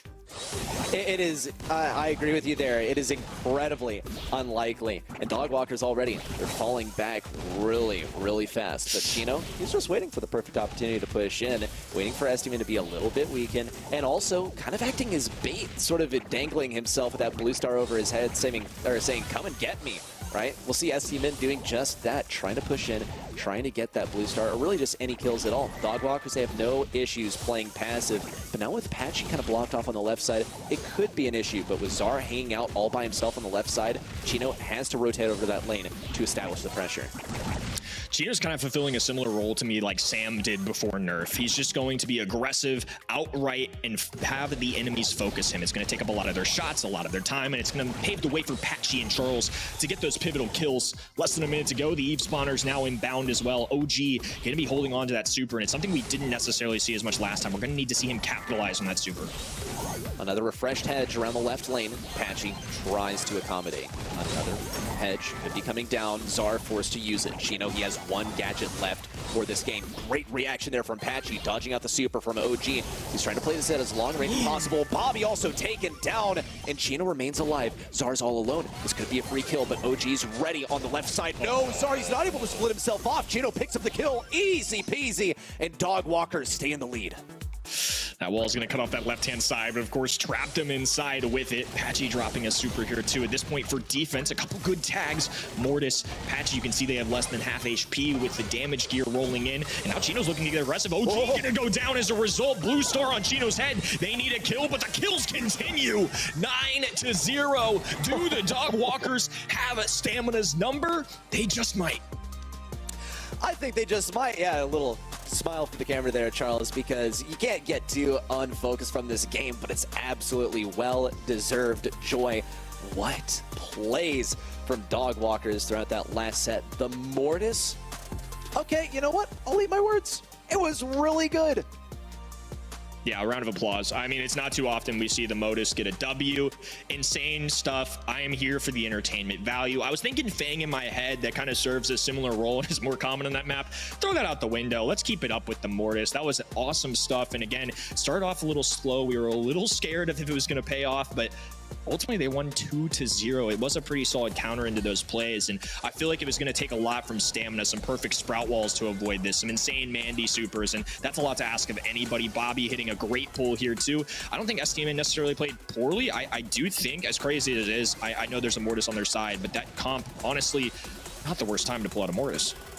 I mean, really, like the Mortis play was magnificent, and also I think a lot of credit needs to be given to Charles and Patchy, because keep in mind their third brawler is kind of just dashing around and yeah, like distracting some of the attention, but not forcing away any opponents. Look at STMN, 1 kill apiece across the board. Dogwalkers looking clean, and Chino on the Mortis, he only got 2 kills there and not a whole lot of damage. I think really a lot of credit needs to be paid to Patchy and Charles, and especially Patchy. Look at that, 130 DPS, 4 kills. Dude was really fending off all of the ops while Chino was taking all the attention.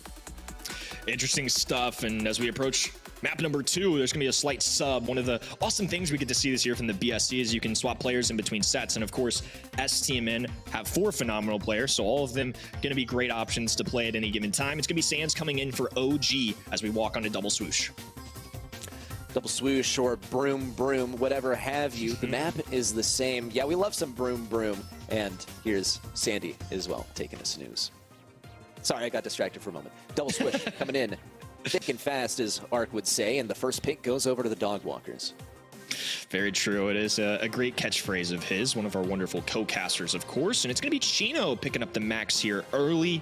The Amber Crow, Gene being banned on the left, Squeak Bow B on the right. Pretty normal stuff. No crazy stuff like the mode is so far, but I've got my fingers crossed. One brawler, again, I've said it a few times, but after chatting with pro players and as much as we've seen this weekend, I always like making the audience aware of some of the slight changes we have from month to month. And Sandy is somebody that's shown up here quite a bit in scrims. It's somebody we've seen this month on this map as well. And of course, this is a brawler that used to play on this map a ton. It doesn't always work. It depends on the other side's draft, but as a later pick, it's a little bit sneaky, and we already saw him sleeping on the map, so he might already be here. This is true. Could be lurking in the shadows. Could be one of those things accenting Max on the side of dog walkers.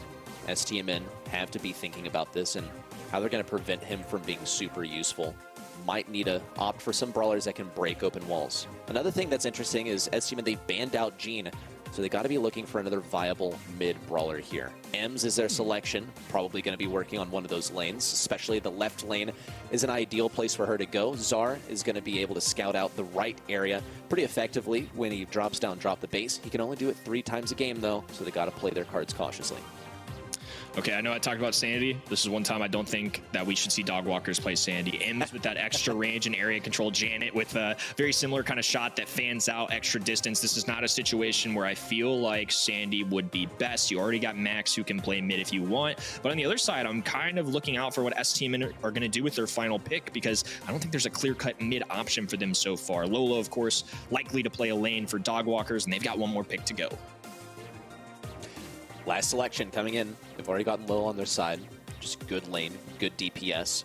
Bit of extra control if you feel yourself needing to fall back. Throw down the ego, pop your freeze frame up the E low using your ego. Just a few more seconds before we see what dog walkers select. Keep in mind, Amber's out of the question. Okay. Oh no. They're going against what you're suggesting. That's my bad. I mean, it can still work. Don't get me wrong. I just think in general, in terms of brawlers that I'm looking out for not to play against, Ems is certainly one of them if you're a Sandy. But again, depending on this lanes up, Sandy could go play somewhere else. And also, I will shout out too, they could get a little sneaky with this. While Max is typically going to be the anticipated mid in the good old days of Brawl Stars in 2021 or so, Sandy was a surprise mid option. So I'm curious to see what they end up going with here. Penny got to beat their mid for the STMN side. They've also got the turret going down too, so this will be interesting. Again, Sandy is by no means a bad, don't pick this, but I just think this isn't the situation where he will necessarily be at his peak. I think, though, he will be able to negate a lot of some of the issues once he gets to max speed, but that relies a lot on Chino. So as long as Patchy is on a lane where Sans is not, then he might be fine. But I see exactly what you're saying. Ems, she's already frustrating to deal with in a lot of situations because she gets such good control. And that shot, it's not only so huge and it fans out a lot, but it lingers for a while, and you can't play footsies against it effectively. We'll see how dog walkers plan to navigate it. They do run Chino up the right side, and it looks like Bobby anticipated this as he's going to be playing that Ems up the right side. Patchy, however, starts to rush down the left, tries to get some good damage in on Sans, and Zar is your mid brawler from STMN. Yeah, I'm a little surprised that Janet's playing the mid, but I think it's totally fine. Not a huge deal, and I do think it's best for Chino to play a lane option as well. Even if it is into Ems, Max is going to be able to give so much more added value if she can kind of group up with brawlers and drop that super. And as the mid, you're closest to both your teammates. Huge gadget coming through for Chino. One of the reasons Sandy can be so painful to go against at times. Big lane victory and a good lead now for dog walkers.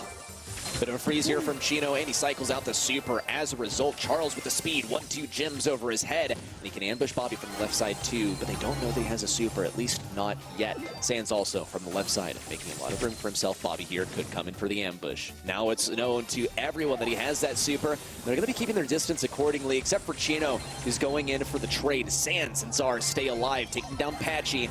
Dog walkers just need one more gem to lock it in. But they gotta play cautiously. They cannot afford to let Charles fall. Yeah, nobody can go down here for the side of STMN either. As long as Charles has all of these gems, all he has to do is pick up one more, put it in his pocket, and walk away. But right now, STMN retaliating. This is impressive stuff as now Bobby trekking up this right-hand side. A great start for dog walkers to try and make a comeback here, though, as the Chino super going to make them invisible for now. They're handling this magnificently, though. Still a lot of gems that they need to grab, but essentially the other team spawn trapped until further notice. Precisely. Once Bobby on the M's is in position, it's down. Oh my gosh, and a big kill on the backlines. Patchy falls too. Zar, he opts not to even go for those because they're gonna play the control game. He could have grabbed maybe a few and flown away, but Dogwalkers have this speed on speed dial, already moving in. Zar up to the skies, looks for a bit of damage versus Patchy. Down went the mid matchup as Chino falls. Charles able to pick up number 10, but he has to stay in the mix. As Zar has 9, 1 gem for Zar means that this countdown continues. Chino has enough speed to make it work. Dogwalkers just have to play control. Yeah, this is gonna be a tough situation. I don't know if they can claim these from the mid, so a kill's gonna have to do. 3 seconds to go, looking for shots. Charles out of harm's way, and even if Chino goes down, it won't matter too much. They had enough gems in their hands. I think that was an interesting call to go for the Janet super at the end there. They almost give up positioning by utilizing their super, and it kind of allowed for Charles and teammates to just walk forward and grab the necessary gem and walk away. I thought overall, STMN looked really impressive towards the end there. I think it was almost theirs to win at some point. Pretty much. I'm really surprised with STMN. They are struggling a lot in the early game. Some of the matchups are really favorable for them, but they weren't able to clutch that one out towards the end. Dogwalkers just got that little bit of speed that propelled them towards victory. This time, a bit of a better look for STMN, but not overwhelming control for the guys either. Bobby at mid has to play carefully. 3 gems over his head. Dogwalkers now start to encroach on their territory. Zar especially has been forced back. He looks to contend Chino on the right side. Patchy on the left also could be big damage in versus Bobby, who picks up the 4th gem. Chino trying to surprise things on the right still, but not quite just yet. Patchy and Sans trade out on the left. It's a 2v2. Wow, back and forth right here as Charles going to activate the speed. Chino looking for a 1v1 situation, winning the duel right now. A gadget helping him out, nearly going down, but he does survive. Other side, though, completely different story. STMN winning the left, Dogwalkers winning the right, and ultimately it's going to result in Bobby picking up his 6th gem. Could be a 7th coming in, but they got to scout out this invisibility. They need to hit some enemies, too. They haven't done that just yet. Patchy and Charles both establishing pressure on the left. Bobby now speed gear and super combined, but he's actually rotating back over to mid. There's some gems that he needs to pick up over there, and Charles has been able to get a 4th for free, but it doesn't really do that much in comparison to the 9 that STMN already have. Here's the speed onto Chino, but everyone knows exactly where he is. There's the freeze, needs 2 more shots, but he's not able to clip the corner in time. But Dogwalker still managed to get back some semblance of control. Just 1 more gem spawning near Bobby gets them the countdown. If Zar falls, though, it is an interruption. It's interesting. He does have a getaway option at any given time, though. Bobby left all alone as a result, though, needs to dodge these patchy plays, and he's getting really heated up here. 447 HP, finally going down to the follow-through shot from Charles. Zar now, however, can pick up all of these gems. So for the Dogwalker side, they have to take down Zar. This is especially dangerous, too, because if Zar gets that super, then Dogwalkers are done for. The clock ticks down. Zar needs to line up these shots. Could be coming in. Patchy now with the ego plays. Not a takedown to Zar. There it is, the interruption. Sans gets to pick up all these gems now, and he's not able to take to the skies. He doesn't even have a gadget to show for all that effort either. The countdown continues. Oh, can they do it again? They will have to get a kill on Sans. They can't pick these up from the mid. Sans cleaning things up left. Bobby stepping forward as well. It's going to force Charles away, and there is simply not enough time. STMN tying things up in set number 2. My goodness, very close stuff. Zar trying to make sure that it doesn't get all cramped up over here, stretching the arms as they gear up for game number 3. Really a nail biter for the guys too, because this has been played very well by the Dogwalkers. And even in the end of the game, as that clock ticks down to 2 or 1 seconds, they're still not safe. Dogwalkers are hot on their heels. This time, Bobby charges in, picks up a couple gems, major damage, but it's not too much of an issue. You might see Sans fall on the left side. He does get the takedown versus Patchy, and Charles is soon to follow. A charged up super with a speed in for Chino. Big damage on Bobby, asleep. Is it enough to finish him off? Yes, it is, but not enough time to take all those gems. Zar with a finish off, and Dogwalkers still on equal footing with STMN. One really good switch from STMN, I think, is throwing M's in this mid, but more than that, it's because Zar is laning up against Sandy off the rip. It's a little extra range to work with, but Chino doing a great job of giving Bobby trouble right now. A little tit for tat as the about 100 per second shots are going to be huge circles on the middle of the map for both teams. Charles scooping up these gems for now. Really close as Zar picks up another 4-4 overall, but the speed coming through for Dogwalkers. What will they do with it?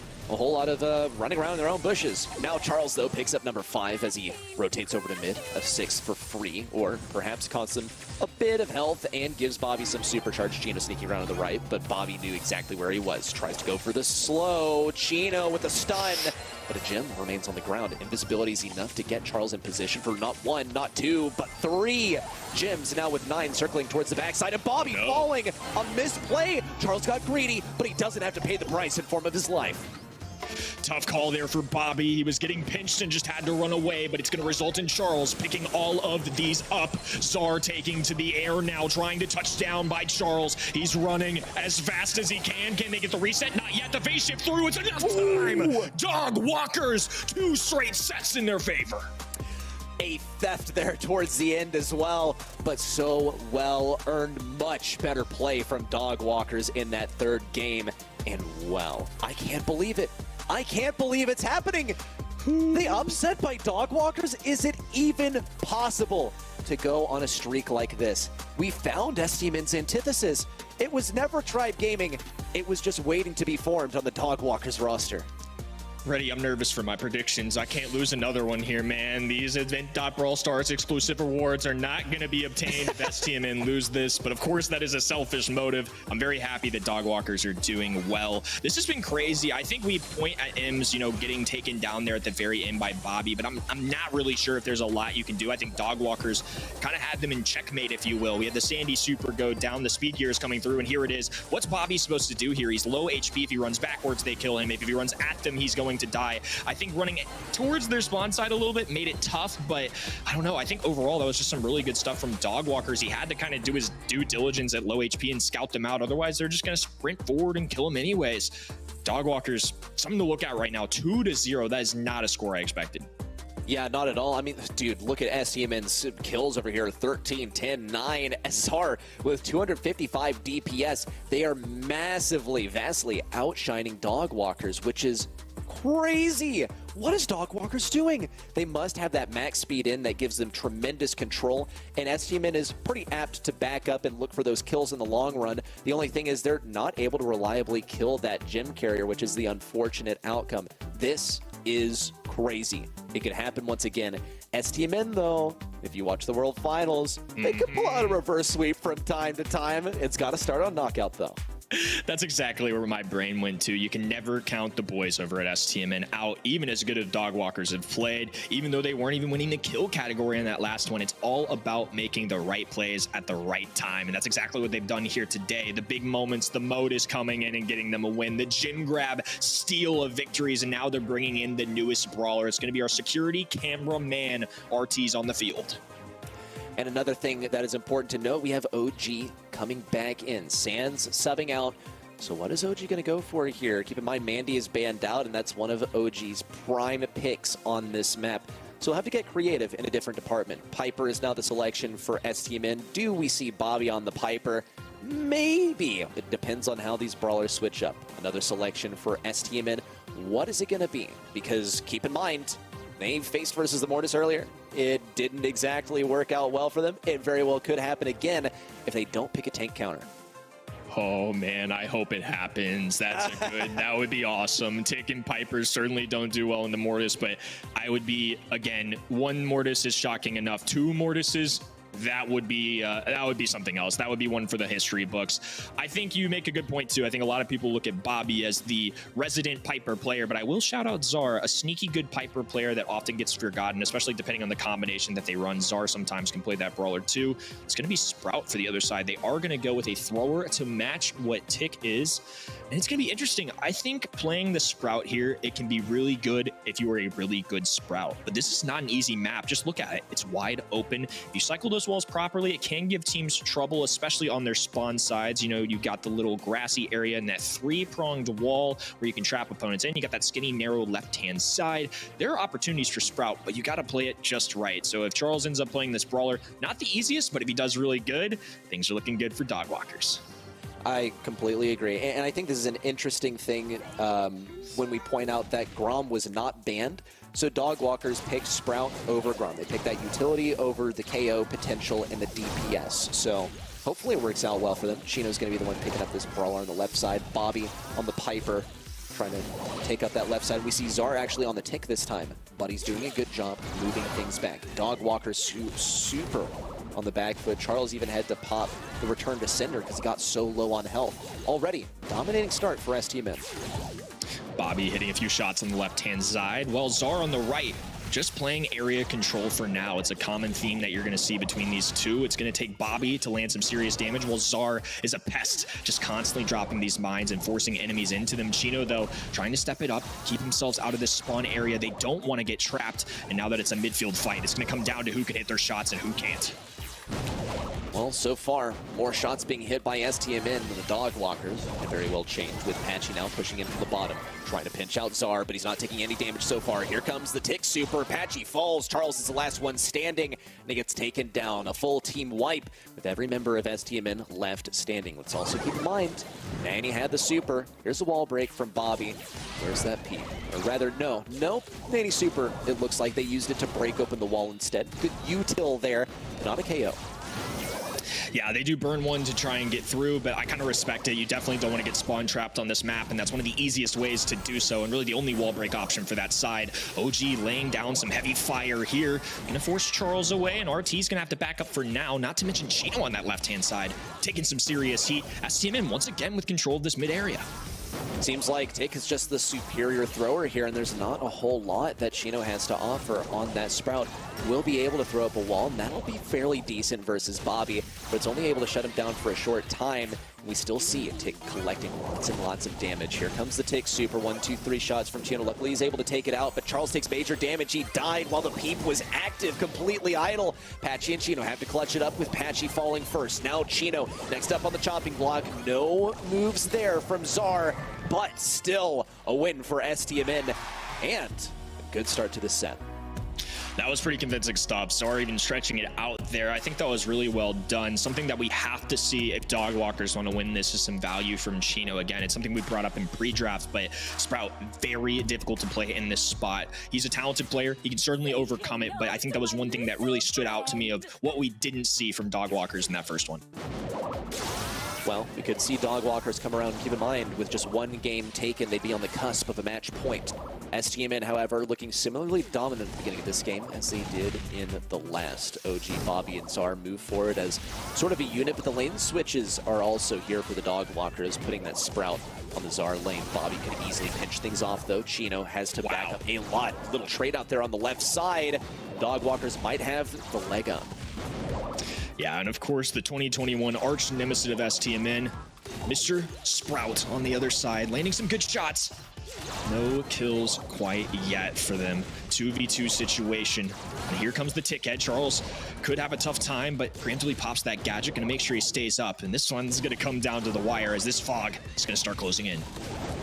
Only a few seconds before we see exactly that. Bobby gets stunned, could get taken down. He's able to survive for a moment longer, but eventually falls. It's Chino versus Czar in the 1v1. Czar needs to close in close range for that gadget use, but Chino's going to keep him at a distance. 1-2 shots, the final one coming in, and Dog Walkers managed to take this round. I chuckled there just because that's the 1v1 of the century right there. It's not too often you get to see a thrower versus thrower matchup. That's not really easy for Tick to win out, but Sprout's got to pretty much hit the perfect shots too, dropping that super just enough though.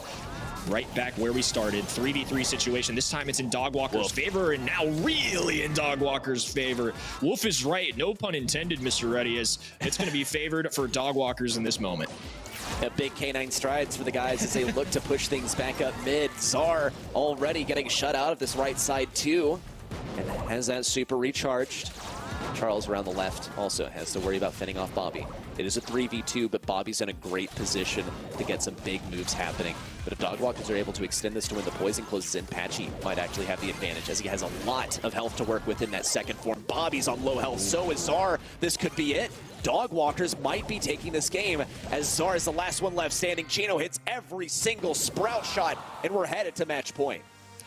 Wow, it's so insane to me. This one's felt like a pretty drawn-out match. Definitely hasn't felt fast, but in all reality, we're looking at a Dog Walkers match point right now, and they're up 2-0. This isn't some, 2-1, 2-2 situation. This is STMN, a semi-finalist from Worlds, once again being tasked with trying to make a comeback for Dogwalkers. Didn't work out for them last month. Will things change here for our March monthly finals? Could make a turnaround. Dogwalkers already getting some big moves in on the right side. Zara is able to easily heal up, though, thanks to well-oiled, consistently staying pretty high on health. Shield active to help him survive some shots in from Charles as well. Patchy also tagging things up as Bobby has to rotate over to the right side. Everyone's kind of crunched in, pinched on the back right. Dogwalkers still have not been able to get any kills out of it. Only the first little flecks of damage coming in. Oh! And that's what RT can do, but a good retaliation from Bobby here. 2 versus 2, advantage Dogwalkers in positioning, and Patchy walking it on in. A jump away from Bobby, but Charles is waiting for him on the other side. 1 more round to go, and Dogwalkers could be in another grand final situation. I can't believe what I'm watching. I cannot believe this could actually happen. Dogwalkers very well might be able to close this one out and take down STMN, but this time a 3-0, that's unheard of. Dogwalkers on top in this region? No way. But it just might, as STMN's already on the back foot. Here comes the tick head up the left side. Patchy, mostly able to fend it off, but still ends up taking a big chunk of damage. It's enough room for Bobby and OG to sneak up this bush at the mid lane, and eventually over to the left side, as they have to contest Charles. Zar also firing away some control at the top side. No supers just yet. Chino taking big damage too. Here's a peep coming in. Probably targeting Zar. Nope, over to Bobby. Big damage, but no kill just yet. A lot of wasted shots on that tick head, but it's certainly going to keep them alive for now. They have an opening there for Sprout too if he needs to get out of this situation. STMN have to play this perfectly. Great shots by RT and a pop gadget from Zar to make sure he stays up. Charles with a return to Cinder. Zar, low HP, barely surviving. Patchy trying to deal with the enemy team. It's a back and forth affair. Bobby, the only one left, dies to the fog. Dogwalkers officially kryptonite. STMN go down once again. Wow, I had never, ever considered that we'd see STMN on top with just one major obstacle standing in their way. But I might even have to go back on that. Is it really STMN on top or Dogwalkers on top as they've taken them down not 1, not 2, but 3 times in the BSC? And this time, not in the grand finals, in the semi-finals. Silence on STMN's side. Very unexpected outcome. But congratulations to the Dog. I'm a mix of emotions right now, man. Yeah. I'm not sure whether I should be happy for Dogwalkers or happy for the scene as a whole that we have all kinds of new competition. But I think at its core, this is the one time I haven't predicted Dogwalkers to win their match, and they win. What's going on, guys? Well, with that added knowledge, I'm going to remember that, and next time I'm just going to reverse whatever it is you do with Dogwalkers, because clearly it's working. Dogwalkers, again, a victory over STMN, and not just a win, a 3-0 victory. That's unheard of. Nobody 3-0s STMN. That's hard for anybody to do. Tribe Gaming at times in their history have not 3-0'd STMN. This is wild stuff. I have to give a lot of credit to Dogwalkers. Like, we saw them most recently lose to them in ESL, but in the BSC, it's a different competition, and I mean, Dogwalkers are simply built different right now. I'm not really quite sure what it is, but drop the D here. It's the OG Walkers. They gave him a real hard time in that last game. Just 2 kills, not a whole lot of DPS on his side either. Dogwalkers are looking phenomenal at the moment with a 3-0 victory over STMN. Wow. Yeah, I'm impressed. You know, you could kind of feel it in STMN's room too. It was such a dynamic set. The winner's side, obviously, insane cheers from Charles, and I'm super happy for them. This is an awesome thing to see. But for STMN, you definitely feel for those guys. You can see in their face how much it means to them. Again, this year they've taken super seriously. They've even moved in together. They have a team house together. They are grinding together, living together. And to not see the results, that's definitely got to hurt. Certainly is, but from Dogwalkers, Patchy being the MVP, definitely an MVP in my book as well. Such a phenomenal player in general, but also when you see every single game that these guys play, and if we want to look at this on a set-by-set basis, even when someone's on a pretty flashy brawler, we get to see Chino on the Mortis in that very first set, but it's Patchy walking away with the best DPS and the best kills, really the baseline and the lifeblood of this team phenomenal player, well deserving of that title, and congratulations to him and the crew on their win. Yeah, that's a big victory for sure, and it's going to be an insane and unexpected grand finals, I might add. That one checked off a lot of boxes for me. The weekend has in general. We've got another fun one ahead of us, folks. Don't go anywhere. NA West March grand finals shortly happening.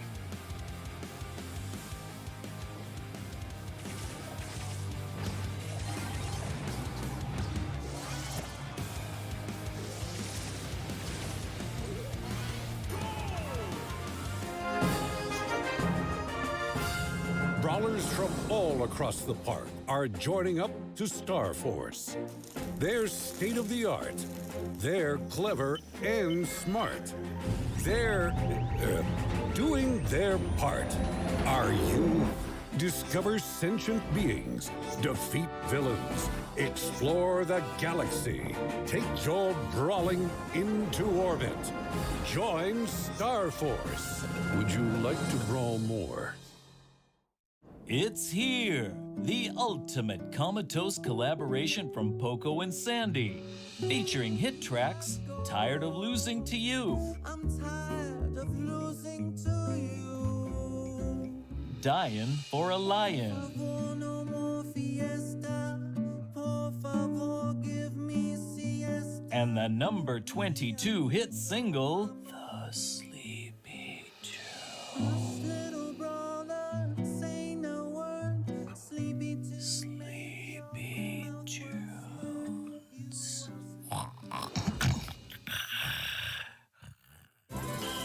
Shake out those sombreros. It's the Fire Fiesta. Featuring Ember, the high flyer fire supplier for hire. Poco and Frank perform a brain-melting medley of the Sleepy Tune. And what's a show without a topless appearance from El Primo? But now, it'll set your fans on fire. Are you tired of not winning? Fed up of dying? Want to make it to the championship finals just this once? Fear not. Byron's Snazzy Snake Oil can help. Carefully crafted by Mr. Byron himself from nature's finest ingredients, including essence of real snake. 50% of the time, it works every time. Byron's Snazzy Snake Oil can cause twitching, excessive hollering, flatulence, and in 50% of cases, death. People often ask, how can I do become a world championship winner?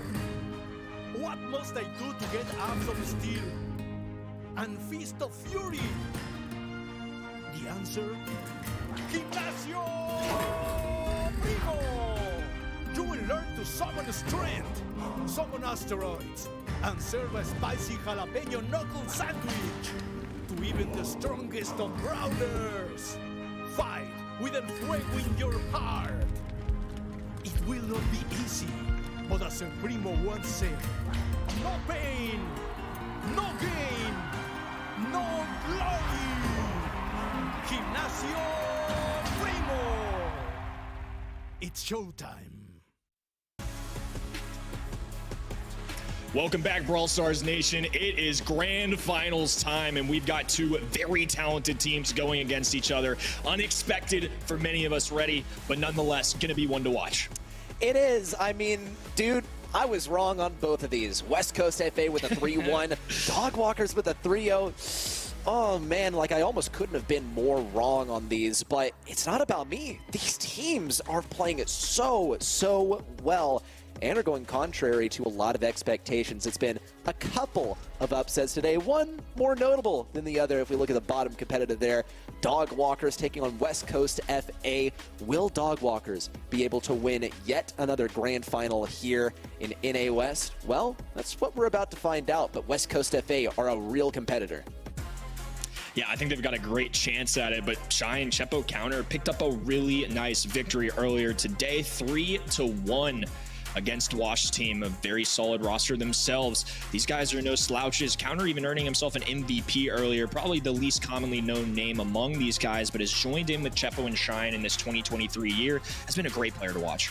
certainly has been sort of a dark horse coming in here, previously playing for a different roster in the Queso Cup that, well, lost every single one of their games. Counter was part of the trio Tijuana, and now he's part of the trio on the West Coast, and he's making big waves. I'm excited to see the guy play.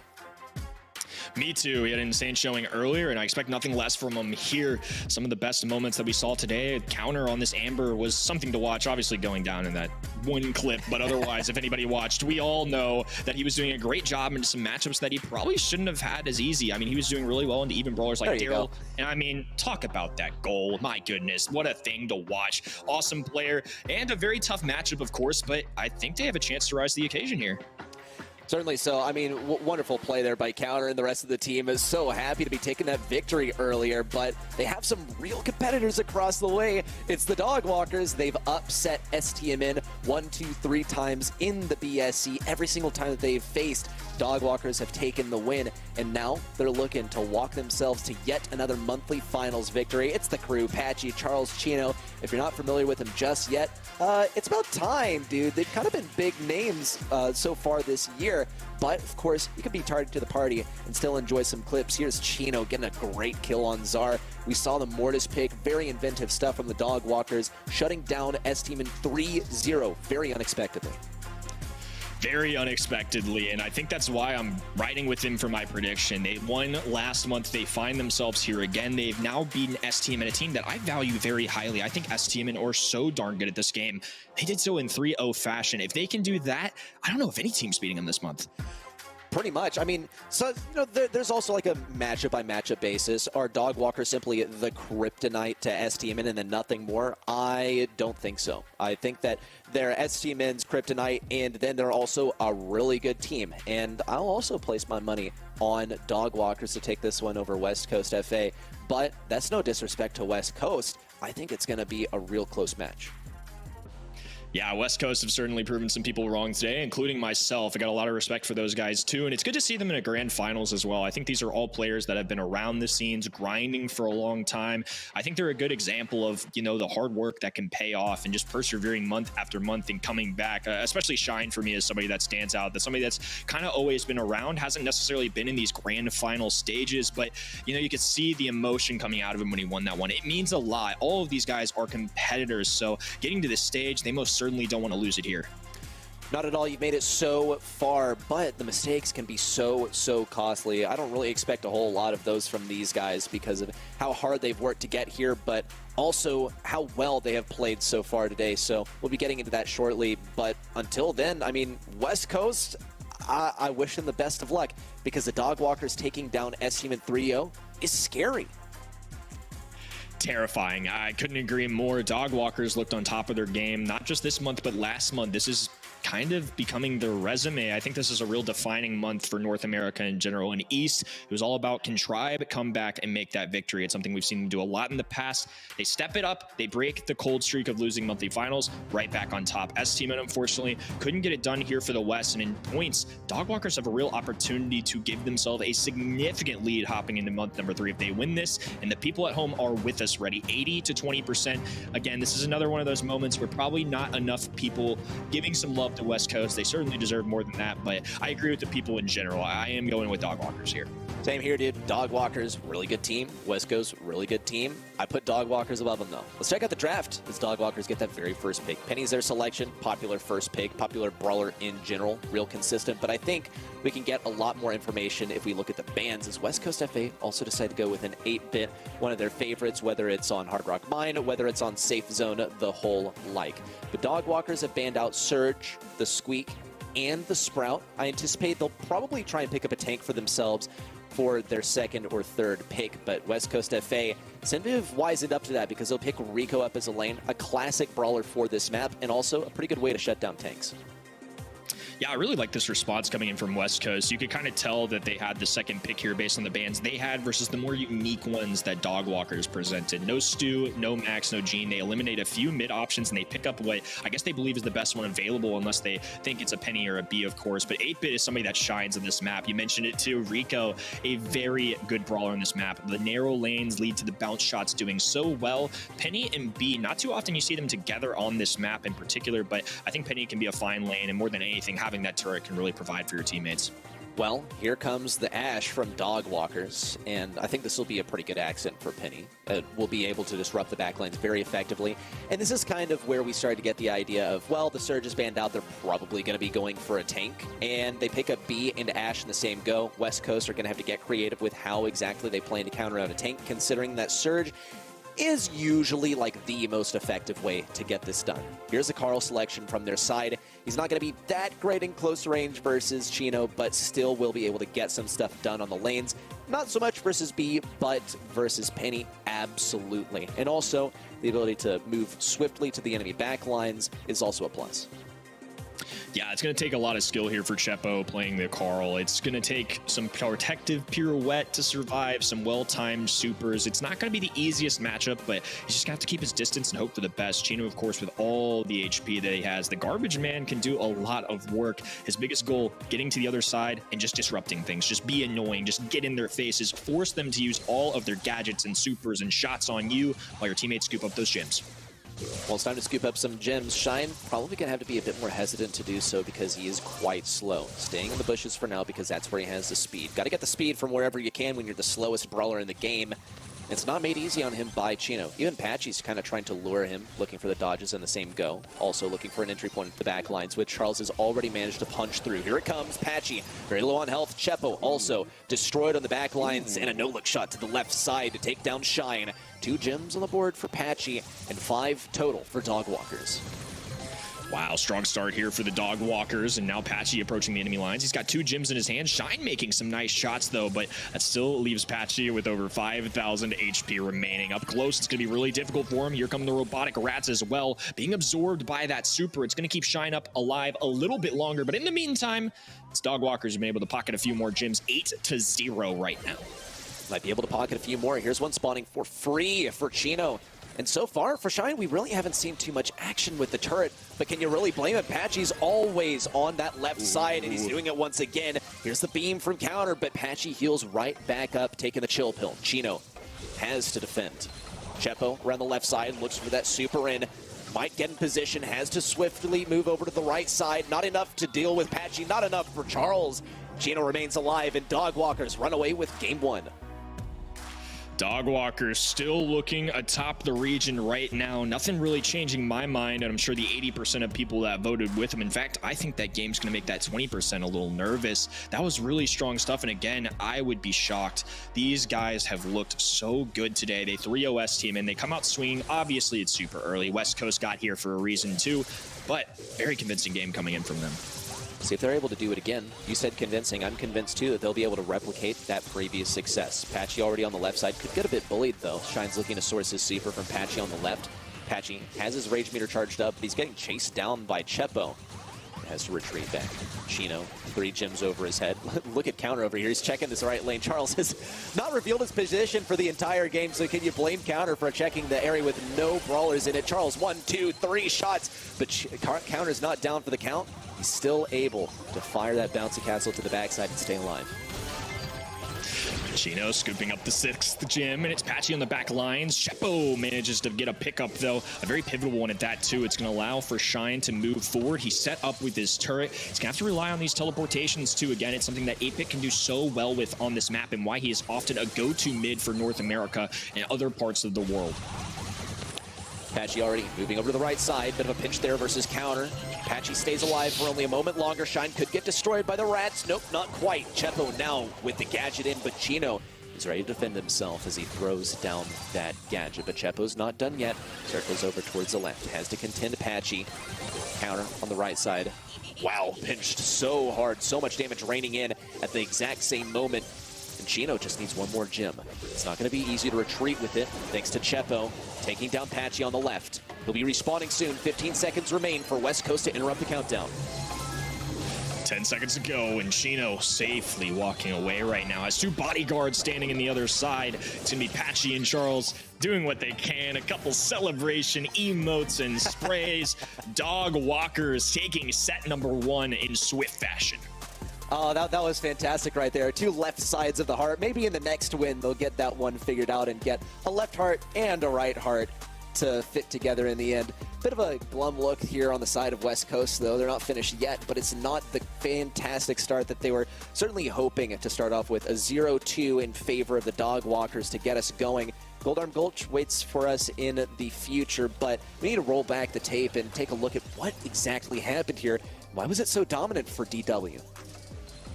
Yeah, hard to say. I mean, I like the draft from both sides. I think 8-Bit can be really good here. I do agree with you, though. Sometimes Carl can have a tough time up close into some of these brawlers. I mean, you even have the Salty Barrel as kind of an emergency option for doing some serious damage at a moment's notice.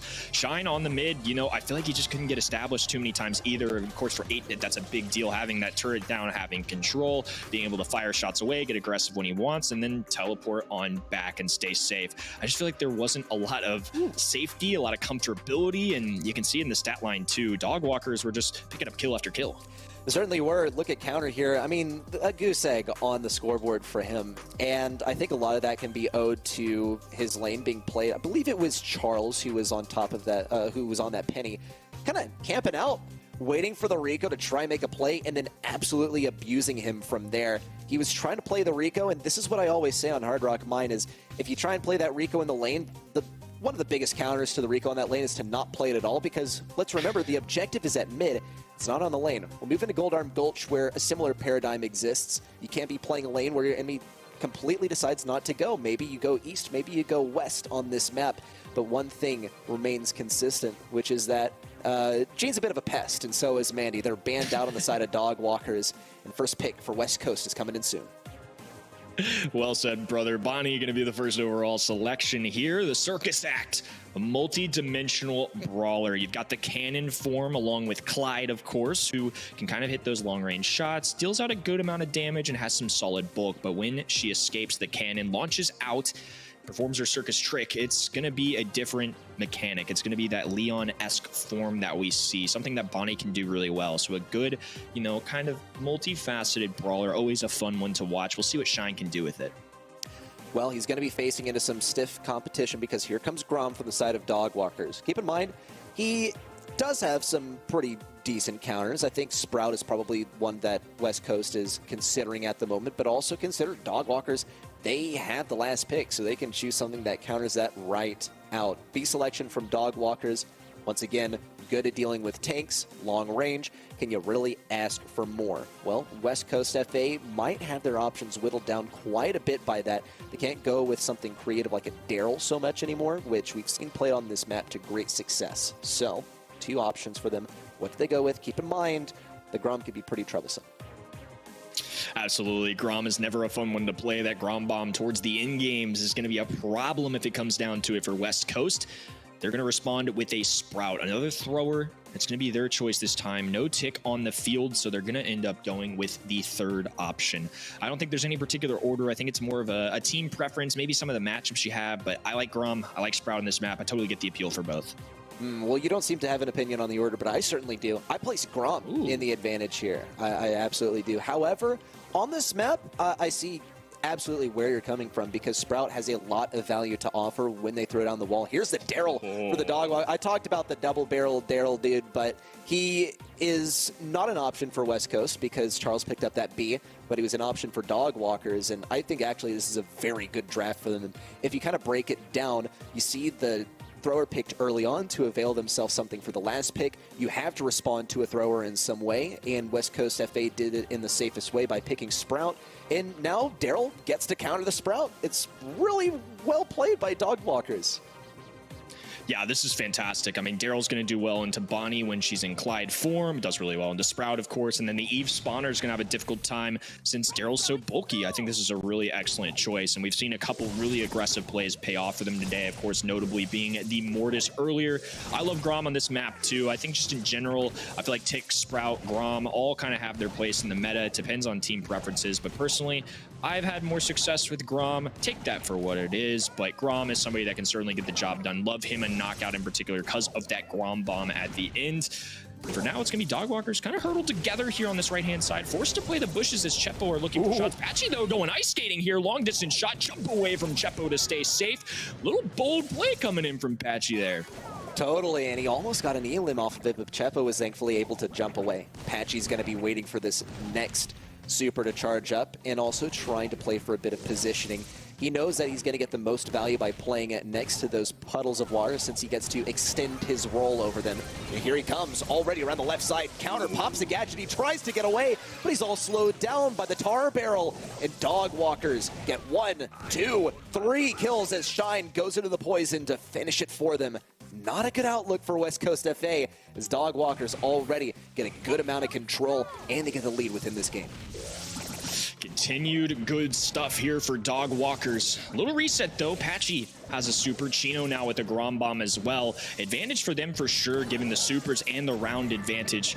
A little cutoff here of a wall. It's going to make things a little more difficult for Charles, but he's just going to divert his attention over to Chepo now instead. Right back where they were before, all in the grass, looking for shots. It's going to be left to West Coast to put some pressure on him. Certainly putting some pressure on them, keeping them all locked down on that right side. Chepo, look at it, he's just hovering over this water saying, come and get me, Patchy. But Chino's ready with some firepower of his own. He has quite a bit of range to work with, and he has that bomb at the ready too. Can see some action in here. Shine gonna get impacted by that shot from Chino. Not too much of a concern because he's able to heal it right up. Big slow onto Chepo, but he's just out of reach as well for Charles. Dog Walkers might have a big play here. Patchy now going over to the left side. Chepo, what are you doing, man? Into the poison, but Counter might be able to get something at the top side. Closes in versus Chino. A missed shot, but it's not the end of the game just yet. Big dodges from Chino, but he's not able to finish it off. West Coast FA take the round. Well played to West Coast. A little jump away, too. Had me nervous. Chepo went the wrong way. And now this super might even be a little step forward. I think that's not going to end up being a huge deal as everyone ran left this time. The mind game's certainly beginning as everybody's switching their directions to kick off round number 3. That's just the little things that you got to do at a pro level. Patchy flashing that super, looking to go skating across the pond. Once again, going to elect to go towards the top side for now. He's going to be trying to strike one of these guys when they're caught off guard, when they're single, and they're not with their teammates. That way, he can get the nice counterplay. Well, Patchy can do it again. Chepo, he's here, ready to jump into the poison. Yeah, not quite. No poison here just yet. Chepo does jump into the corner, though. Patchy's kind of left in the corner. Counter and Chepo can absolutely abuse him here, but Charles and Chino are ready to peel them off. Patchy takes the long way around to the bottom side. Chepo tries to farm up a super off him, and he does succeed. Separation towards the top. There's nowhere for Dog Walkers to move. They have to stay, and they have to fight, but they could get upset by the poison. Charles closes in just in the right second. Big Grom Bomb down, and elimination for Chepo. It's a 2v2, now a 1v2, and Dog Walkers get taken down. West Coast claim their first game. They're simply mortals. They can bleed. We just proved it. One game taken here. As good as Dog Walkers have looked today, the same can be said for West Coast. Finally getting a little action for themselves, improving why they are in this spot. Now an opportunity with one more game to take away this set. Well, here we come already. Start for the Dog Walkers, but this time they're not lurking towards their side, on the puddles on their side. Patchy actually pushes down. Still kind of scoping out the scene where everyone is moving and deciding on his positioning from there, mostly lurking towards the bottom side. If he's able to come around from the bottom, it actually could be quite nice. He'll be able to upset Counter in that matchup if he gets the roll in. But not quite yet. Here comes the roll. He has that circling dash line underneath him. Chino's also very low on health, has to play it safe. No major moves just yet. Everyone playing this very cautiously. But Dog Walkers do have to make the first move. The Easter Bunny, barely staying alive there, does manage to get a few dodges. Gonna keep himself up and even regenerate all the way up to that shield. There comes a gadget. Shine getting connected once, but not enough time for a kill. Chepo gonna be in trouble here. Jumps away, barely survives, and needs to watch out for the fog now. The boundaries are closing in.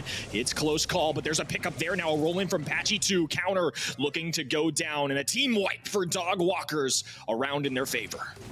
Good stuff, and some shots out from Patchy too towards Charles. He's ready to get a move on and get into this next game. Good stuff for the Dog Walkers so far. The West Coast FA got in their heads. They're already approaching this right side, ready to play East versus West. Didn't look like Dog Walkers really came prepared for that to this party, but still, Shine took major damage from Grom in the left lane. Chino could get that last laugh. 1-2 shots. Patchy with the roll in, but where are you going? He's got to go for Counter, but he manages to get behind the walls. Could still get pinched. Chepo tries to take him down. Unsuccessful, and he has no gadgets to get around. Counter has a super in, but it's still a 2v3. Patchy gets the upset, and Dog Walkers could close it out. 3-on-1 situation for Chepo. He's going to have to make a hero's effort, but he's going to be shut down real quick. Dog Walkers with an immediate response here. West Coast were looking great, and then all of a sudden they weren't. Dog Walkers back to where they've been all day, tied for a lead. They're bringing it back. I mean, spectacular stuff for the Dog Walkers. They've made it work with that Daryl, and they've done it so well. West Coast FA, they found a way to deal with it in that very first game. But how they do with it this time? Well, they're not approaching the lane where the Dog Walkers reside. Now, is that a good start? Big question. I'll leave it to Dog Walkers to answer. As so far, they're simply maintaining position. Shine doing some serious sleuthing on this left-hand side, making sure that Daryl wasn't there. It's something they definitely wanted to make sure that he didn't catch them off guard. Dog Walkers have now tied up this set, 1-1 overall, 1-set lead. Of course, even if they go down, not the end of the world, but they'd certainly like to put themselves in a 2-0 spot. Charles with a super in hand as well, but for now, it's West Coast, once again, playing this mid-ground, holding positioning. Just buying some time till Apache has a prime opportunity to roll in.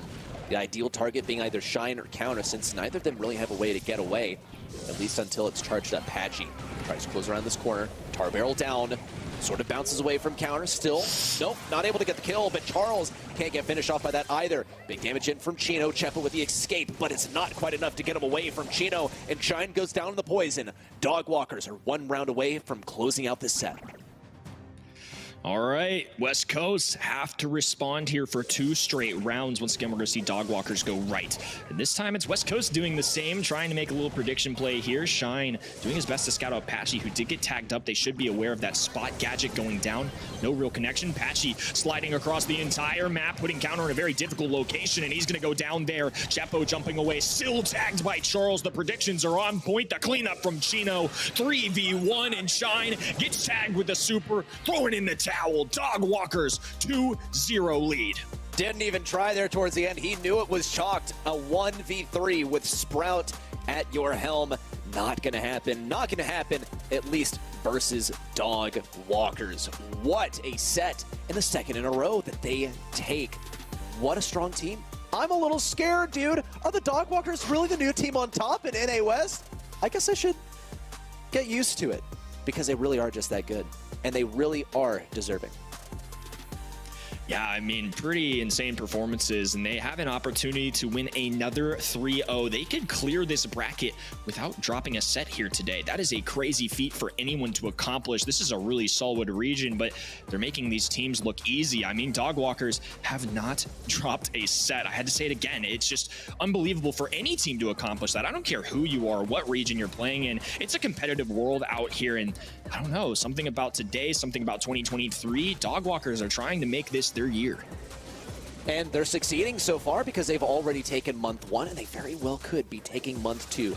2 sets under their belt, convincing gameplay, and even better drafts. The way that the Daryl combined forces with everyone on that roster and perfectly countered out West Coast, I think is one of the greatest examples of that. But West Coast, they're not any slouches by any definition of the word. Look at this. They've got some respectable number of kills on their side. They've got decent DPS on their side, but they were absolutely outshone by Dog Walkers. Let's also not forget that they got a game victory in there, so they're not down for the count. It's not silence on their front, but it is leading in to Sneaky Fields for set number 3, which could be their final stand.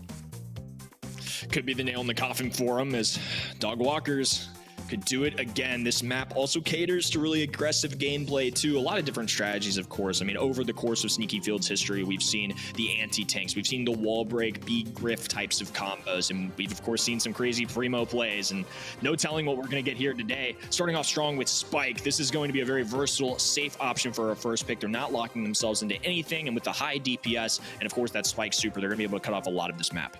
It is kind of an interesting first pick, though. I wonder why this is their selection. I think it's really because they don't want Squeak to be played by either side. Squeak's not the best first selection, and also is pretty much better at what Spike does when it comes to area control. But when it comes to countering out tanks, that's where Spike is really going to prevail, and I think this is a decent brawler for them to have on their side. Can also consider that Dog Walkers, they actually kind of like to pick up a tank counter at the same time as they pick up a tank. So we'll wait and see what exactly they're going to be going with. First selection coming in from Dogwalkers. We'll get back to you on what exactly that was. Second selection coming in from them too. Keep in mind some of the brawlers they banned out as well. They've gotten rid of the Lu. They have full intentions of playing tanks with that last pick in mind. Yeah, it was a Penny pick is word we've gotten, so it's going to be Spike versus Penny, and I think the Penny makes sense into this matchup in the sense that the piercing shot, of course, can go through the life plant. You know, you see that Squeak banned out, and I think that's a good call out. It may have been their intention to try and pick Spike with their first pick. Again, I don't think that locks them into anything. There's very few things after you ban the Squeak on this map that counter you. They could go something crazy with throwers, which traditionally do well in the Spike, but I think that would be a big leap for them to make. Rosa touching down in the grass. Now it's going to be our fourth pick overall after the Penny and Rico picks. I like the Rosa selection here. We already saw just what it can do when Tooney is piloting that brawler, but from West Coast FA, who's going to be the one doing it? I almost expect it would be Shine, but I'll have to hold my tongue on that one because I haven't seen enough from Counter to really make an accurate prediction. Poco also coming in from West Coast FA, and Dogwalkers get to respond. Note that the B has been banned, so the Poco Rosa might be one of the strongest selections that they can go with here. There used to be a meta revolving around this combo. It was kind of seen as a cheap move. You go Poco Rosa, are you really one of those people? Well, El Primo might be here to finish the job. We see Rosa, and immediately after, we see Primo. It's a trend we've had all night long. A Poco-Rosa combo, very strong, of course, when you take Lu off the field, when you take B off the field. When brawlers like Gale aren't what they used to be, you can dare to go something like Ems, but Rosa can stun if Rosa gets up in Ems' face. Even as much of a tank counter as Ems is, by no means an easy feat to take down. So I like this combination from West Coast. I think Primo's a solid response into Rosa, though, so I certainly see the appeal to that. I think the biggest goal for the Dogwalkers side is trying to lane Rico up against this Spike and letting Primo put in work against Rosa. I'd say it's a good call. Let's see if it happens as we're getting into the mix. Dogwalkers up with a huge lead, 2-0, but still going to find themselves as just a duo. West Coast FA already with an early lead up the left side. Charles, what? I'm sorry, what happened there? I don't know. I guess he doubted that he could get the goal, but I think that's going to be a blown opportunity and now a real opportunity for Dogwalkers. Patchy with a lot of HP, a diving, and Chepo stop it. No, it's going to respond with Patchy getting the goal there. I'm with you, brother. I think that may have been a little bit of a missed opportunity. You say a little bit. I think that's a big missed opportunity, but still they're going to be firing back with a lot of pressure. Patchy, Charles Chino all the way on the back foot. Shine taking down 1-2. Chepo with the easy slide across the goal line. And West Coast FA, as soon as they got scored on, they score on the enemy team. It's already 1-1. Yeah, I just think, too, that could have been their second goal as well. They've had some strong starts here. Patchy with the super, though, trying to deal with Shine, doing an all right job at it, but it's going to be enough HP, plus the heals, a kick over to the right-hand side, trying to walk it forward. This time, going to have to time it just right. Has a lot of HP, but not enough. Good defense there. Counter picking up the ball. Now a kick right into Patchy's hands, though. A dive forward, a Shine takedown. Still 2 brawlers standing for West Coast. They're trying to get this last goal. West Coast FA need to buy some time so that Rosa can come back, though. Dogwalkers know that they can absolutely hunker down and play the bunker game. Shine still circles around the left side. Patchy going immediately for counter. It's going to be good. Patchy now onto Chepo, but it's not good. Charles could get the takedown onto Shine. Just a bit more damage needs to be there. Chino now filling in. Chepo immediately takes him down in just 2 shots. As long as the combo of counter and Shine is here, they could make it happen. Patchy only has 1 more suplex supplement to get a proper defense versus a shielded up Shine. Here it is. Wow, Chepo just throwing that super down and Shine willing to get aggressive, has ball in hand. Patchy trying to play defense as a solo brawler. He picks up the ball, kicks it to the left-hand side, gets the pick, make it 2! Successful defense for Dogwalkers. He's really holding on to that final gadget for dear life. He's not going to let it slip out of his hands as we're sure to go to overtime. And in overtime, who has the advantage? Chino is not going to find too much value off of those bounced off shots once we get all the walls broken down. Here's the unfriendly bushes. Shine charges right in. There's a takedown. Patchy still has to defend. 3 seconds left till all these walls are broken open. And now that ball's not protected. It's just in the corner. But Patchy's still going to defend it the hard way. Sometimes it's a good offense that can push you forward and also push your enemies back. Dogwalkers might score here. 9,000 HP is a lot to overcome. A super going down. Patchy has enough HP to dive in. Can't quite get the ball to bounce in, though. West Coast hold on for dear life as Charles and Chino continue to apply some pressure. It looked like Patchy was trying to pop that gadget when he was marching forward, but he wasn't quite in range. Had to use a super instead, and unfortunately prevents him from getting a goal. Takedown onto counter. Now Dogwalkers have West Coast FA on the ropes again. Big beam from Chino, but Shine has the shield. Flying elbow drop from Patchy. A pass over to Charles. He needs that super. There it is. The stun is enough to get the goal, and Dogwalkers head to match point. Wow, insane stuff. And I can't help but think about that early West Coast opportunity for a goal. I feel like that's one and they're going to look back on and almost regret. They could have had that game early on. Instead, now it is a match point. Dogwalkers looking to go for a second straight grand finals win in a row. West Coast FA have shown them a lot of opposition so far going into this, especially off of what we saw at the beginning of the game.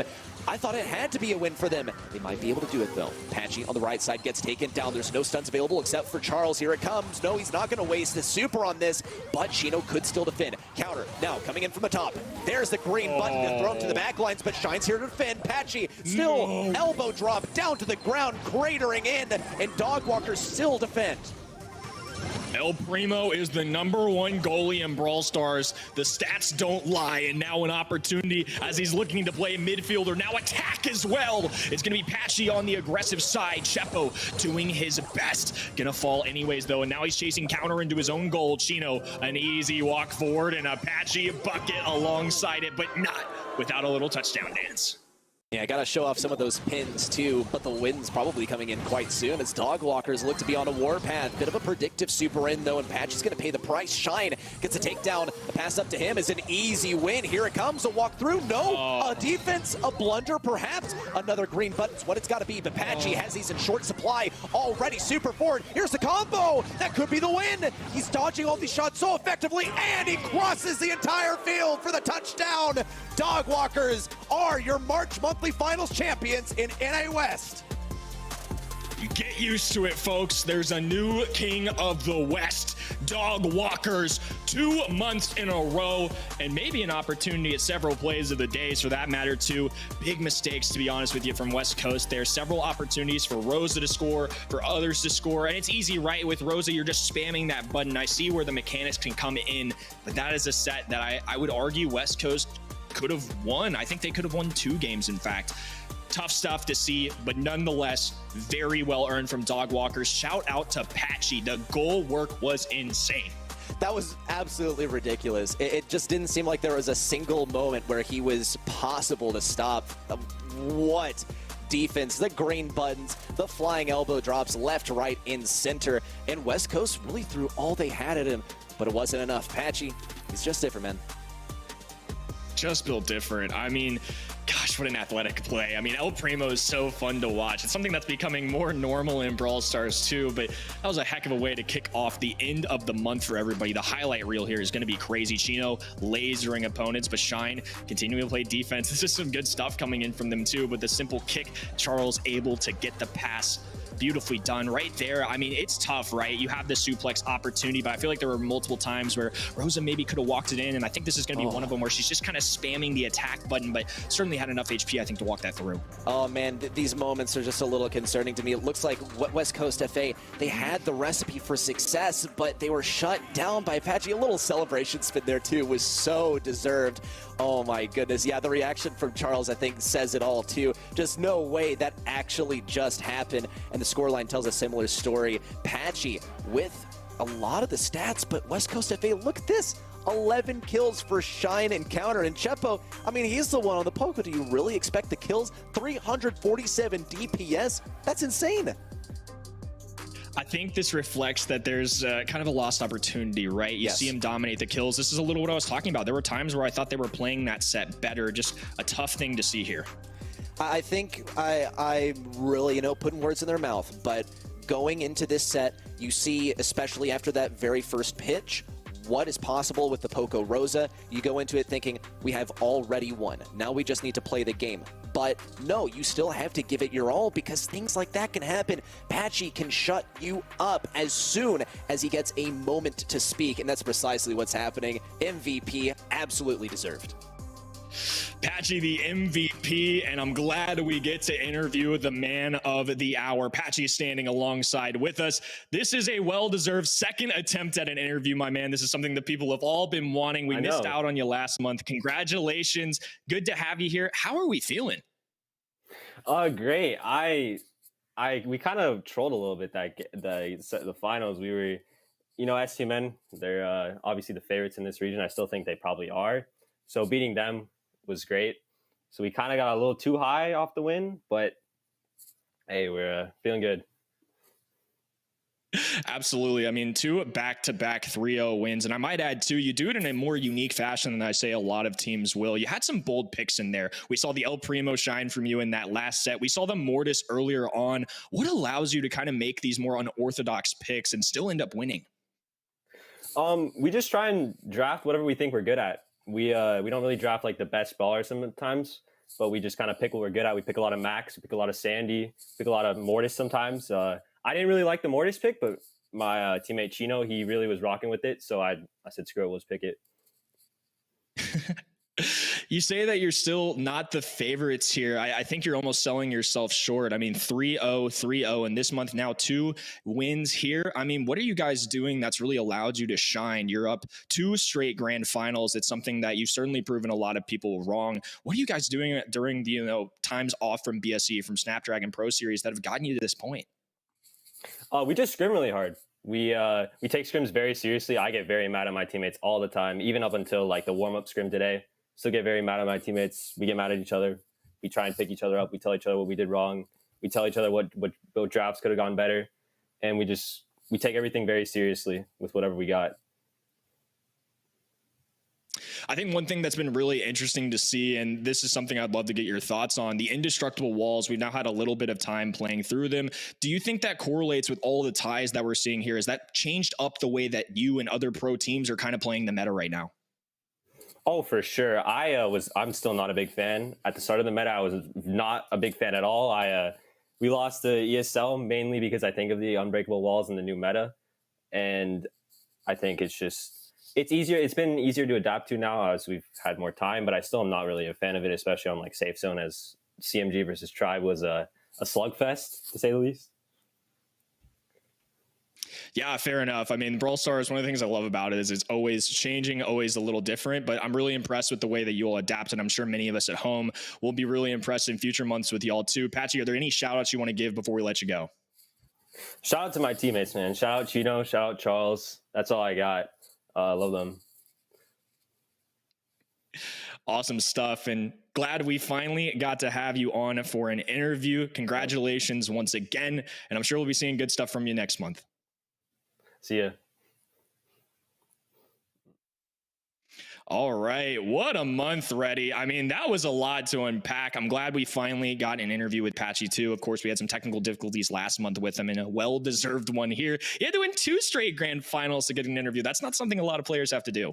Yeah, I had to work really hard just to share his thoughts on the stream, but I'm glad we got to have Patchy finally up here on the mic. Definitely a very skilled speaker, and what a great team leader as well. A skilled player alongside his teammates. Such a good crew and so fun to watch too, because I mean, look, you heard him say we take scrims very seriously, but you also heard him say, yeah, to be honest, we kind of trolled there towards the end in the finals. So it's that combination of these guys being a good group of friends that aren't afraid to get mad at each other, aren't afraid to criticize each other, but also at the end of the day are such good players that they can let loose at a few times. I think that's what makes them special. 216 points now on the board. They have a significant lead at this point. STMN still within striking distance, of course, but West Coast, Watch Team, all 3 of those guys right there. And of course, TLG West not far behind either. There's still a lot of months left to be played, and I think there's a lot of opportunity here. I loved how humble Patchy was too, saying that he still thinks STMN are the favorites. I mean, honestly, he's won 2 straight. Is this the reality, you think, for 2023? Do you think Dog Walkers have earned the title of best team in NA West for now?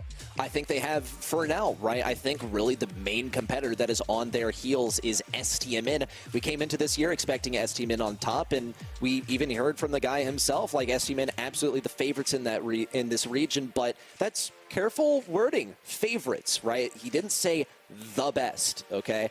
And Dog Walkers, I think for now, are really the best. STMN now need to play catch up. They haven't been in this position for a good long while, being number 2. But I think that that's what's going to bring out really the best competitive play in this region, is the competition getting so close. Yeah, I think that's a good point. We're going to have to really see some teams challenge the Dog Walkers here. And speaking of the Dog Walkers, they had an insane play of the day for the day. There's a lot of options, of course, but this one got to stand out. Shine trying to attempt the goal here. Ball being placed in this back right-hand side. Counter so close to scoring. The bounce away from Patchy, though, charges up the super. And my man with 1,100 HP, the goalkeeper of the hour, scores the final dagger. Insane stuff. So impressed with Patchy, Chino, and Charles. This is a team that I cannot wait to see what they do in future months. Totally. I mean, I was really excited to see these guys at LAN, but they came just short. But I mean, look, LANs and NA, they're few and far in between, but if they keep up this streak, hey, maybe we'll see them first time at LAN, at least as this roster. At Worlds, I mean, it's a very real reality, and even if not there, LCQ is also quite possibly on the horizon for this squad. Yeah, I'm sure they're going to love seeing their names in the current World Finals slots. I mean, insane stuff. It's certainly not something that I predicted. I'm so impressed with these guys, and it's somebody I will continue to take more and more seriously as the months progress. I mean, look at this World Finals race right now. There are a lot of names on here that I don't necessarily think people would expect. A&R, of course, catching my eye. And then Dog Walkers, the current favorites in West. Tribe Gaming retaking East, and Zest, a really fun region too. SA East, so much fun. That entire broadcast, whew, that's a lot too. Definitely catch the VODs if you haven't.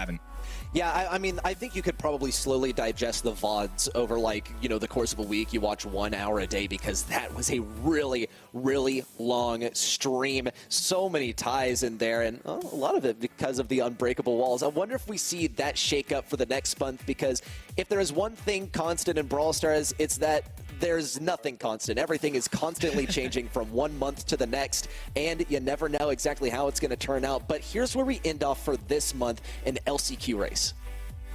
Yeah, a big shout out to a team that I don't think a lot of people, including myself, were expecting to see in the LCQ. It's a storyline we have to see develop. Reject, the current world favor spot right now, is Crazy Raccoon and Aphelion Esports, the team that upset Crazy Raccoon this month. Somebody I think a lot of people are looking at to be a World Finals type contender are on this list. I think it just goes to the caliber of competition we have in 2023. STMN on this list. I mean, a lot of really good teams that we're looking at.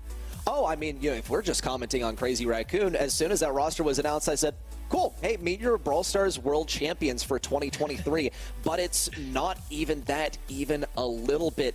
The competition continues to accelerate throughout the entire year. Nothing is chalked, nothing is certain, everything is changing. That's why we're here, though. That is what makes Brawl Esports so entertaining to watch. And it takes a toll on the players, but, maybe it's a good day to be a spectator. Fantastic month to be a spectator, and that of course is going to wrap up our March monthly finals. From all of us here on the team, thank you to all the people behind the scenes. It's been a long day of competition. They're working really hard. Shout out to my man Reddy, to my fellow co-casters. People, we'll see them next month. If this month is anything to indicate the year we have in 2023, don't miss a thing. April 29th is the next time we're going to be live with the APAC monthly finals. We'll see y'all soon. On the zoo line, no, not able to receive a pass. And the wall, he's trapped in jail on the left side. That's it, that's the game. On for the past 10 times, and X on the ground give them a taste of their own medicine as Second matches the energy with a thumbs down. A lot of crying pins from the other side as Alec dives in and is immediately deleted. A few percentage points remaining, and Tribe halt the monthly final losses. Wow, so many close calls. My heart was racing throughout all of that. Now Chepo dropping a super and a gadget to try and stay up a little bit longer. The max speed not really helping them out too much here. I guess they get out of their goal, but a super shot through, slides through the shot, counter with the bucket. Insane plays from West Coast. Have to play this perfectly. Great shots by RT and a pop gadget from Czar to make sure He stays up. Charles with a return to Cinder. Czar, low HP, barely surviving. Patchy trying to deal with the enemy team. It's a back and forth affair. Vavi, the only one left, dies to the fog. Dog Walkers officially kryptonite. Gets a takedown. The pass up to him is an easy win. Here it comes. A walk through. No. A defense. A blunder, perhaps. Another green button's what it's got to be. But Patchy has these in short supply already. Super forward. Here's the combo. That could be the win. He's dodging all these shots so effectively, and he crosses the entire field for the touchdown. Dog Walkers are your March monthly finals champion.